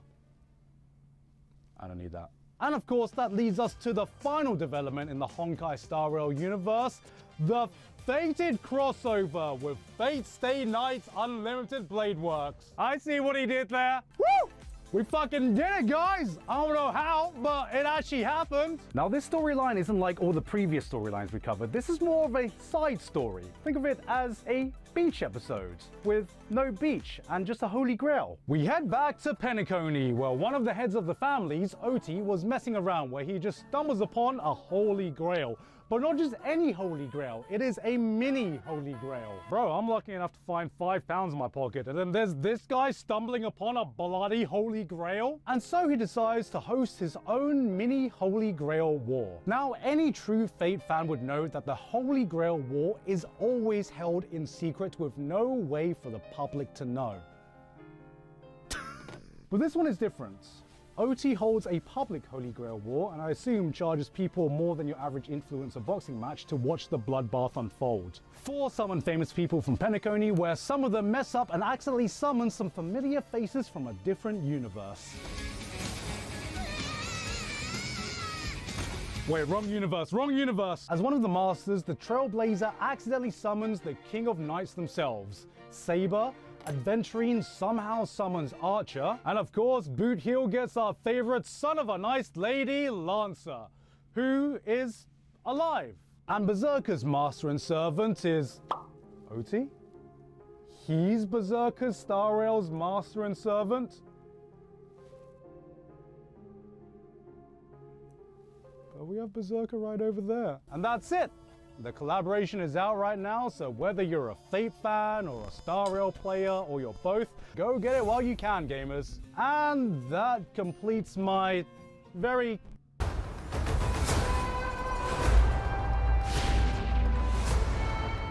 You must be brave. Time to cut you down to size. quick rundown of Honkai Star Rail. Look, this game has only been out for about 3 years, and I'm not gonna lie, there is so much lore and so much story to go through that I had to cut a ridiculous amount out of some of these worlds. This was all meant to just be a very basic introduction into the entire world and story of Star Rail, and even then, it somehow is even longer than my Fate video. So if you want to get the full picture, there are already some very talented content creators covering this topic, or you know what? You can just go play the game yourself, because while this is the short version, I will categorically say this now, that there will never be a long version from me. But who knows what the future holds.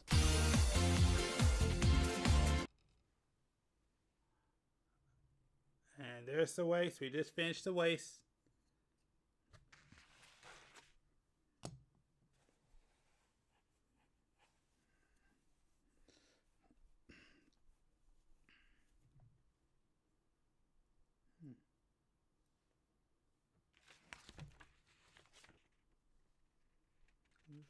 Machine gun? What? Okay, whatever. Alright. Jeez. Okay. Let's keep going.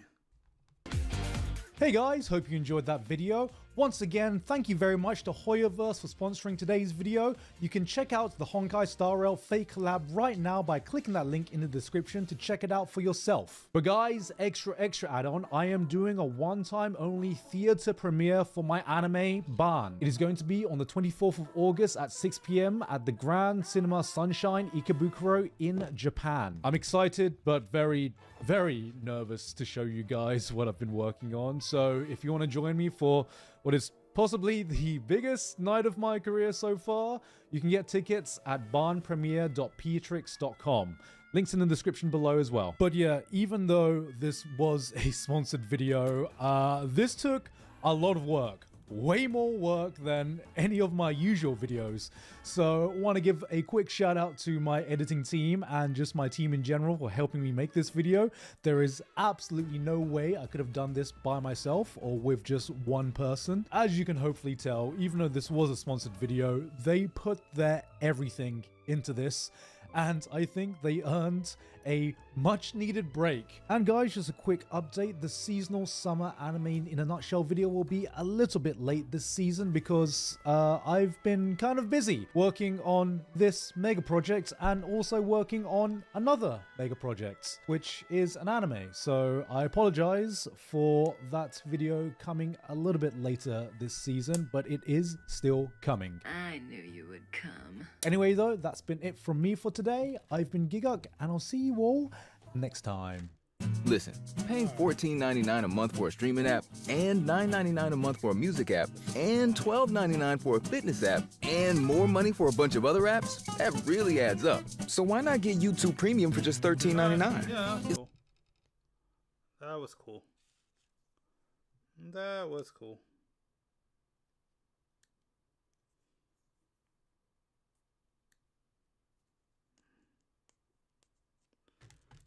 Alright. Okay. Let's go. One more video and then we're done. I shouldn't only need one more video and that should be it.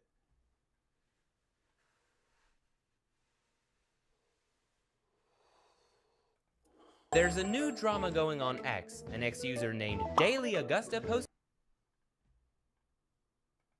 This is crazy, bro. So this Saber cosplayer got kicked out of a cosplay event. The reason was because the event was Fate Grand Order only event, so characters not from that weren't allowed. The thing is, Saber does come from Fate, but in HSR version her outfit is different. But that doesn't change the fact that it's still the same Saber. Because of that, many people defended the cosplayer since this sounds really stupid, and people feel bad for the cosplayer who already worked hard only to get kicked out from the event. What do you think about this? This is crazy, bro. So this Saber cosplayer got kicked out of a cosplay. Yeah, I disagree. Let her in. That's messed up. That's messed up. That's messed up. I don't agree with that at all.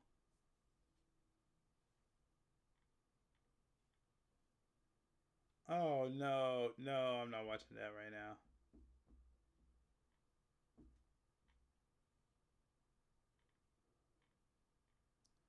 Oh yeah. Whew.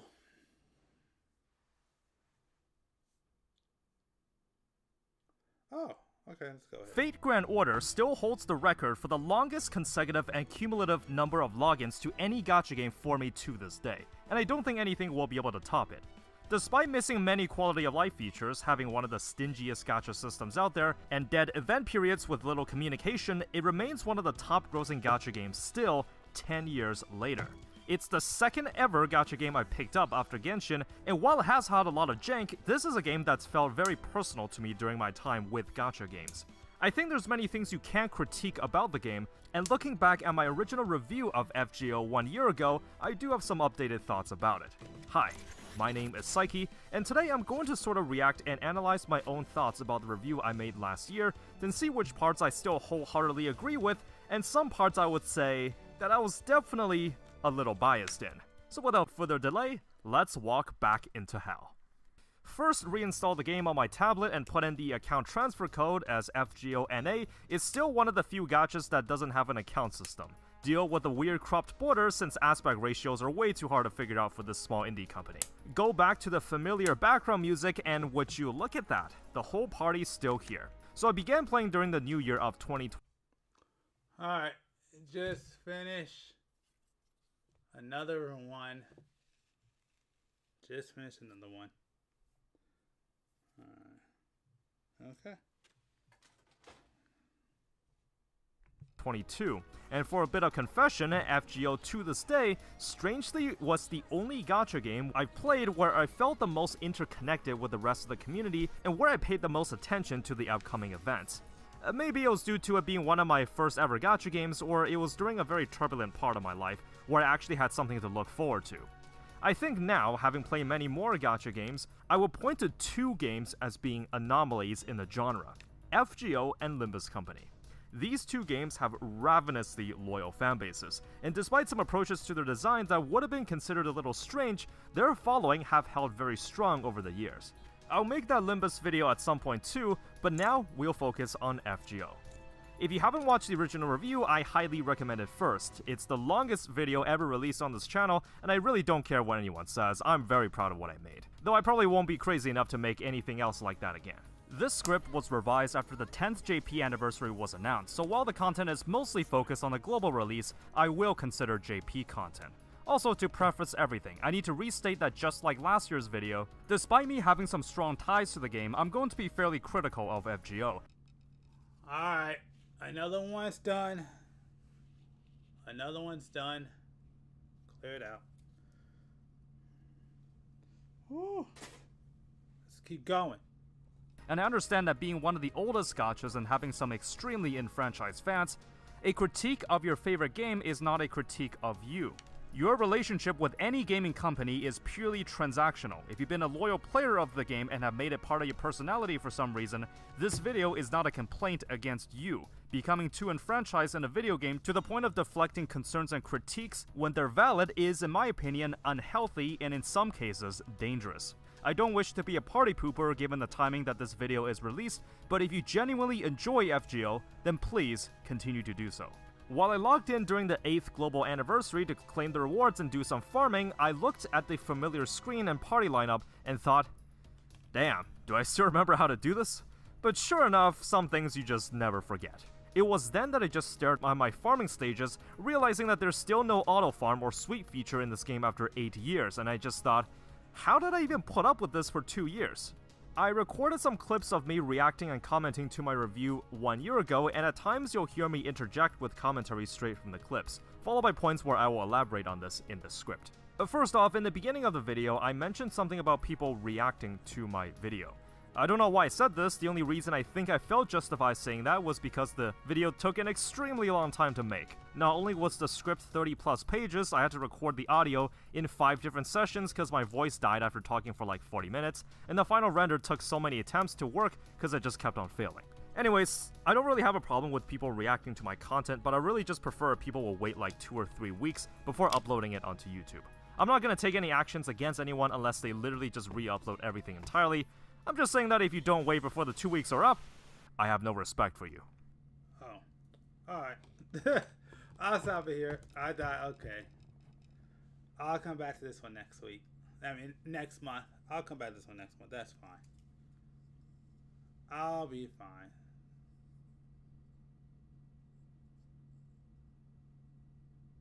That's fair. That's fair.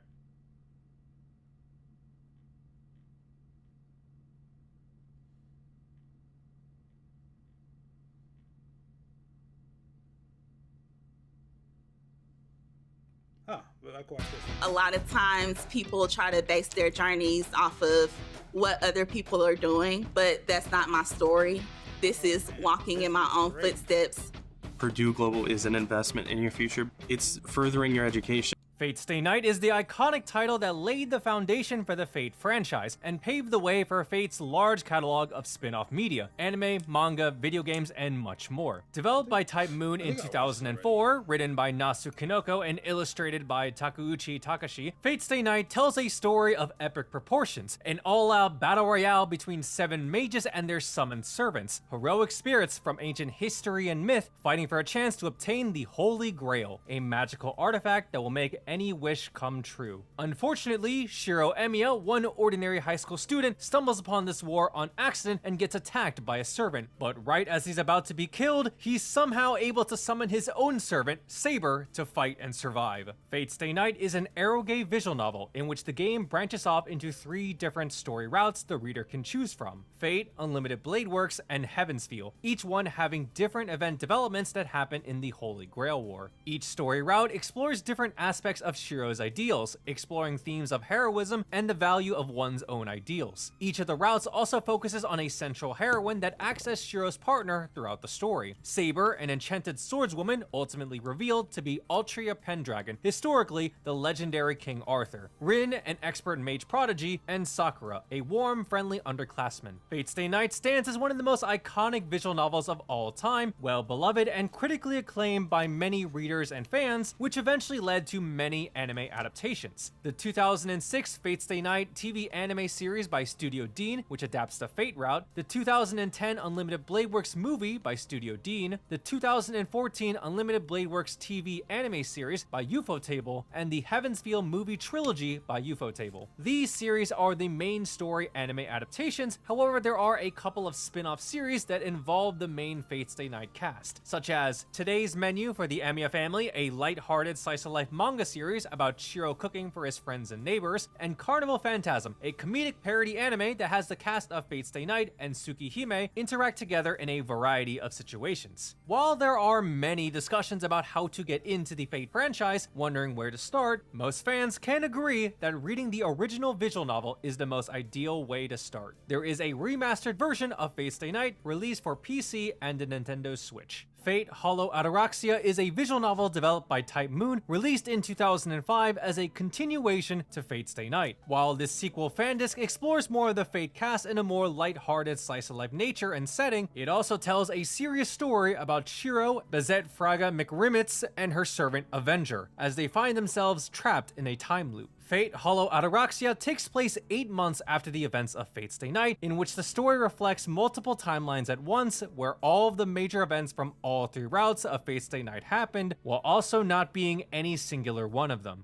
Here, the story allows the reader to experience a wide variety of scenarios featuring the main cast of Fate Stay Night not involved in a Holy Grail war. Such events include Saber learning how to swim, Lancer casually fishing, and Shiro going on dates with the heroines. While these scenarios are largely non-serious and are meant for fun fan service, they do also explore certain characters more in depth, individuals who didn't get much story coverage in the original story. The game is split into two parts. Daytime scenes focus on slice of life content, while the nighttime scenes advance the main plot. An important note is that while Fate Hollow Ataraxia is considered a continuation of Fate Stay Night, as commented on by Nasu, it's best not to think about it in regards to its place in the canon timeline. There is a remastered version of Fate Hollow Ataraxia released for PC and a Nintendo Switch. Fate Zero is the prequel to Fate Stay Night, originally released as a light novel released in 2006, written by Gen Urobuchi, with illustrations by Takashi Takeuchi. Set 10 years before the events of Fate Stay Night, Fate Zero depicts the Fourth Holy Grail War in Fuyuki City. Here, the story follows the origins of certain influential characters from Fate Stay Night, examples being Shiro's adopted father, Kiritsugu Emiya, and Kirei Kotomine. Fate Zero began when Takashi Takeuchi suggested a prequel to Gen Urobuchi. Urobuchi agreed to write the story, while Nasu Kinoko supervised the characters and overall plot. The story of Fate Zero takes on a more darker, grittier tone, while also setting the foundation for Fate Stay Night's events. Through its large ensemble cast, Fate Zero explores each character's personal philosophies, principles, and ambitions that fuel the desire for the Holy Grail. While both Fate Zero and Fate Stay Night explore the nature of heroism, Fate Zero takes a different approach to the idea, by showcasing Kiritsugu's ruthless battlefield tactics driven by his extreme utilitarian beliefs. This ends up creating tension with his servant Saber due to her noble ideas and way of fighting. The story also highlights Kirei Kotomine's ongoing struggle with his inner emptiness and lack of purpose, pursuing Kiritsugu in the process, someone he sees as possessing the same type of feelings. Fate Zero later received an anime adaptation by Ufotable in 2011. Fate Extra is a 2010 dungeon crawling RPG developed by Type Moon in Image Epoch and published by Marvelous Entertainment. Fate Extra diverges from the traditional Fate formula by setting the Holy Grail War into a cyber-digital world in its own parallel universe. Fate Extra was written by Nasu Kinoko with character designs by Takashi Takeuchi and Arko Wada. Set in a virtual world known as the Moon Cell Automaton, players assume the role of an amnesiac protagonist canonized as Hakuno Kishinami, who is forced to fight in the Moon Cell's Holy Grail War, a dueling tournament involving 128 masters and their summoned servants, fighting for the possession of the Moon Cell, alternatively known as the Holy Grail of the Moon. Players have the option to select between 3 different servants that will accompany them on their journey. Nero Claudius, the infamous Roman emperor, Tamamo no Mae, a legendary Japanese fox spirit, and Nameless, a heroic spirit embodying justice. The gameplay revolves around dungeon exploration and features a rock, paper, scissors style battle system, where players must predict and counter enemy actions and behaviors. Outside of the dungeon, Fate Extra operates like a traditional RPG with visual novel elements, where the player must gather data on their opponent and raise their affinity with their own servant. Fate Extra's themes tackles the brutal struggle of survival, while also following Hakuno's journey to uncover their own forgotten identity and their purpose for fighting in this digital Holy Grail War. Fate Extra would eventually go on to have its own dedicated series of games in the Extra timeline. Fate Extra has a 2018 anime adaptation by Shaft known as Fate Extra Last Encore. It is very highly recommended to read Fate Extra before watching Last Encore, as the anime has its own original storyline based on the game. Fate Extra also has a remake in the works in the form of Fate Extra Record, with updated visuals and gameplay.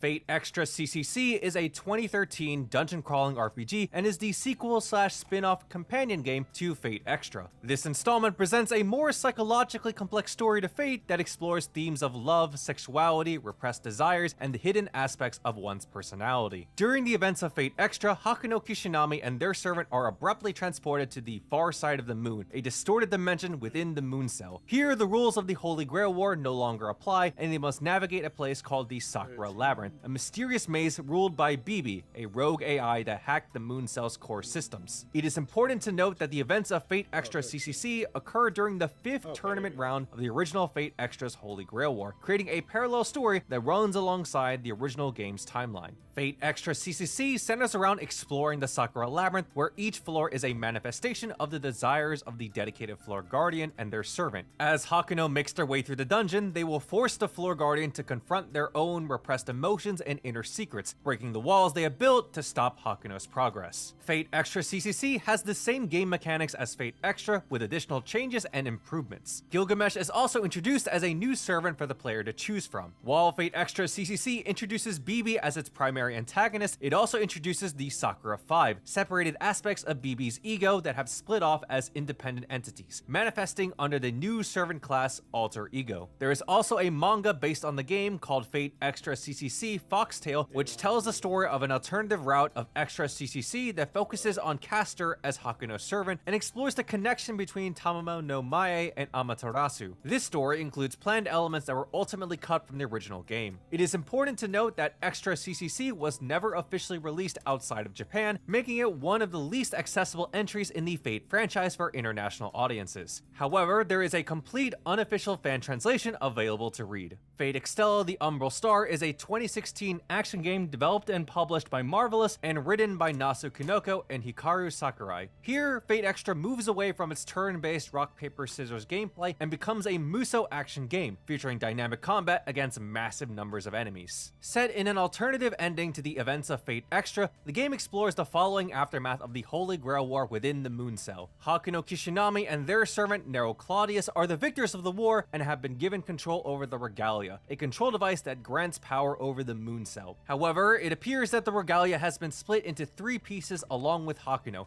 separating them into 3 digital avatars: mind, soul, and body. Each fragment of Hakuno and the Regalia ends up in the hands of 3 different servants: Nero Claudius, Tamamo no Mae, and a mysterious new servant, Altera. Meanwhile, both the Moon Cell and Earth face the impending arrival of Velber, the Umbral Star, a cosmic threat with the power to bring total destruction. The story is told in 3 different perspectives, each one focusing on a different Hakuno and their dedicated servant. While Nero and Tamamo's campaign show that both of them increasing their bond with Hakuno while investigating the situation, Altera's campaign largely focuses on her complicated and conflicting circumstances. It is only after completing the 3 campaigns that the player is able to unlock the true route, which reveals the full secrets and the hidden mastermind behind Fate Extella's events. A big notable point of Fate Extella is the lore details surrounding Safar, an ancient alien lifeform that arrived on Earth and the Moon Cell 1400 years ago to harvest and destroy human civilization. Get a free adjustable base with select mattress purchase at Ashley's Labor Day sale, going on now. Plus, you can snooze now and pay later with no interest until 2030 when you buy in store. Shop more Labor Day mattress deals in store and online, only at Ashley.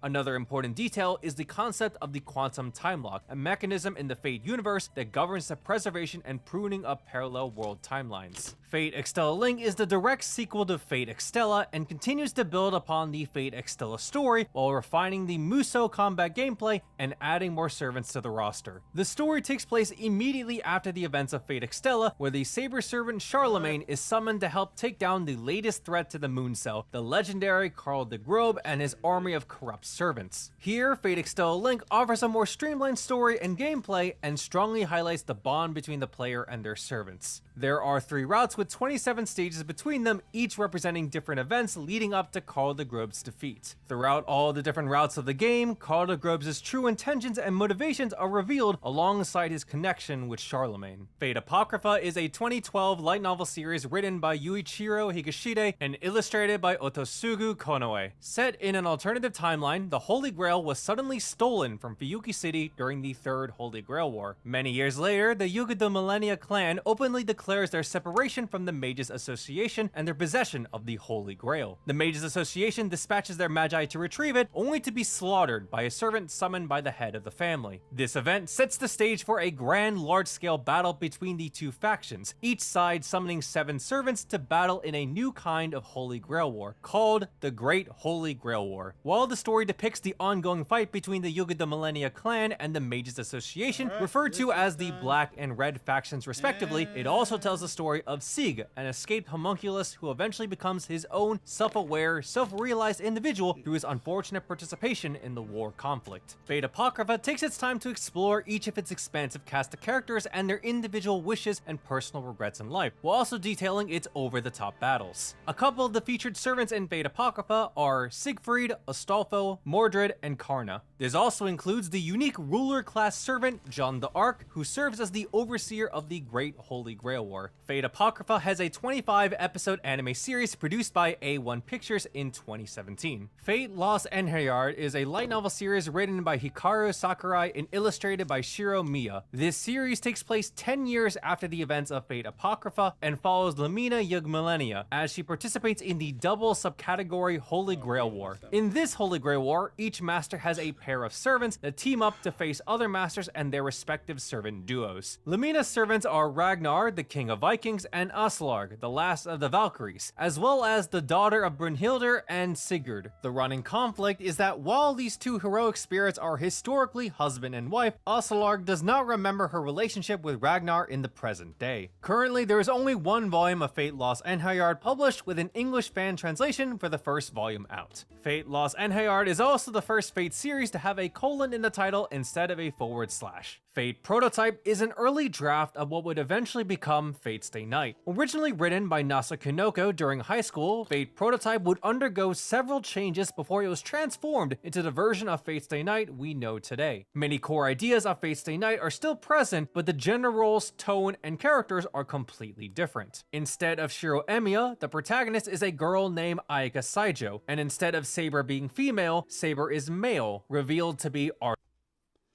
Alright, here's the backpack.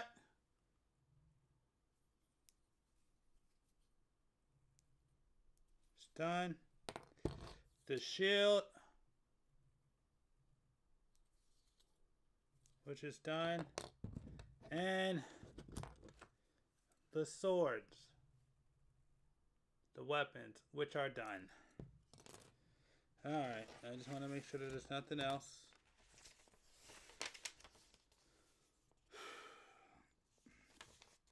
Yep, there's nothing else. Alright, we're done. Time to start putting everything away. Oh. This runner's done. Completely. Done.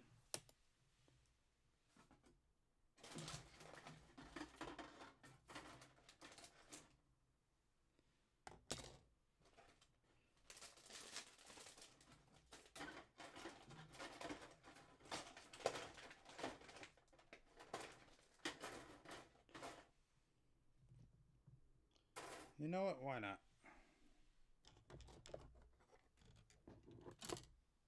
Let me go ahead and clip this out. 1, 2, 3, 1.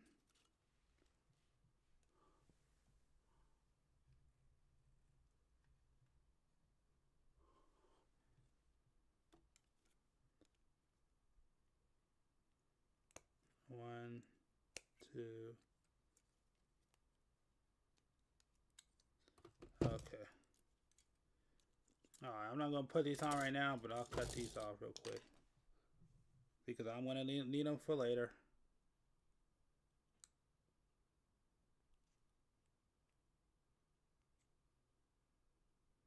Oh, jeez.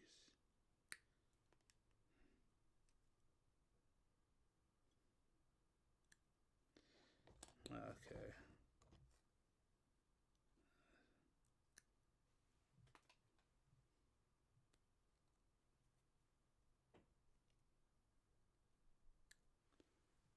Oh, my bad. All right. And now this is done. Come back and do it later. And yeah.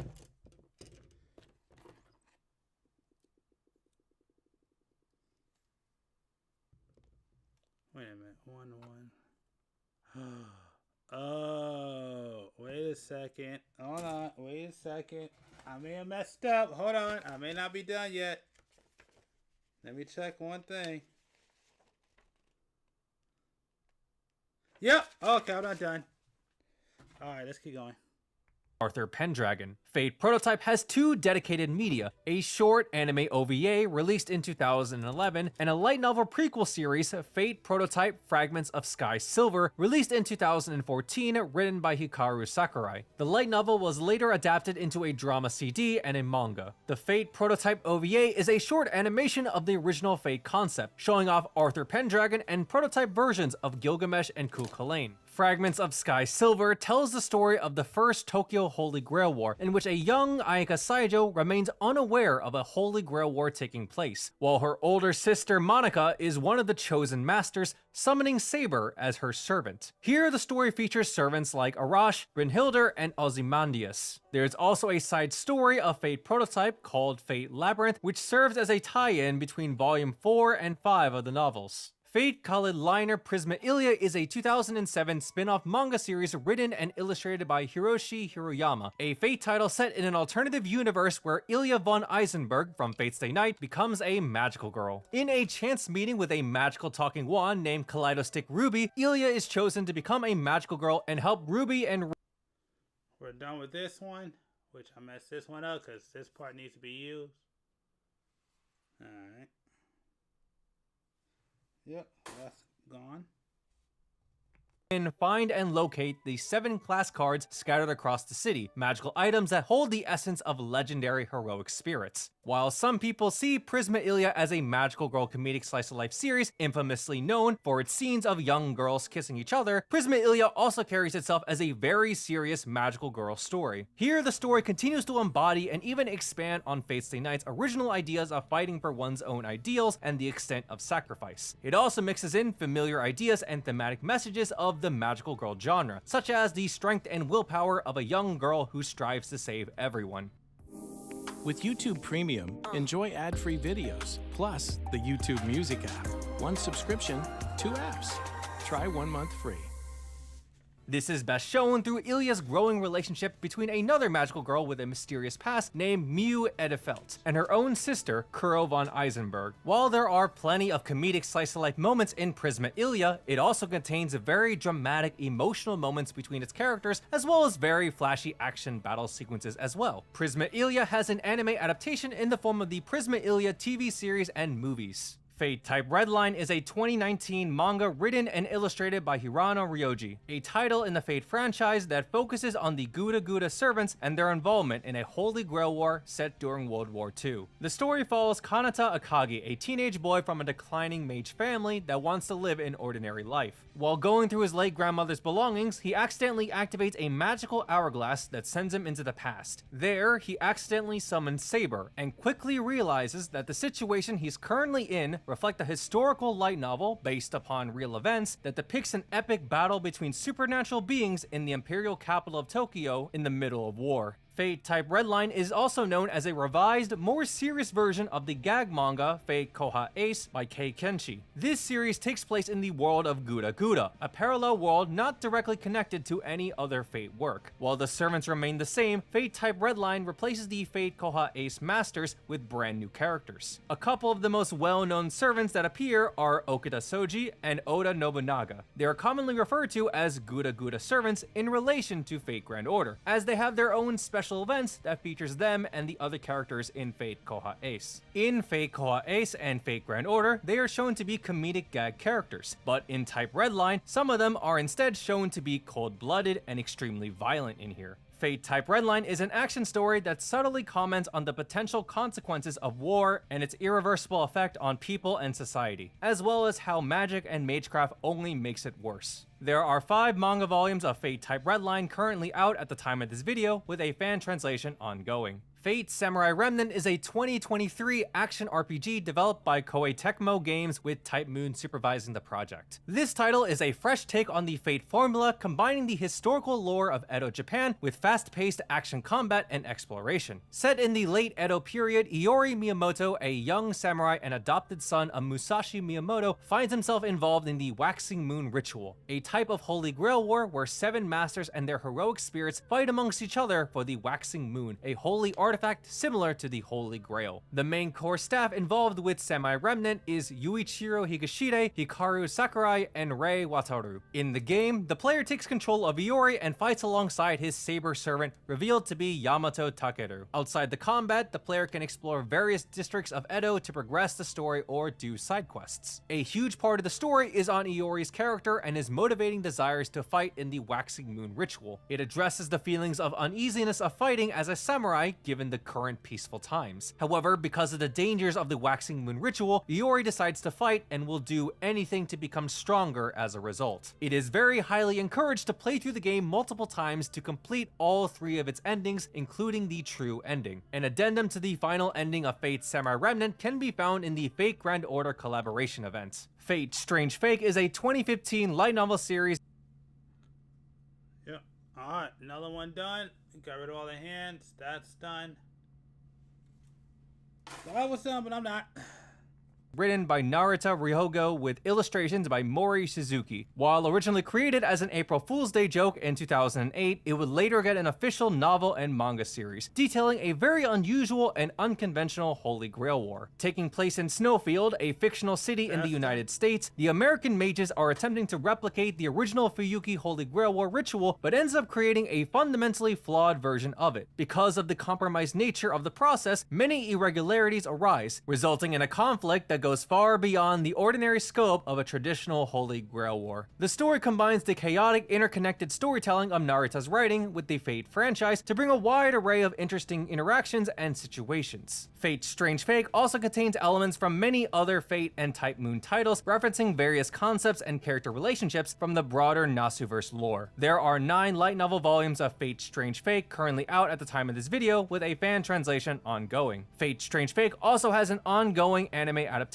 produced by A1 Pictures. Fate Requiem is a light novel series written by Mateo Hoshizora and illustrated by Noko. The story presents a modern world in the year 2025 where everyone has their own Holy Grail and servant. This title focuses on Eris Utsumi, the only individual who did not receive a Holy Grail and a servant. She is also given the special task of eliminating servants. However, her life begins to change when she meets a young boy servant revealed to be Voyager, the final servant to be summoned on Earth. The story explores the complex relationship between the two, given that this bond holds deeper significance for our main lead character. Eris harbors resentment towards others for how servants are commonplace and how they are treated in this world, factors in which she believes diminishes the historical importance of servants. Another key idea in Fate Requiem is the concept of permanent death. In this particular world, people no longer die from old age or illness. As a result, acts of murder carries far greater weight. Currently, there are only 2 volumes of Fate Requiem published, with its last volume being released in 2020, with no news about the next volume's release. Both volumes are fan-translated into English. More story details about Fate Requiem can be found in the Fate Grand Order collaboration event. Fate Grand Order is a turn-based mobile game RPG developed by Lesengo, formerly Delightworks, and published by Aniplex. Originally released in 2015, it has since expanded worldwide and has become one of the most successful and influential games in the Fate franchise, where its success has led to many anime and manga adaptations. The story has the player assume the role of Ritsuka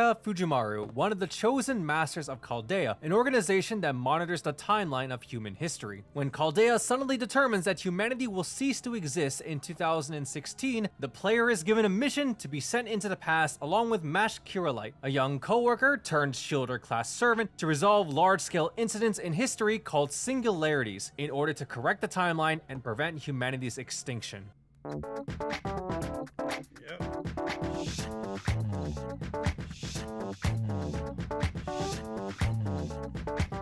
Each chapter of Fate Grand Order has the player experience a variety of different time periods, all while encountering a diverse cast of servants from a wide array of mythologies and legends to help the player on their adventures. These chapters, while episodic, serve as the main story arcs of the game's large ongoing narrative. Observer on Timeless Temple, Epic of Remnant, Cosmos in the Lost Belt, and Ordeal Call. As a mobile game with a gacha game system, players are encouraged to summon their favorite servants and raise them to build their combat team. Players are able to summon servants from prior Fate titles in the franchise, as well as servants unique to the game itself. Fate Grand Order even has collaboration events where players can summon characters from those Fate titles and even other Type Moon properties such as Tsukihime, the Garden of Sinners, and which. Now I finished the legs. Now the legs are done. I screwed up. The legs are done. Legs are officially done now. Alright. Now we're done. Now let's start putting everything away. And then I'll put it together.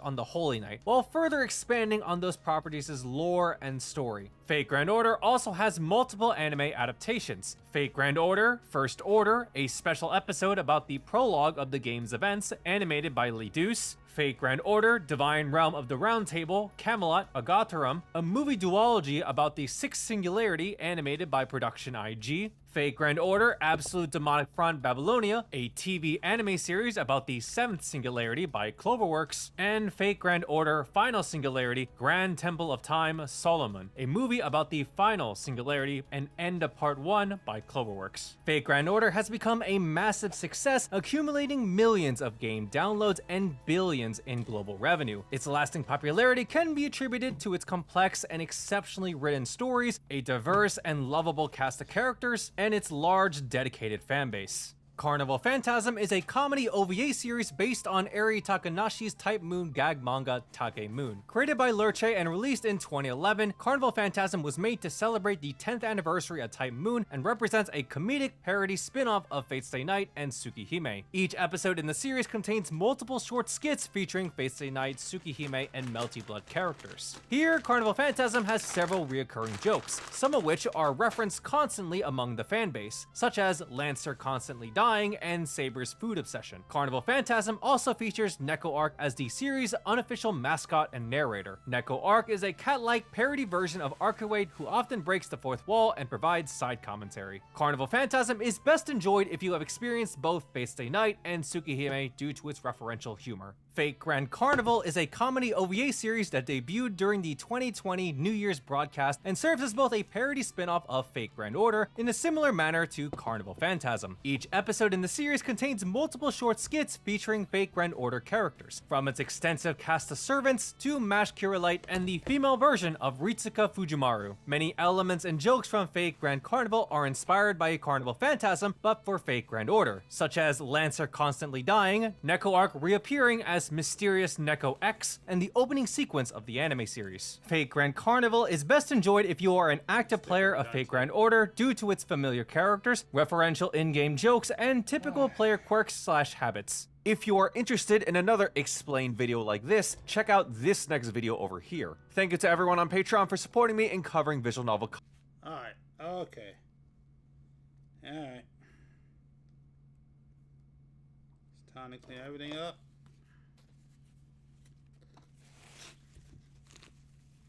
Hold on, not done. Alright, give me 1 second. While I clean everything up, just gotta clean everything up. And I'm missing a piece.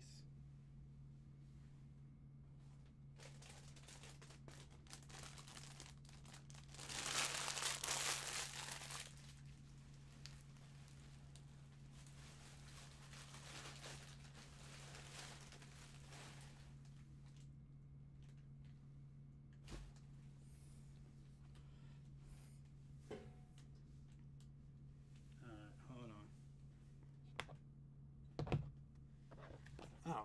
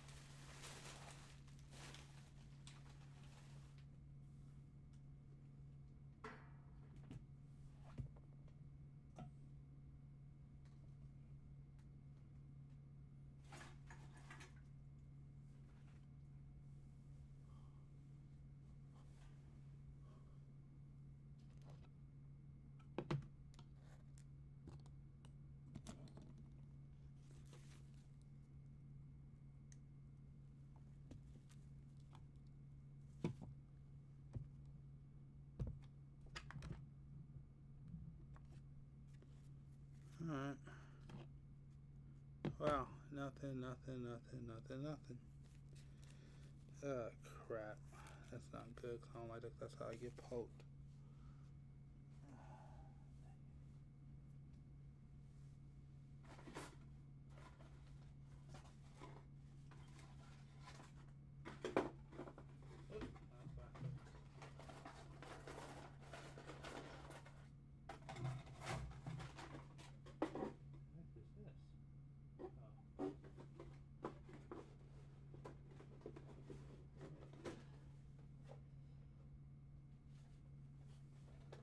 Go ahead and actually no, I don't get to put you away right now.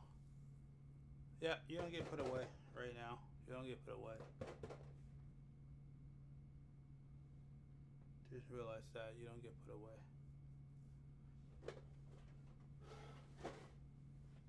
Alright. Yeah, make some pretty good time. Alright, I'll be right back.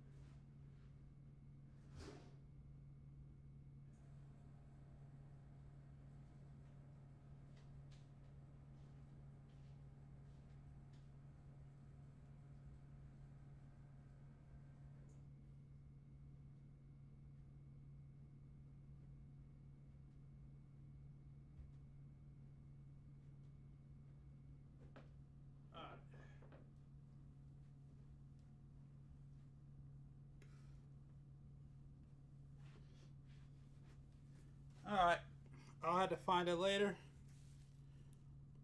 Or so right now, I'm with my tools out the way. So we can go ahead and finally just finish this build. And then, yep, I will be back next month so you can vote on more. So, here we go.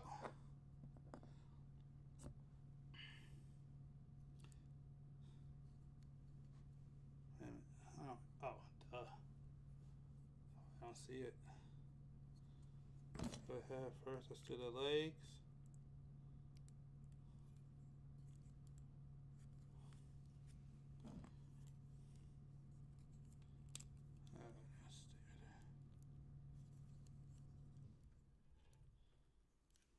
So with the legs. Boom. Oh, wait a minute. These need to be put away. Oh, these need to be put away. What am I doing? Ah, hold on. Let me grab that. Oh, you need to be put away. Where's that? There it is. Put all this away.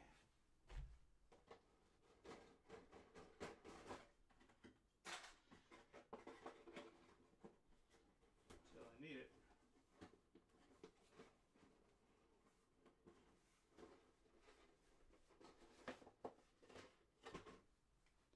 Cut. So we got that.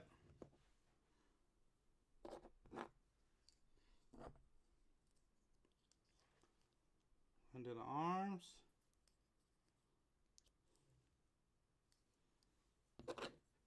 And torso. And to go ahead and do the backpack.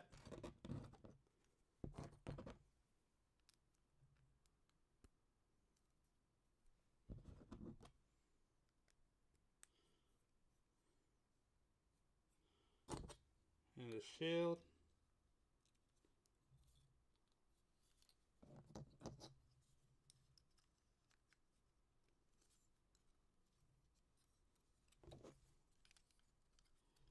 The torso.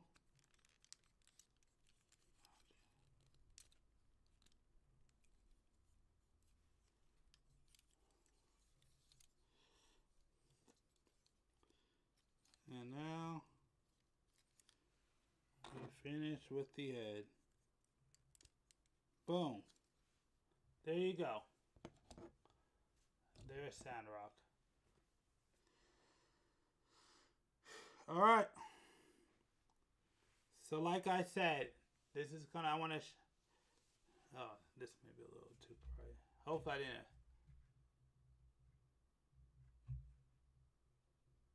So like I said, I want to thank Adam for this, because if it wasn't for Adam, this would have never been done. Now with this one being built, this is the last wing kit, well, the basic ones that I need to get done, and this is it. Now, because of that, I am fully done. Well, not fully done, because I got 2 more kits to finish up. Well, 3 more technically. I got 3 more kits to finish up. But with this one, I pretty much got all the original wing kits completed. So I have no more wing left to do. So I'm done with wing. This is the last kit I have to do, at least when it comes to the first half of wing. The Sandrock. And like I said, this is not one of my favorite kits. I'm just going to be honest with you. This is not one of my favorite kits. This is the one kit I can ultimately say I'm not the biggest fan of. Let me go ahead and turn that off. I don't know why that's still on. Oops. Yeah. So like I said before, I am not the biggest fan of Sandrock. It's out of all the wing. This is probably out of all the wing kits, this is my least favorite. 110%. But I wanted to do it because this was for the 30th year anniversary, and for the 30th anniversary of Wing, I wanted to go ahead and finish all the kits, and at least the first half, and I did that with Sandrock. So, and once again, I want to thank Adam, because he's the one who got me this. I told him what I wanted to do, and he went ahead and copped this for me and sent it over and told me to go ahead and build it. And since y'all voted for it, I'm going to keep my word, and I bet you money next month, you're really going to like your selection. Actually, you know what? For y'all who ever check out the stream, here's something. Here's an early September. It's not up yet, but this is for strictly y'all who are here on stream checking this out for next month.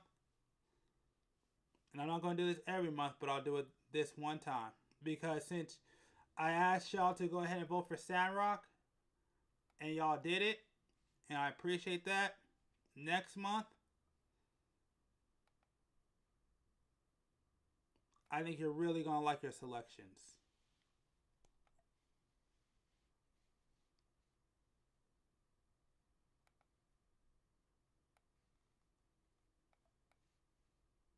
Oops.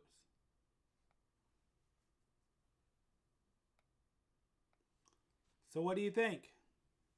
You like your selections? I like them. I need to put some pretty good selections. So this is a thank you to y'all. So I'm showing you the selections for next month early. I'm not going to tell you which ones I want to build, but there are 2 I really want to build.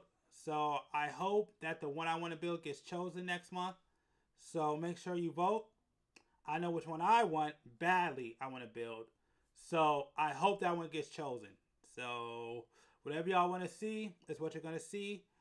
Once again, I want to shout out to Croc and Adam for being on. Appreciate it. One thing I want to say to like I said on here before, I'll say it again. Next week I will be doing another community duel. I'm going to try to get a couple of friends involved with that one too, so we'll see what happens. But yes, next week we will do a community duel. So I will be dueling some of y'all. I'm going to try to make a new deck for that one. But anyways, at the end of the day, I just want to thank y'all for checking out the live stream. Once again, I appreciate it. For all y'all who came in, all y'all just stopped by and just checked it out, I want to thank y'all. Appreciate y'all. I'm going to get out of here because I got another video to finish. Not really for this channel, but it got to get done. And some others, actually 2 other things I need to finish for another channels. But anyways, so I hope you like this build. I want to thank y'all. Appreciate y'all. Make sure to follow and subscribe. Once again, I want to remind you, we're also on Vero. Make sure to check that out over there. I'm thinking about changing my name on Twitch to the Unknown Game Channel. So I may go ahead and change that name. I'm trying to decide. And just keep GD Wiz for Kick. I don't know. I'm trying to decide what I want to do. We'll see.